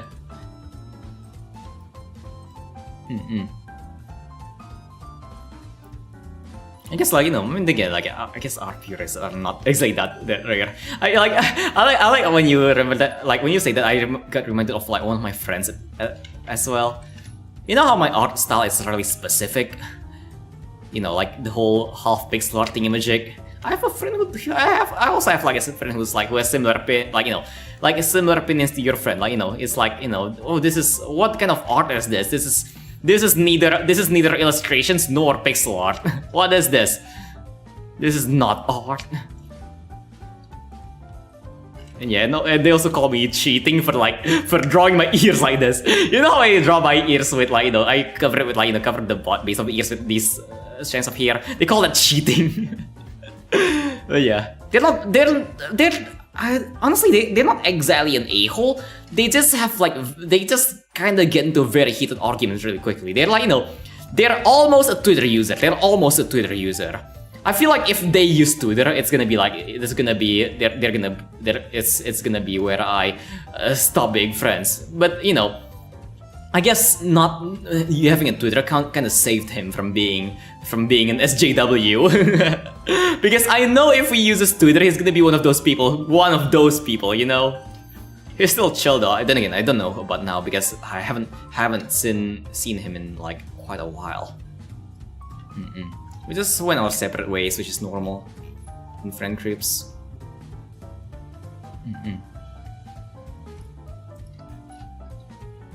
You can make half realistic art with anime. Yeah.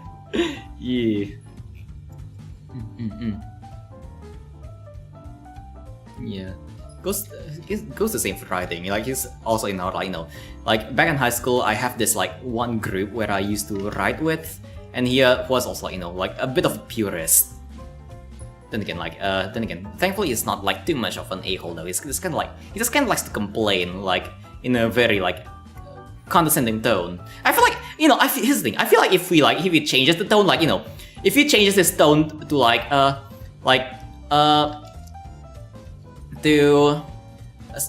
from something like, why they do this? This feels like a bit stupid. Why can't they just do this?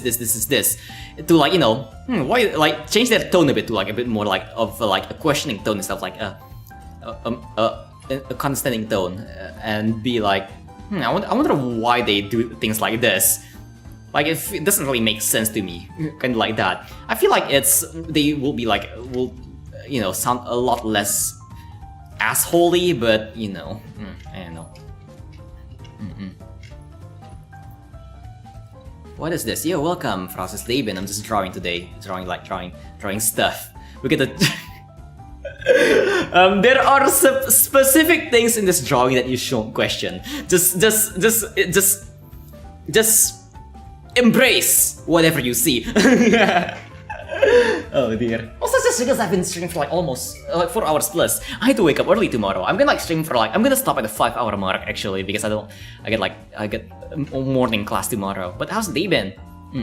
Mostly just drawing today. Where am I? I'm supposed to be gaming today, but I'm too tired to game, so I'm just drawing today. It's so good. Questionable. What do you mean questionable? What's so questionable about it? I mean, I think I kind of know what's questionable about it, but like, yeah. Then again, like, I feel like all of my drawings are like kind of questionable. All of my drawings are really questionable. So hey, when have I ever drew something normal? Pain. Oh yeah, pain. I draw on pain exactly. Because yes.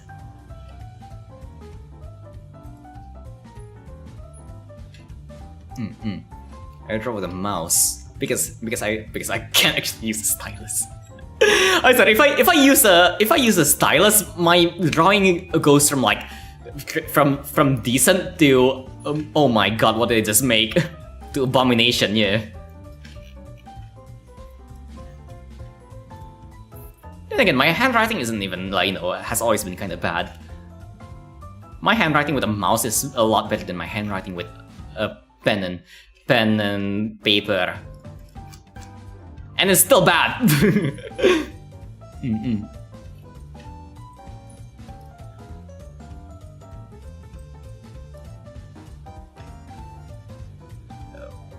Okay. Boop. Boop. Boop. Boop.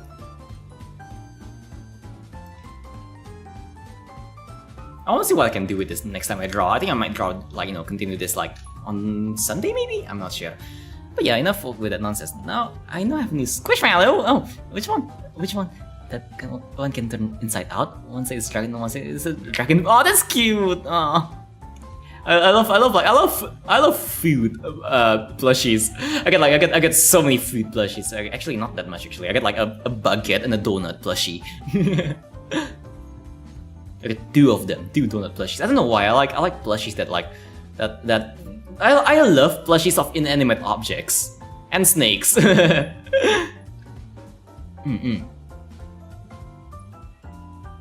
don't have them out though. I only have like my bucket plushie out. The others are in my closet.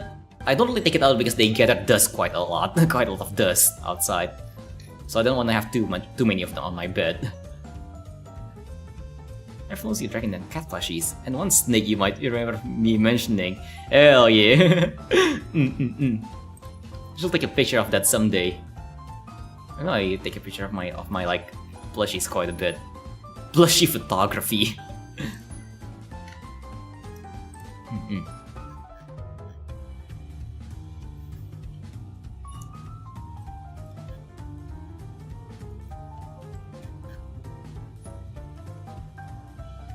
Yeah, I have a weird thing for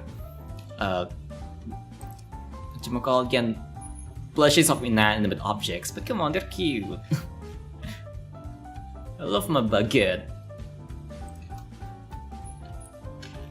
Like, it's a baguette. What's not to love about it? Also, I wonder if I can cheat this. I wonder if I can do the lazy way. Let's see. Can I grid maker it? Let's render a grid. Hell yeah, technology, and then line width 1. There you go. Yes, I love technology. There you go. Let's remove the whites now. There you go. Haha. Now, if I put the liner in, it's actually gonna like show. There you go. Okay. Boop boop.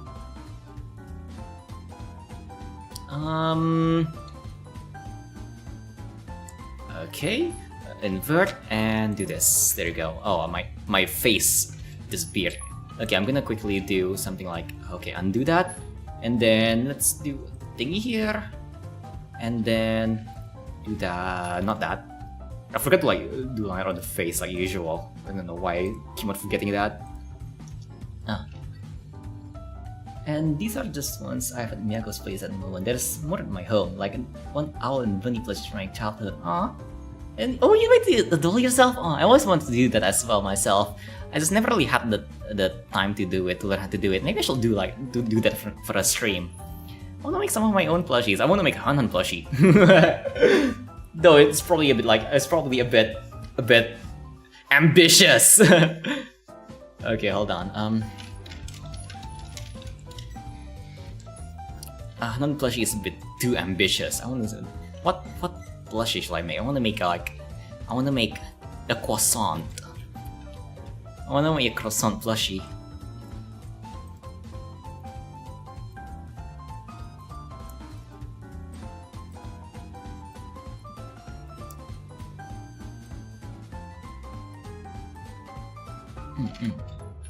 We have Sui and Woodcraft classes. Ooh. Oh, that's cool. Yo. That's very nice. You got doll sewing as a class? Oh, I want to like get one of something like that. Would you get the cool classes? Is it part of the curriculum or like lower comprehensive? Wait, is it actually part of the like government assigned curriculum thingamajig? I don't know. May or may not be.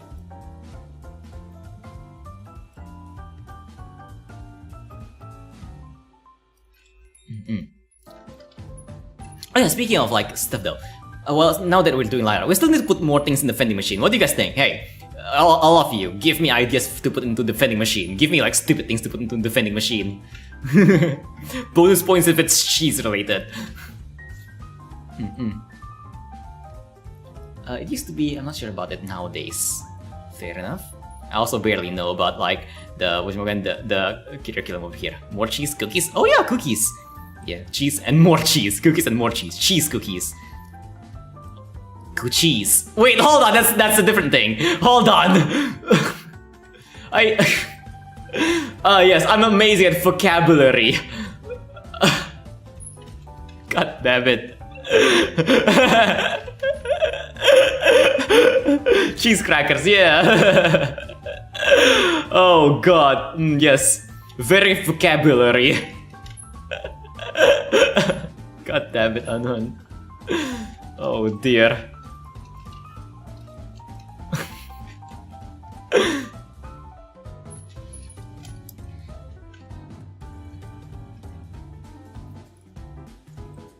Okay.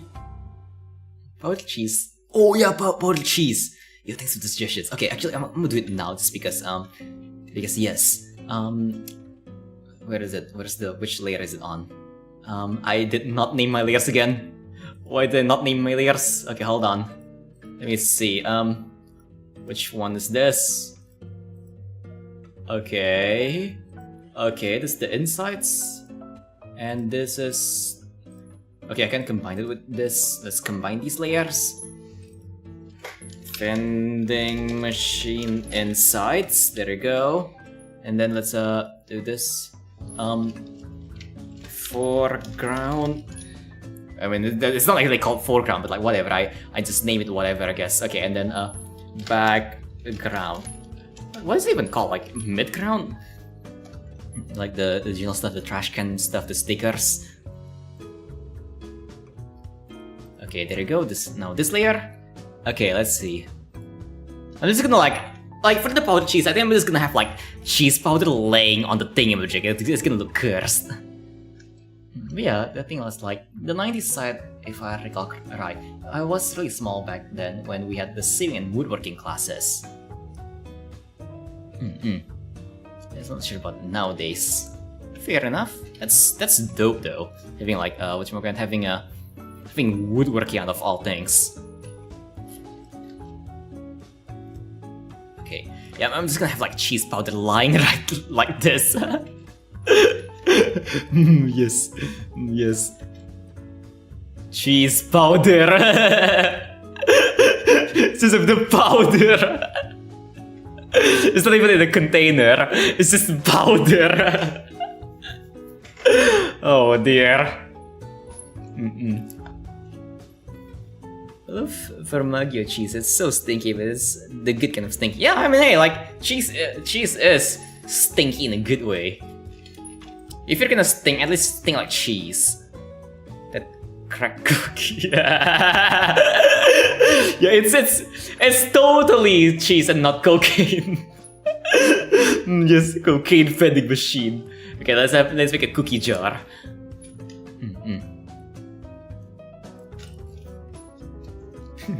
We had the alternating thing going for it. Like half of the class went for sewing, other half for woodworking, and it's swapped at one point. Oh, makes sense. I mean, like, you know, I guess it makes sense because you know, there's no way that they're gonna have enough like machines for like the entire class and stuff at the same time. So they're gonna like need to split the class into two. Yeah, that sniffing cheese will be an interesting experience. It will. It probably will. Do I recommend it? Not exactly, but you know, you can always try it. Alright, what does a cookie look like? Cookie. I love cookies. I love pastries in general. Except for tart cakes. I do not like tart cakes. Those B-Day tart cakes, oh, those are disgusting. I love pastries, but I'm also very peculiar about them.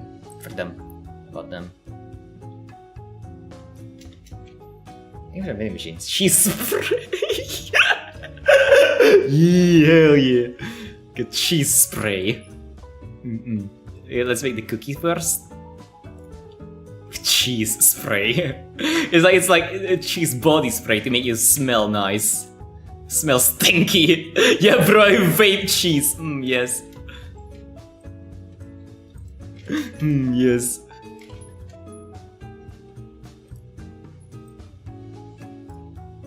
It's hip with the kids, you know, vaping cheese.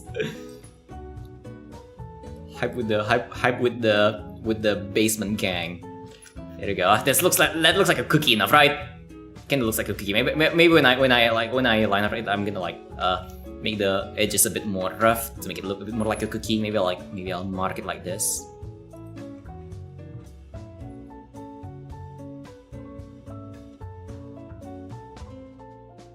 There you go.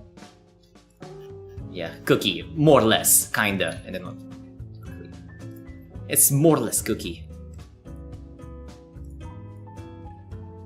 Comes in 5 exciting cheese flavors. There must be blue cheese, hell yeah. Yes.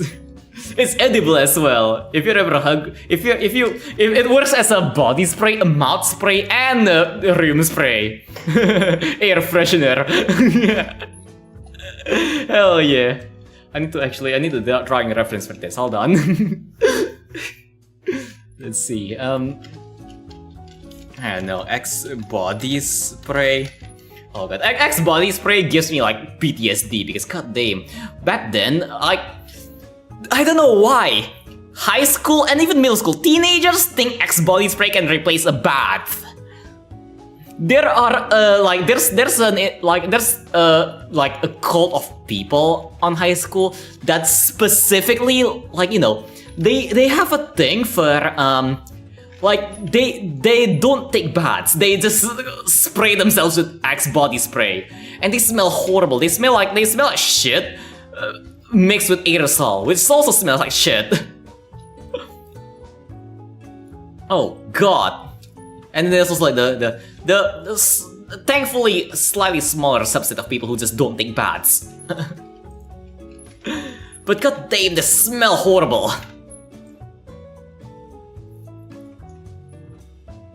Oh, I forgot. The cheese from Goofy movie. Wait, what's that? Let me look that up.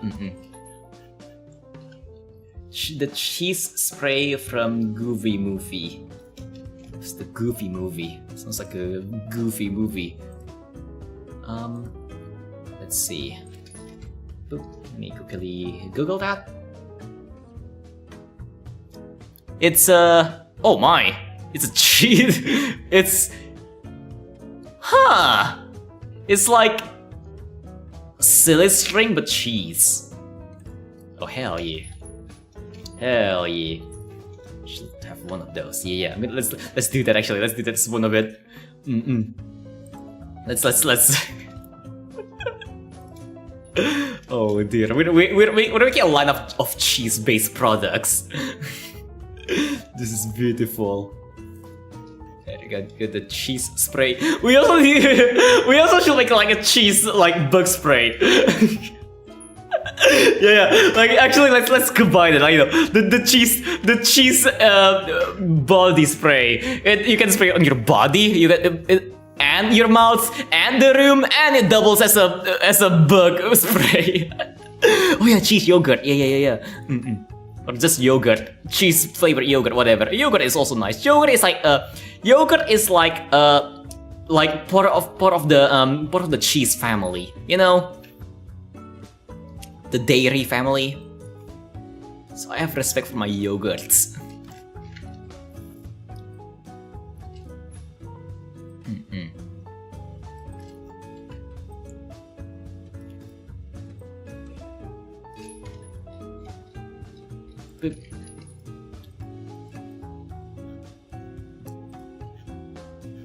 Yeah, they can makes even lean or pizza or all that stuff. God damn. Now I need myself some cheese spray. Need to spray cheese onto things. Make the world a cheesier place, like they say. Okay, that looks really ominous. But why not? The only indicator I'm gonna give that this is like yogurt is this. There you go. Give a tiny yo here. This is gonna be the only indicator that it's yogurt. Other than that, I don't know. Figure it out. Figure it out. Yogurt is just cheap with more way. Yeah, hey, welcome back, Catter. Yeah, it's starting to look neat. Also, we're filling up the vending machine with things. Give me things to fill up the vending machine with. Yes, maybe to send the image. Tell me when you'd send. I'm gonna check Discord. Reverse E, yeah. This is yogurt, by the way, and that's the only indicator this is yogurt. Also, I'm gonna have a tiny cheese ball over here.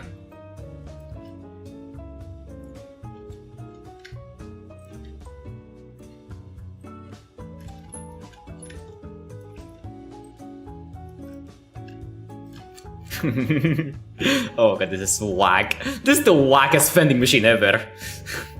There you go. Alright, let me check that.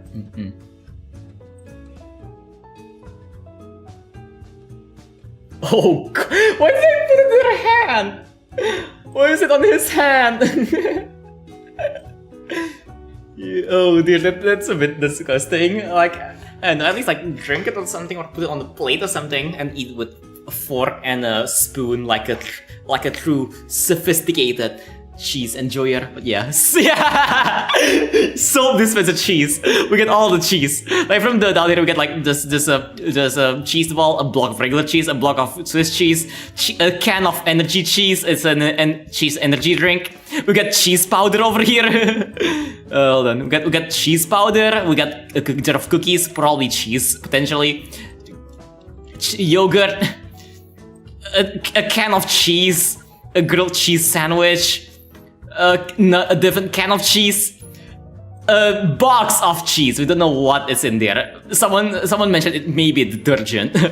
We got bleached cheese. We got soap dispenser cheese.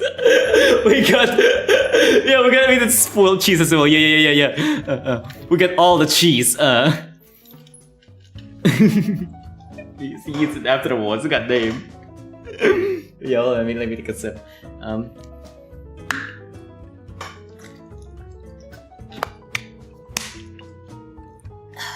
It's a very cheesy vending machine. Something is wrong with my brain if it isn't clear that something is wrong with my brain yet, then this is like proof it might. Yeah. Okay, let's see, spoiled cheese. I know how to draw spoiled cheese. I'll probably just like draw like a very depressing cheese, like a deflated block of cheese. There you go. Now it looks kind of like. I mean, if you really think about it, technically all cheese is kind of spoiled. Cheese is just spoiled milk if you really think about it. Cheese is just glorified spoiled milk. So hey, there you go. Imagine being a germ on someone's hand. You get sanitized by spicy cheese. Yeah. Oh yeah. The cheese spray also doubles as a, triples as a hand sanitizer.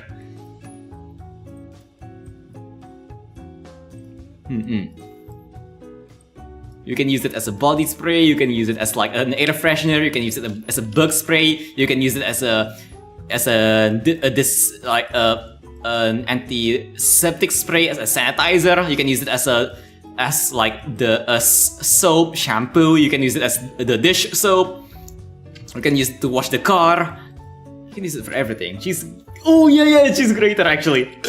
Actually, I'm gonna have like I might have like a cheese grater as just one of the products. Let's have a cheese grater, because why not? Yes.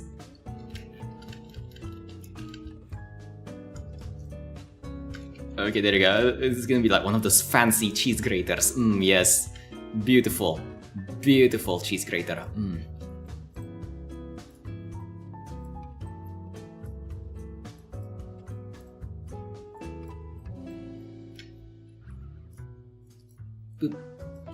Sometimes creativity is marked by how good you are at coming up with interesting ideas.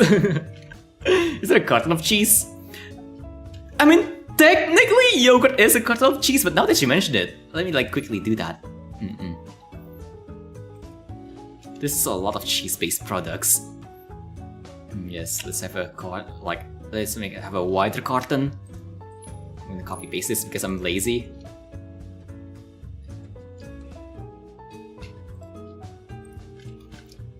There you go.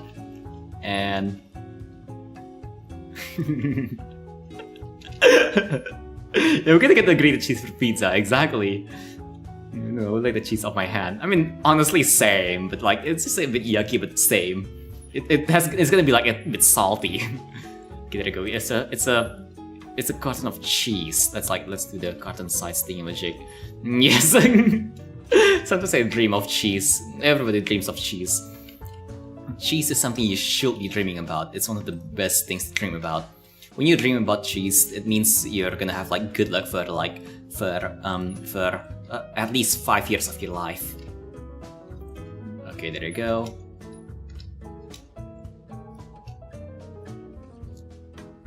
Yes, cheese grater.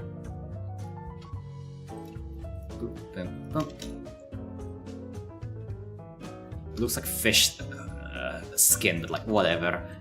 Whatever. I'm not a cheese grater artist. No, that's probably a thing. Like those prop artists that's really good at like making these kind of shit. That looks so whack. But you know what? It gets the point across. I think in that case you're drawing my wet dream vending machine right now. Yeah, exactly. This is every cheese lover's wet dream.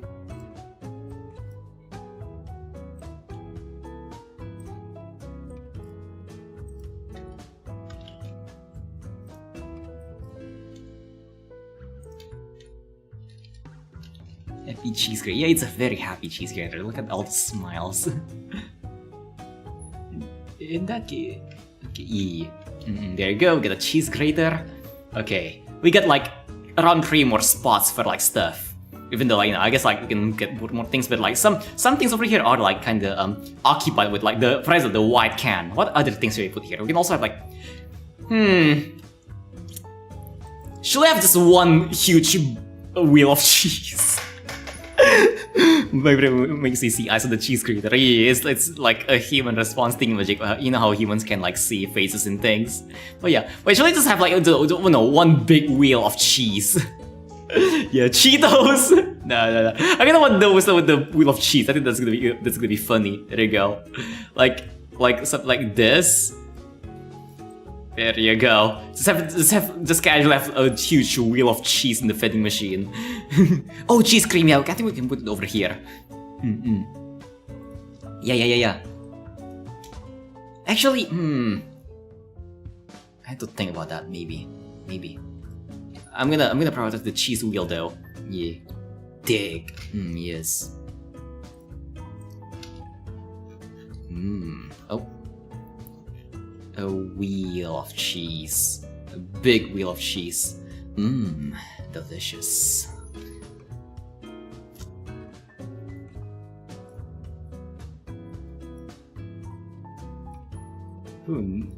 I always wanted to find a vending machine where you can buy an entire wheel of cheese from. Sells cheese flavored bike. Cheese flavored bike fart. Hell yeah. It's a bike with cheese wheels on it. There you go, haha. It doesn't look that good, but like I think later on the line I can make it look a bit better. Maybe I'll fix this part right here. Like so. Okay. And then let's quickly do the cream cheese. Okay, it's gonna look like poop, but whatever. I'm just gonna like make it look like poop. Why not?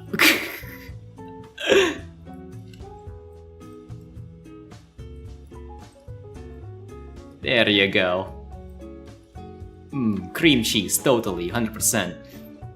100% real cream cheese.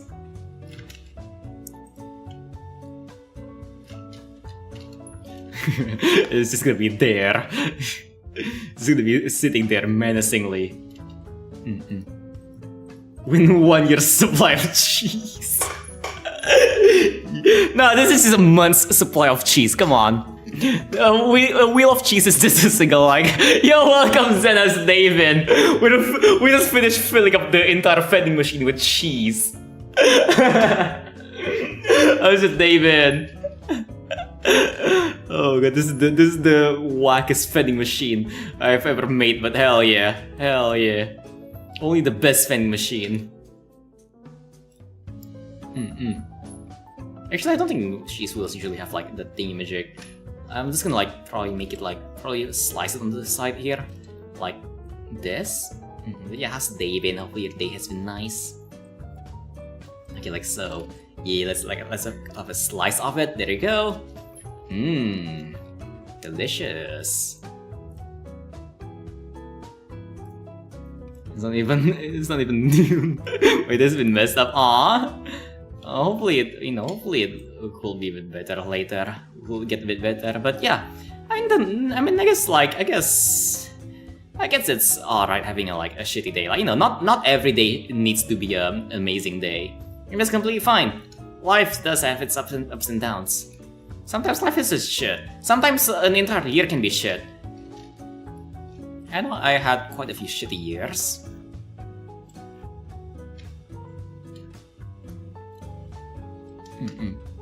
But yeah. If anything, it makes you appreciate the good days a bit more.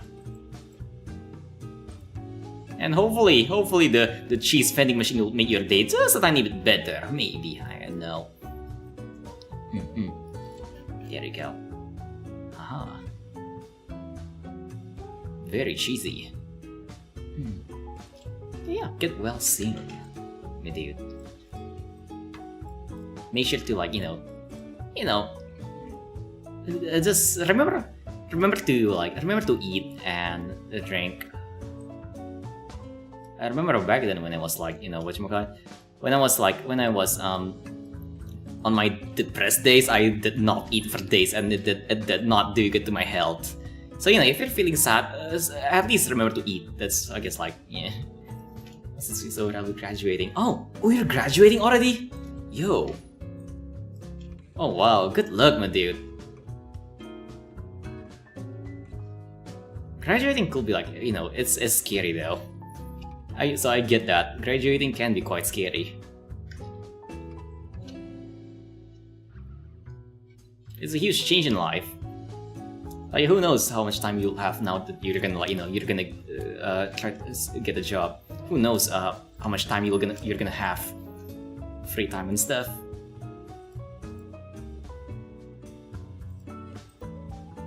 Okay,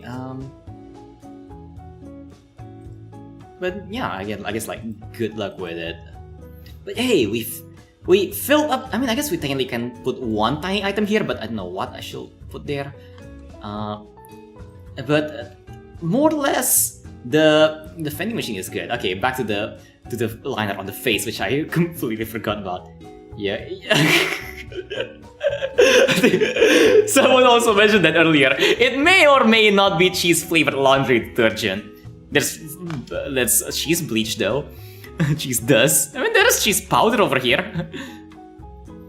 My dear Shamer, the amount of milk-based products in dye vending machine is truly astounding. The fact that it is all cheese with its soft, tender texture makes my fuel compartment watery. Hey, welcome back. You're in bed. Very nice. We get more cheeses. we got an entire lineup. We got cheese bleach, cheese. Actually, let's start from the bottom. We got a cheese ball. We got a cheese a block of cheese. We got a block of Swiss cheese. We got a cheese energy drink. We got a cheese powder. We got cookies for some reason, because why not? We got yogurt, spoiled cheese. We got a can of cheese, grilled cheese, a different can of cheese. A box of cheese, which is we're not entirely sure what it's gonna be. Like, is it detergent or is it not? Find out yourself by buying this thing. We got a cheese grater, and then we got cheese bleach, cheese hand soap, cheese body spray, or air fresh, doubles as an air freshener, also doubles as a bug spray, and also doubles as a hairspray. And then we got a cheese carton, a cheese cream, and an entire wheel of cheese. Cheese snips sounds like an interesting consumable product.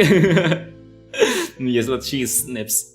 Now that you mentioned cheese snips, let's make a cheese inhaler. Yes, for the asthma bros, for our friends who has asthma, let's make a cheese inhaler. Okay, yeah, it does look like cheese poop. I did that to make it look like cheese poop. Hold on, inhaler. How about this? I don't actually know how an inhaler looks like. Okay, so it's not that difficult. Okay, I should be able to make that. For the last product, let's make a cheese inhaler. Oh, cheese lotion. Oh, there's so many good ideas. I guess we can double up the freaking cheese hand thingy-magic as cheese hand soap as the cheese lotion. Oh dear. And the cheese cream at the same time can also work as a lotion. Why not? Okay.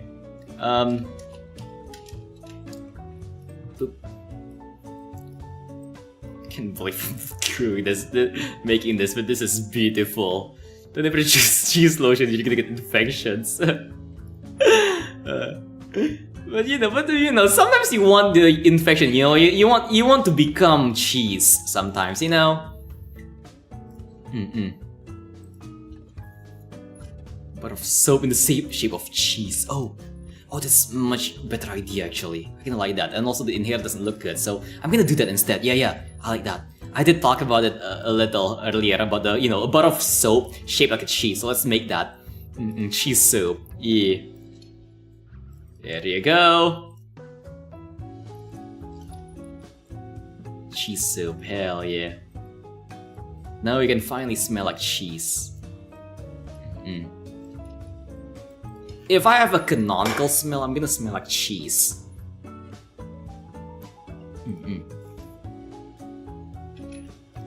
There you go. So stinky. AKA stinky. So this is Ace cheese, very nice. What kind of? What kind of cheese did you eat? That was good. It better be good. It must be good. Raw cheese. I mean, all cheeses are raw. That's every cheese.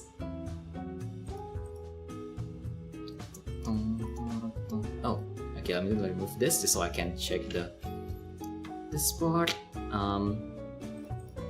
Over here. What kind of cheese? I'm hungry.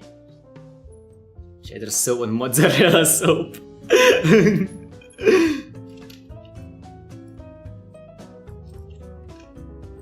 Cheese made from milk. Very specific. Ah, yes. Boiled cheese. What is boiled cheese? That actually sounds kind of gross because you're diluting the cheese. You're almost disrespecting the cheese by boiling it. Okay, you know. I don't know how I feel about that, Chief. I don't know how I feel about boiling cheese.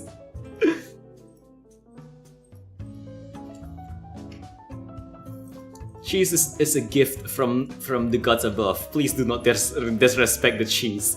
Roasted cheese. Roasted cheese is normal though. Roasted cheese is like pretty like that's pretty normal. Same with like some with baked. I personally love baked cheese. Baked cheese. Deep fried cheese is interesting. I don't personally like it.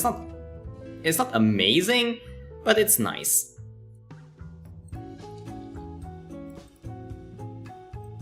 I guess cheese is something weird the more I think about it.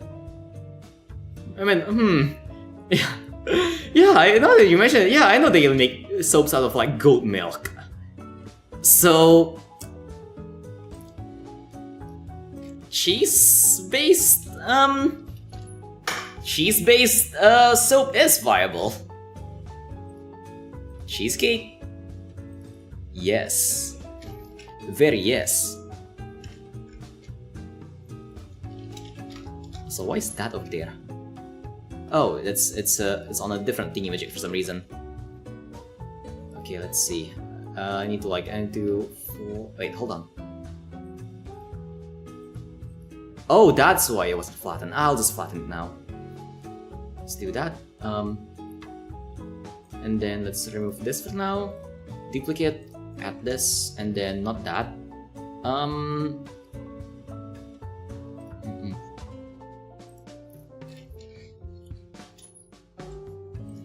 Boop. There you go. And now if I